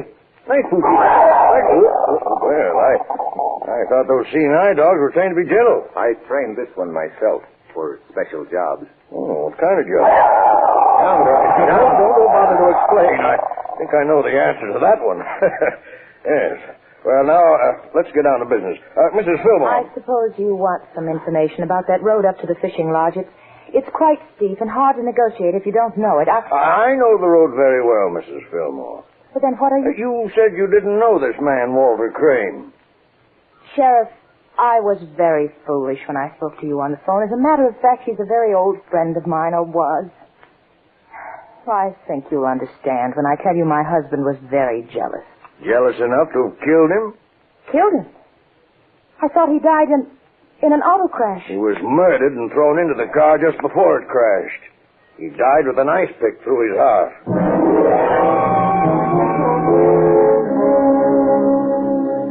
Whatever she knew, that she wasn't telling. That part of it came to her as a complete surprise. I know that now. I knew it at the time. Whatever Marcia Fillmore had known about Walter Crane's death, she was innocent of stabbing him through the heart with that ice pick. As for the rest of it, her alibi was perfect. I was her alibi this time. She was in my room when it happened, 20 miles from the scene of the crime, but someone had driven up to that lodge before Dennis Fillmore. Someone who had made elaborate preparation for that little drive.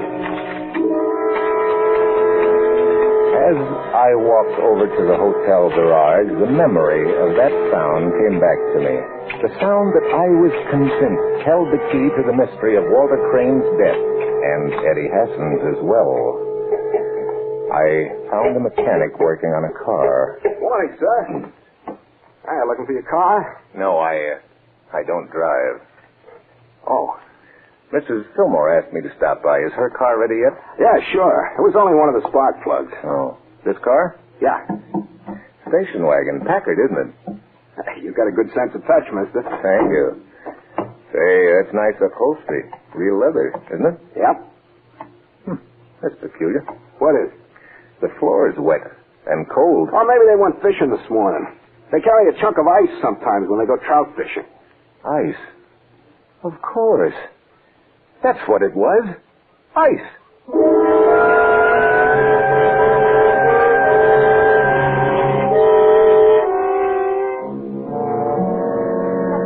You must believe me. I know that my husband didn't do this terrible thing. Then why did you come to me this morning and tell me that you were afraid your husband would murder Crane? Don't you understand why? I needed help. I knew you only work on murder cases, and so I tried to get you interested by making that story up. I think I can save your husband, Marcia, but only if you tell me the absolute truth. Oh, I will. I swear I will. Did you go up there to that cabin last night to see Walter Crane? No. Lie number one. You drove up there around 12:30. How did you know? I heard a car drive out about that time. It was a Packard with one dead spark plug. This morning, your Packard was in the garage getting a spark plug replaced. You don't know I went up there? I heard you turn off on a gravel road about halfway up the mountain. Your road is the only one up that way. All right. All right, I did go up there. Have you ever seen this bottle before? Certainly. It had Barolin in it. Sleeping medicine. It's a prescription of my husband's. Have you any idea how it got in Crane's car? I gave it to him.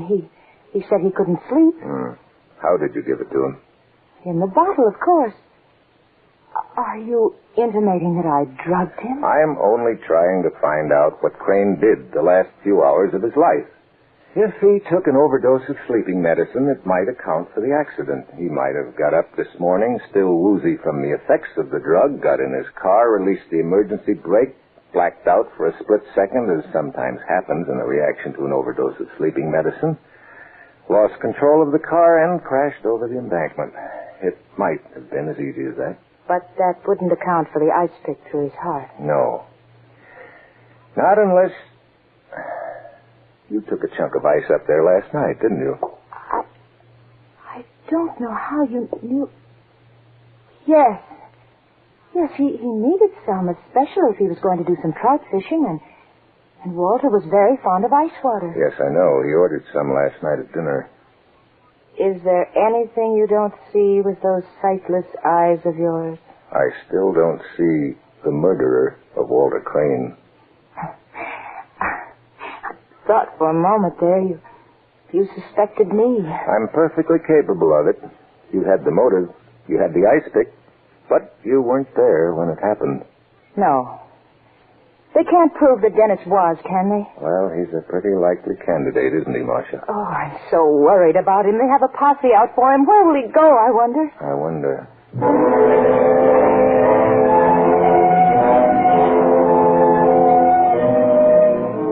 I knew where he'd go, and so did she. And they both knew that matters would have to come to a head that night. I didn't tell Sheriff Blackmer everything, but he agreed to drive me up there.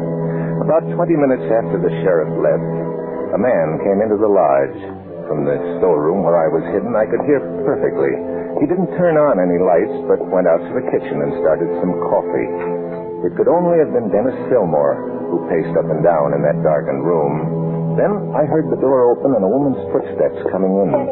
Marcia. Oh, Dennis. You shouldn't have come here. What are you trying to do, leave them to me? I didn't tell the sheriff about you, Dennis. I swear I didn't. Tell him what? Dennis, I know you killed Crane.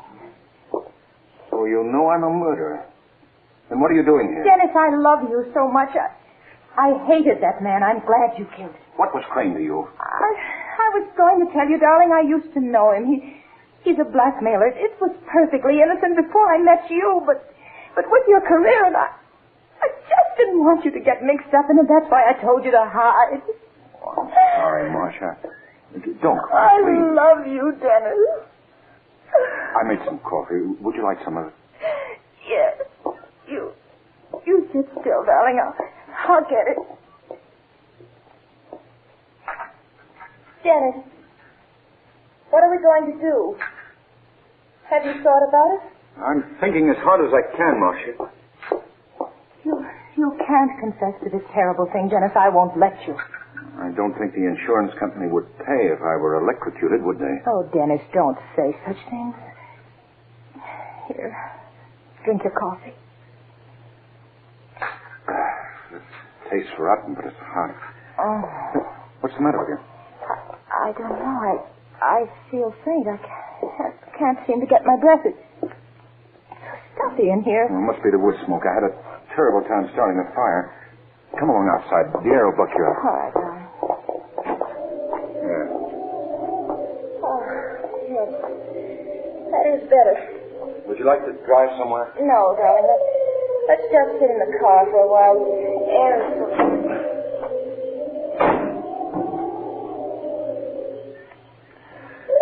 They sat there in the car perhaps 10 minutes before the car door slammed shut. And then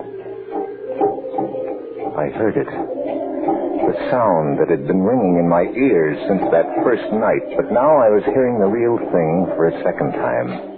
As calmly as the neighborhood iceman chipping out a 50-pound chunk for a housewife, the murderer was making preparations for a third experiment in a method of almost perfect crime.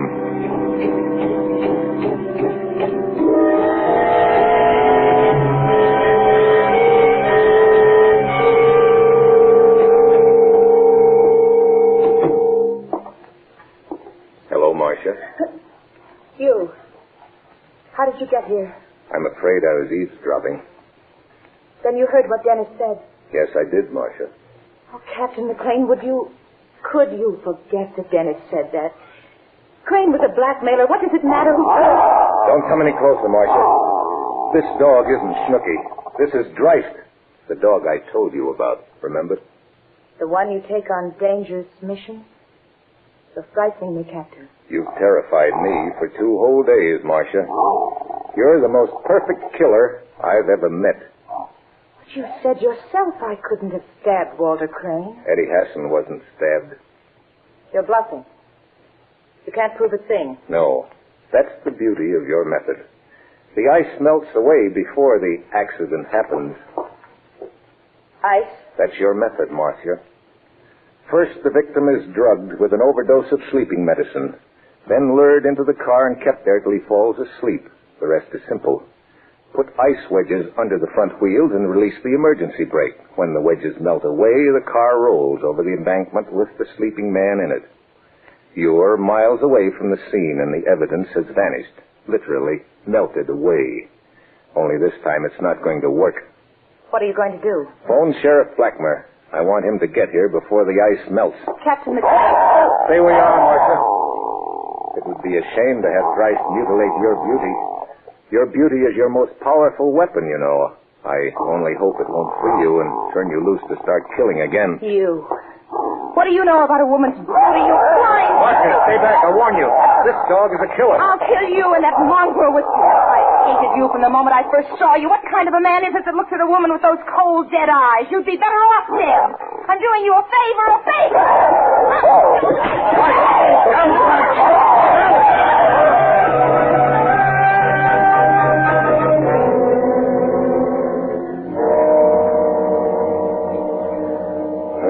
She's dead, all right. I'm sorry.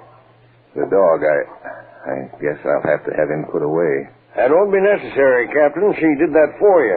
Jabbed the ice pick square between his eyes. Oh, poor fellow. Yeah.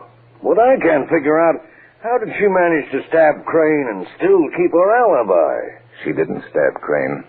Then who did? Nobody. Well, then how... It was a freak accident, Sheriff. The ice pick was on the seat of the car when it crashed. I knew that when you told me the angle at which it entered the body that it was. She really thought her husband had done it. After she left Crane asleep in the car. So much so that she even accused him of doing it. By the way, is he all right? Oh, sure. Just a little dopey from the sleeping pills. I guess he's really pretty broken up about her. Really loved her, the sap. Can't blame him, though. She really was a beautiful woman. Why, when she looked at you with those big blue eyes of hers, you could believe anything she wanted you to believe. So they told me. Yes, Sheriff, sometimes I'm very glad I have no eyes to deceive me.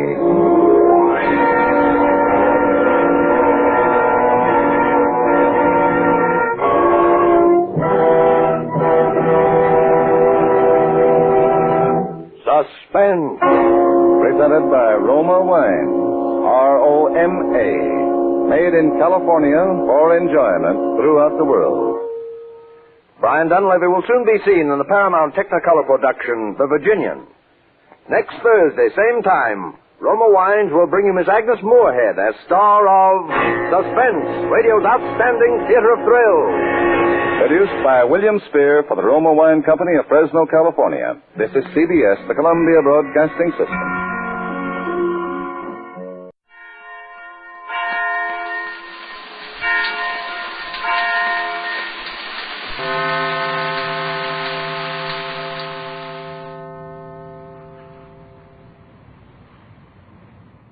Now, Roma Wines, R-O-M-A.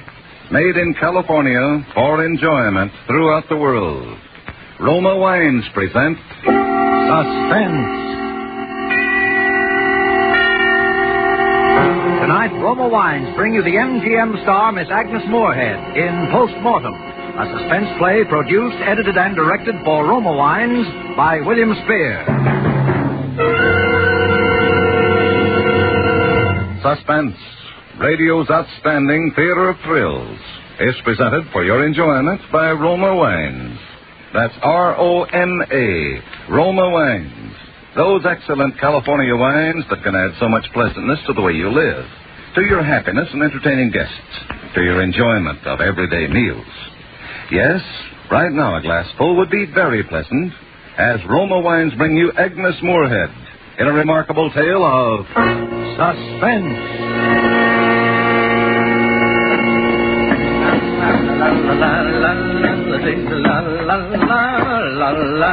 Up with the buttercups, come on, get up, here comes the sun. Good morning, darling. Stephen, you goose.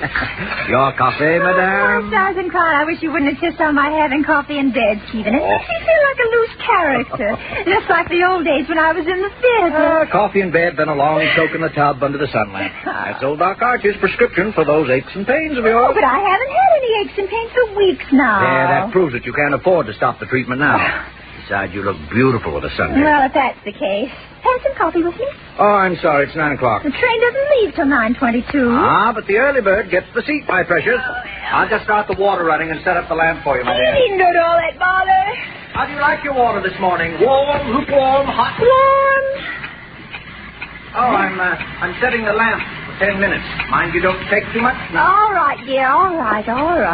If you get in the bath just as you hear me close the front door, you'll get just the right amount of sun. Oh, really, Stephen? Now, where's my goodbye kiss? Stephen,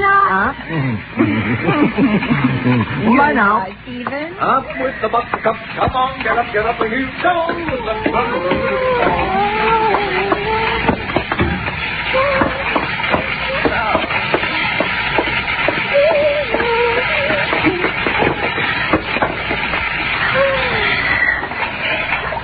Oh, it feels so good to get it when I start back.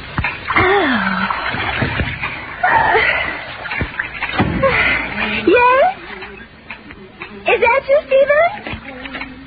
Stephen, have you forgotten something again? Stephen, will you answer me?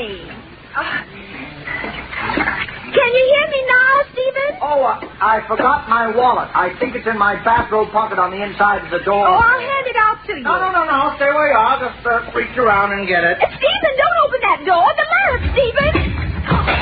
Oh, see what you've done. Oh, gosh, I hope I didn't break. Oh, these things are expensive. Hey, you didn't even have it turned on. I turned it on so you could hear me. That timer on it makes so much noise. Well, no harm done, I guess.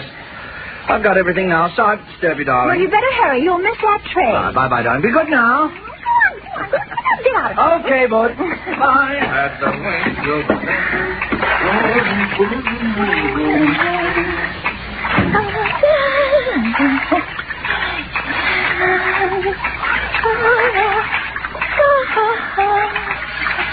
Oh, now what? Oh. All right. Oh, that's cold. Oh, well, you don't have to burn out the battery.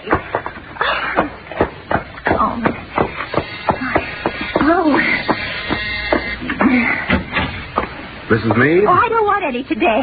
What was that you called me? Are you Mrs. Josephine Meade? Well, I was. My name is Archer now. I've remarried. What was it? This is the place, fellas. Hold everything. We're showing. But who are those men? Who are you? Does she know yet? Hold that, will you, Mrs. Meade? Hold it. All right, fine. Now let's try another one inside. Maybe in the kitchen, huh? All right. What were you doing? Fixing breakfast for your husband? I'll put the camera away. Can't you see she doesn't know yet? You don't know yet? Haven't you been listening to the radio, Mrs. Meade? No, a tube's burned out. Why? She really don't know yet. Okay, will you tell me what it is? Aren't you going to ask us in? Well, I shouldn't, but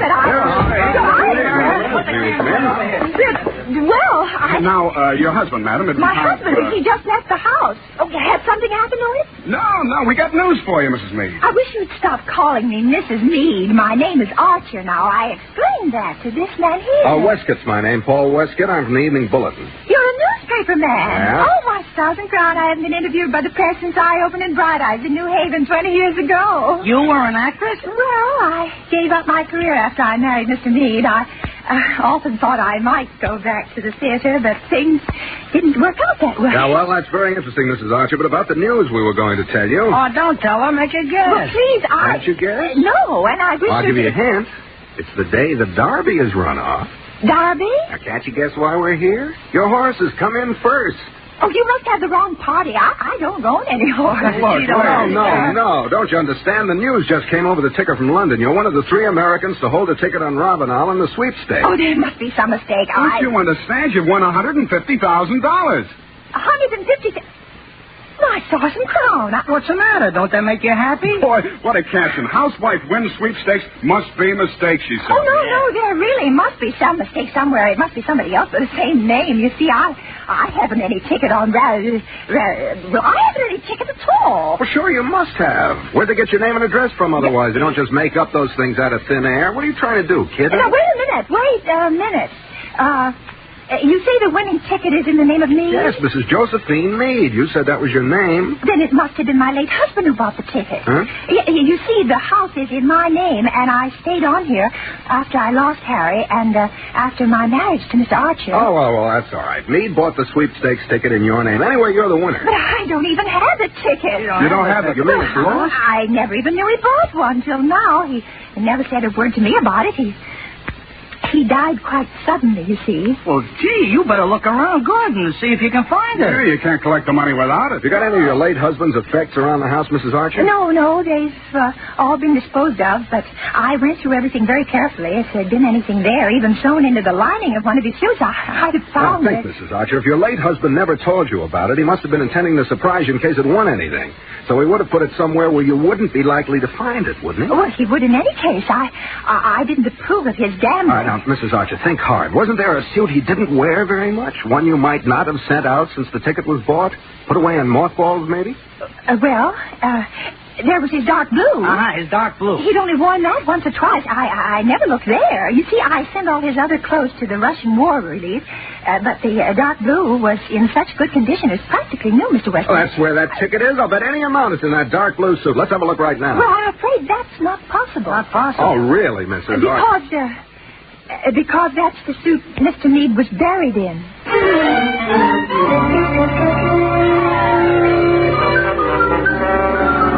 For Suspense, Roma Wines are bringing you as star Agnes Moorehead in Post-Mortem, a radio play by Robert Tallman from the story by Cornell Woolrich. Roma Wines' presentation tonight in radio's outstanding theater of thrills, Suspense.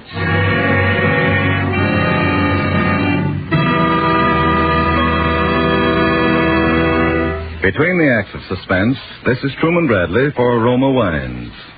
Evenings at home can be dull as dishwashing or friendly as a fireside, depending upon the ingenuity of the lady of the house.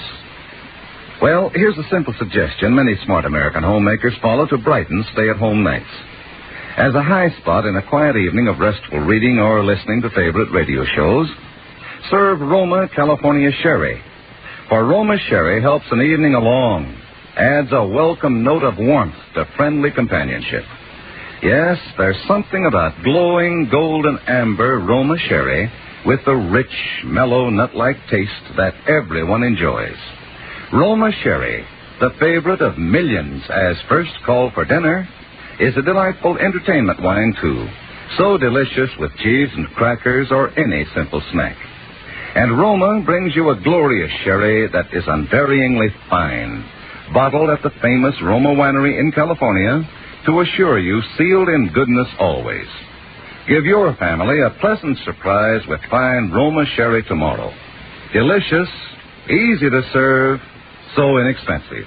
Remember, more Americans enjoy Roma than any other wine. Now, Roma Insist wine? on Roma Wines. R-O-M-A.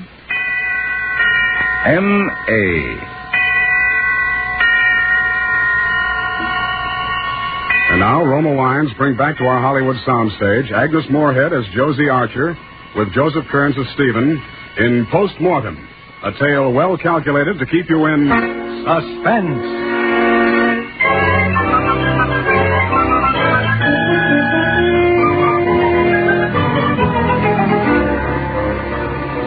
Stephen, that's the only place it can be. It's there in the casket with him. What makes you so certain of that? Well, the one and only time he wore that suit before his death was one Saturday afternoon when he went out for a stroll and stopped in at a pool room. What more likely place than that for him to have bought a sweepstakes ticket?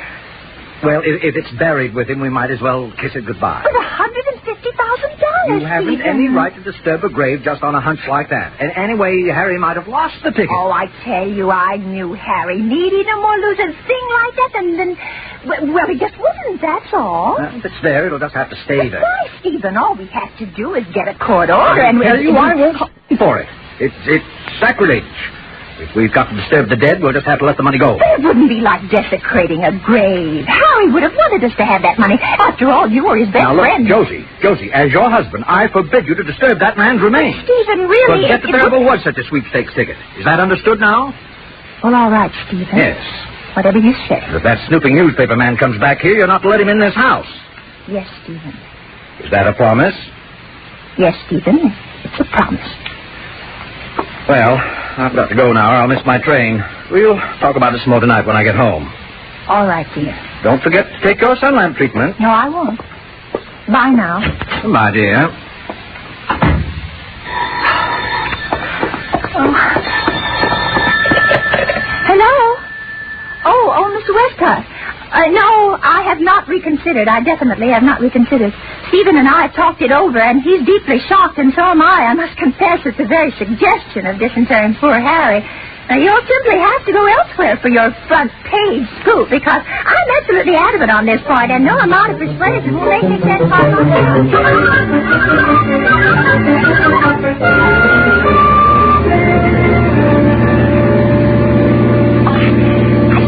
doing this. I know it. I shouldn't be doing this. Yes. There's something that tells me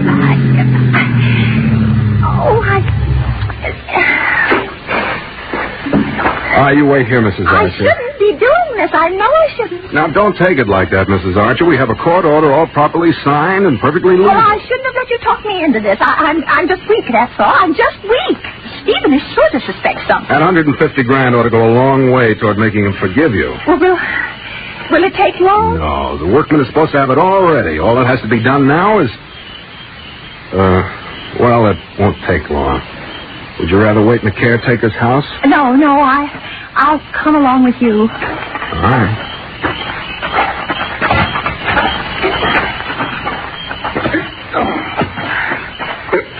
Oh, there. Huh? Oh, you Mr. Westcott? Yep. Well, there it is, Mr. Westcott. We hoisted it up, but we didn't open it yet. Here's the authorization. Pry the lid off of there and make it snappy, will you? All right. You take that in, Jack. Okay. All right.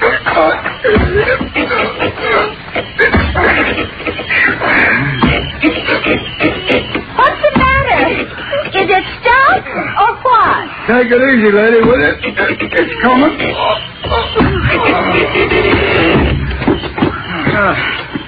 There you are, mister. It's all yours. Hold this light for me, will you? Keep it off your face. What's he doing now? Frisking the corpse. Oh. And don't ask me why. Dear.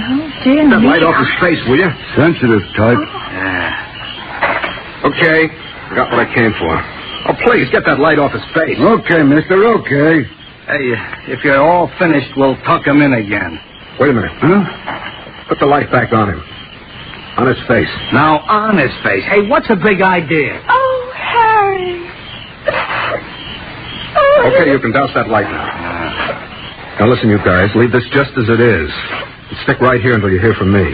How come? What's the matter, Mr. Westcott? I'm not sure yet, but I've just got a hunch the DA is going to want an autopsy on this body. Why, stars and crops.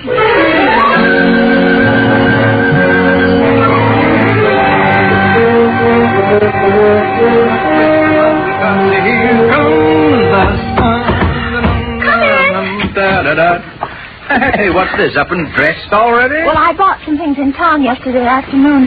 The delivery man usually comes around 10 o'clock, so I thought I'd put off my sun lamp and bath until then. Oh, but you will take your treatment then, promise me? All right, darling, but really you worry too much about me. Hey, you must have come in awfully late last night. Did you see the show through twice? Stephen, I didn't go to a picture last night. I did what you told me not to. What are you talking about? Here it is, Stephen, $150,000. You stupid little fool! Let go of my shoulder. You're hurting me. Who's with you? Who's hard beside you? Nobody, Stephen. I got the permit and took it out there, and he showed it to the man in charge of the grounds, and he got a couple of works. All right, go on. Oh, one of them got it out of the vest pocket. Yes? And then they put the lid on again and lowered it and covered it up. You're sure everything was put back again? Just the way it was? Why, yes, Stephen, of course. Well, I just hate to think he wasn't put back properly. Oh, then you aren't angry with me? I guess I acted pretty silly about it. I thought... I don't know what I thought. Stephen, you didn't suspect me of having anything to do with Harry dying so suddenly. Why, of course not. What an idea. Look, you better give me that ticket for safekeeping. I'll put it in the safe down at the office till you're ready to turn it in. Oh, that's a wonderful idea, Stephen. It makes me nervous having it around the house. $150,000, Stephen. Just think of it. Oh. Harry's been pretty good to us, hasn't he? Oh, don't say things like that, Stephen. I'm sorry. Oh, Lord, it's nearly 10 o'clock. I've missed my train. But if you hurry, you can catch the 10:15. Well, so you won't forget your sunlight. I'll start at the 10:15 sharp, I promise. Oh, I'm sorry to be such a Dutch uncle, darling, but I do worry about you. You're wonderful to me, Stephen. Goodbye, dear. Goodbye, Stephen. Be careful, darling.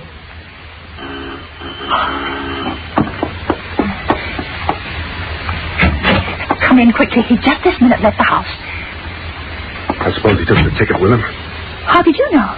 I know a lot of things. For instance? The DA's ordered that autopsy on the body of your late husband. 5 stars of crown. I think they'll find out he was murdered. No. Your present husband, Stephen Archer, is an insurance agent, isn't he? Oh, yes. And he insured your late husband heavily in your favor just before his death. Well, that doesn't prove anything. Well, maybe not.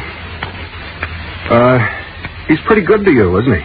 Takes you to Florida every winter, stuff like that? Oh, I should say not. How did you get such an idea? That coat of tan you've got. Oh, that. Oh, that's from the sun lamp. I had a slight cold a while back, and now Stephen insists that I use the sun lamp for 10 minutes every morning while I'm in the bath. While you're in the bath? He says it's more beneficial that way. It's a terrible nuisance, of course. The bathroom's quite small, and the lamp is always toppling over and falling on top of me. How's that? Well, I always wait till Stephen has left the house in the morning to take my bath, and then he almost always forgets something at the last minute and comes dashing back and blundering in the bathroom, and over it goes. What sort of things does he forget? Oh, well, one day a clean handkerchief, and the next some papers or other things that he needs, or his fountain pen. Does he keep all those things in the bathroom? Oh, no, but he can never find where they are, so he comes barging into the bathroom to ask me, and then over goes the lamp. You don't say. I suppose you're insured pretty heavily in his favor now. Oh, well, naturally, being in the business. Yes, naturally. Mr. Westcott, you don't... I don't think anything yet. Oh, dear, whatever shall I do? Tell you what, there's a way to find out if you'll cooperate with me. With your acting experience, this ought to be easy for you. Now, this is what I want.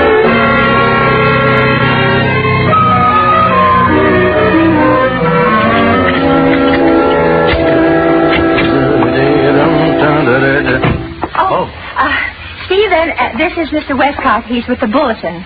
And what can we do for you, Mr. Westcott? I stopped in the district attorney's office on my way here, Mr. Archer. They've just completed an autopsy on the body of Harry Meade. It wasn't my idea, Stephen. Believe me, it wasn't. You understand, of course, I'm not with the police. I'm in this for a news story or anything else that might come my way. I see.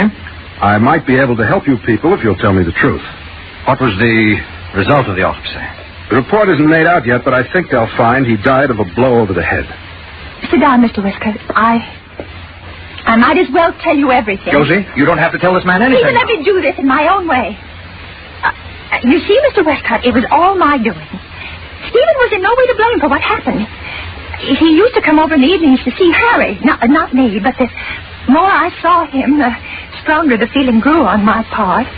Harry was heavily insured in my favor. Josie. He never took me seriously, always scoffed at my love for the theater.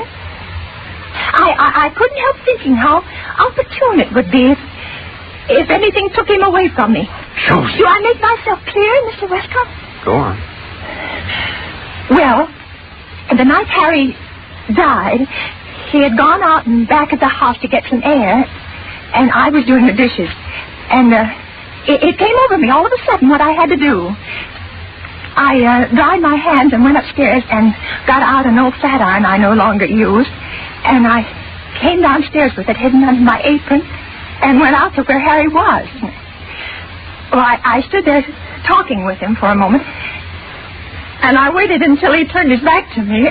And then I did it. You did what? I swung the flat iron by its handle squarely at the back of his head. He didn't die right away, but he was unconscious, and I could see it was all over. He had a weak heart, you know. And, well, afterwards, I took the iron over in the vacant lot and buried it. And the rest happened as I told you. Stephen came around, and we carried him into the house. You mean you didn't notice the wound? Didn't it bleed? Well, it did a little, but I washed it off. I see. And then I took some pinkish face enamel I had left over from the days when I was an actress, and I plastered that over the wound and even powdered it so it would be less noticeable.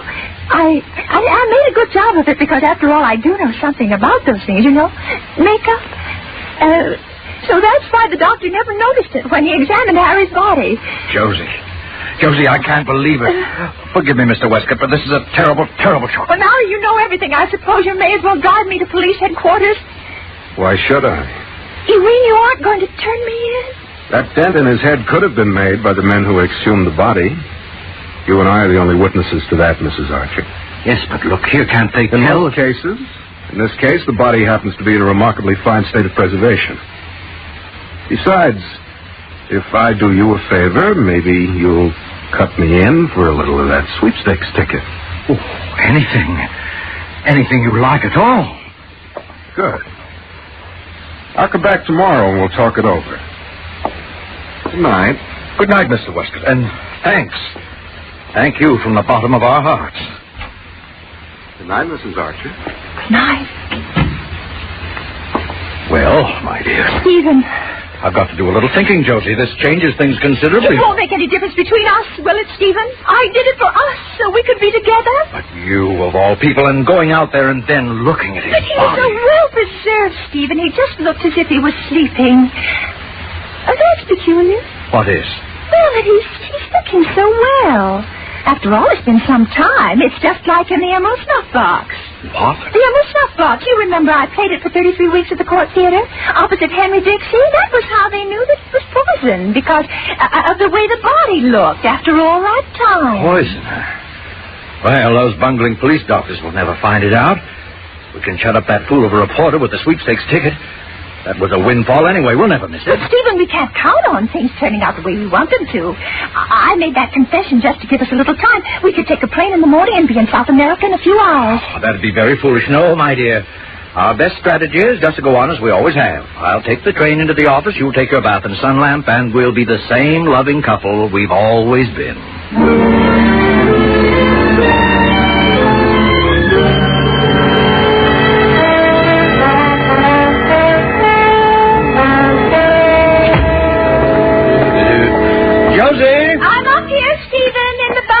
Got any idea where my iron pills are? I went off without them. They're on the sideboard in the dining room. You know perfectly well. What's that? I said they're on the sideboard in the dining room. I can't hear you. Mind if I open the door just a bit? Stephen, the sun lamp's right in front of the door. Wait till I move. That you say? I said don't open the door. The lamp. Stephen, no.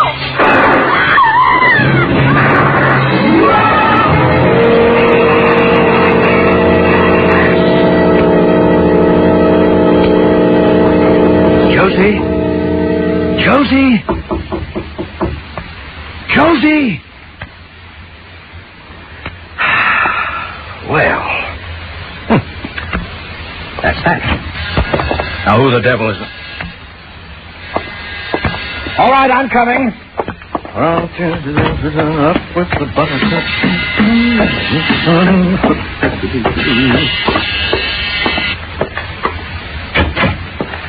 Mr. Archer? Yes. My name's Madison, Bureau of Detectives. Oh, yes, Inspector, come in. This is most opportune you're coming just at this time. I was about to telephone the police. Oh? The most terrible thing has happened. My poor wife. Your wife? She was in the bath taking her sun lamp treatment. Like a blundering fool, I opened the door and the lamp fell over into the tub. I ran downstairs to cut off the house current, but before I could get back, she must Wait a minute.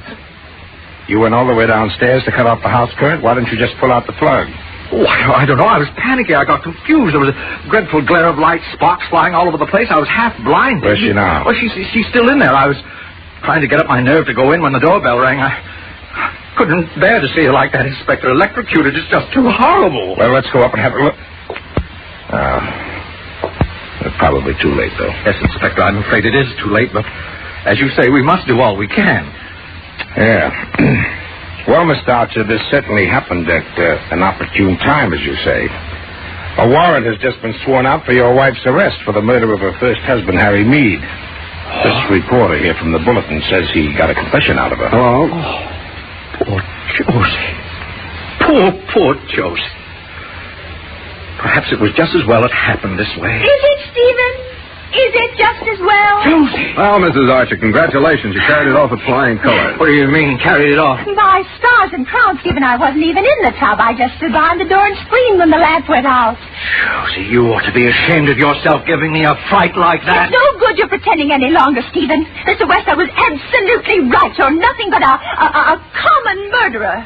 Josie, why, surely you don't believe That's that... what my confession was for, you goose, to trap you. They know all about how you killed poor Harry, where you got the poison and everything. Don't you, Inspector? That's right, Mrs. Archer. Why, you're worse than Sheldon Lewis was in the Iron Claw. You'd stoop to anything. My stars and crown, when I think what might have happened if Harry hadn't had on his new blue serge when he bought that sweepstakes ticket. Oh, officer, do your duty. Josie. Dumb little Josie. Well, I guess this about ties it. Come on, Archer. Let's go. Up on your feet. Yes, Stephen. Up with the buttercups.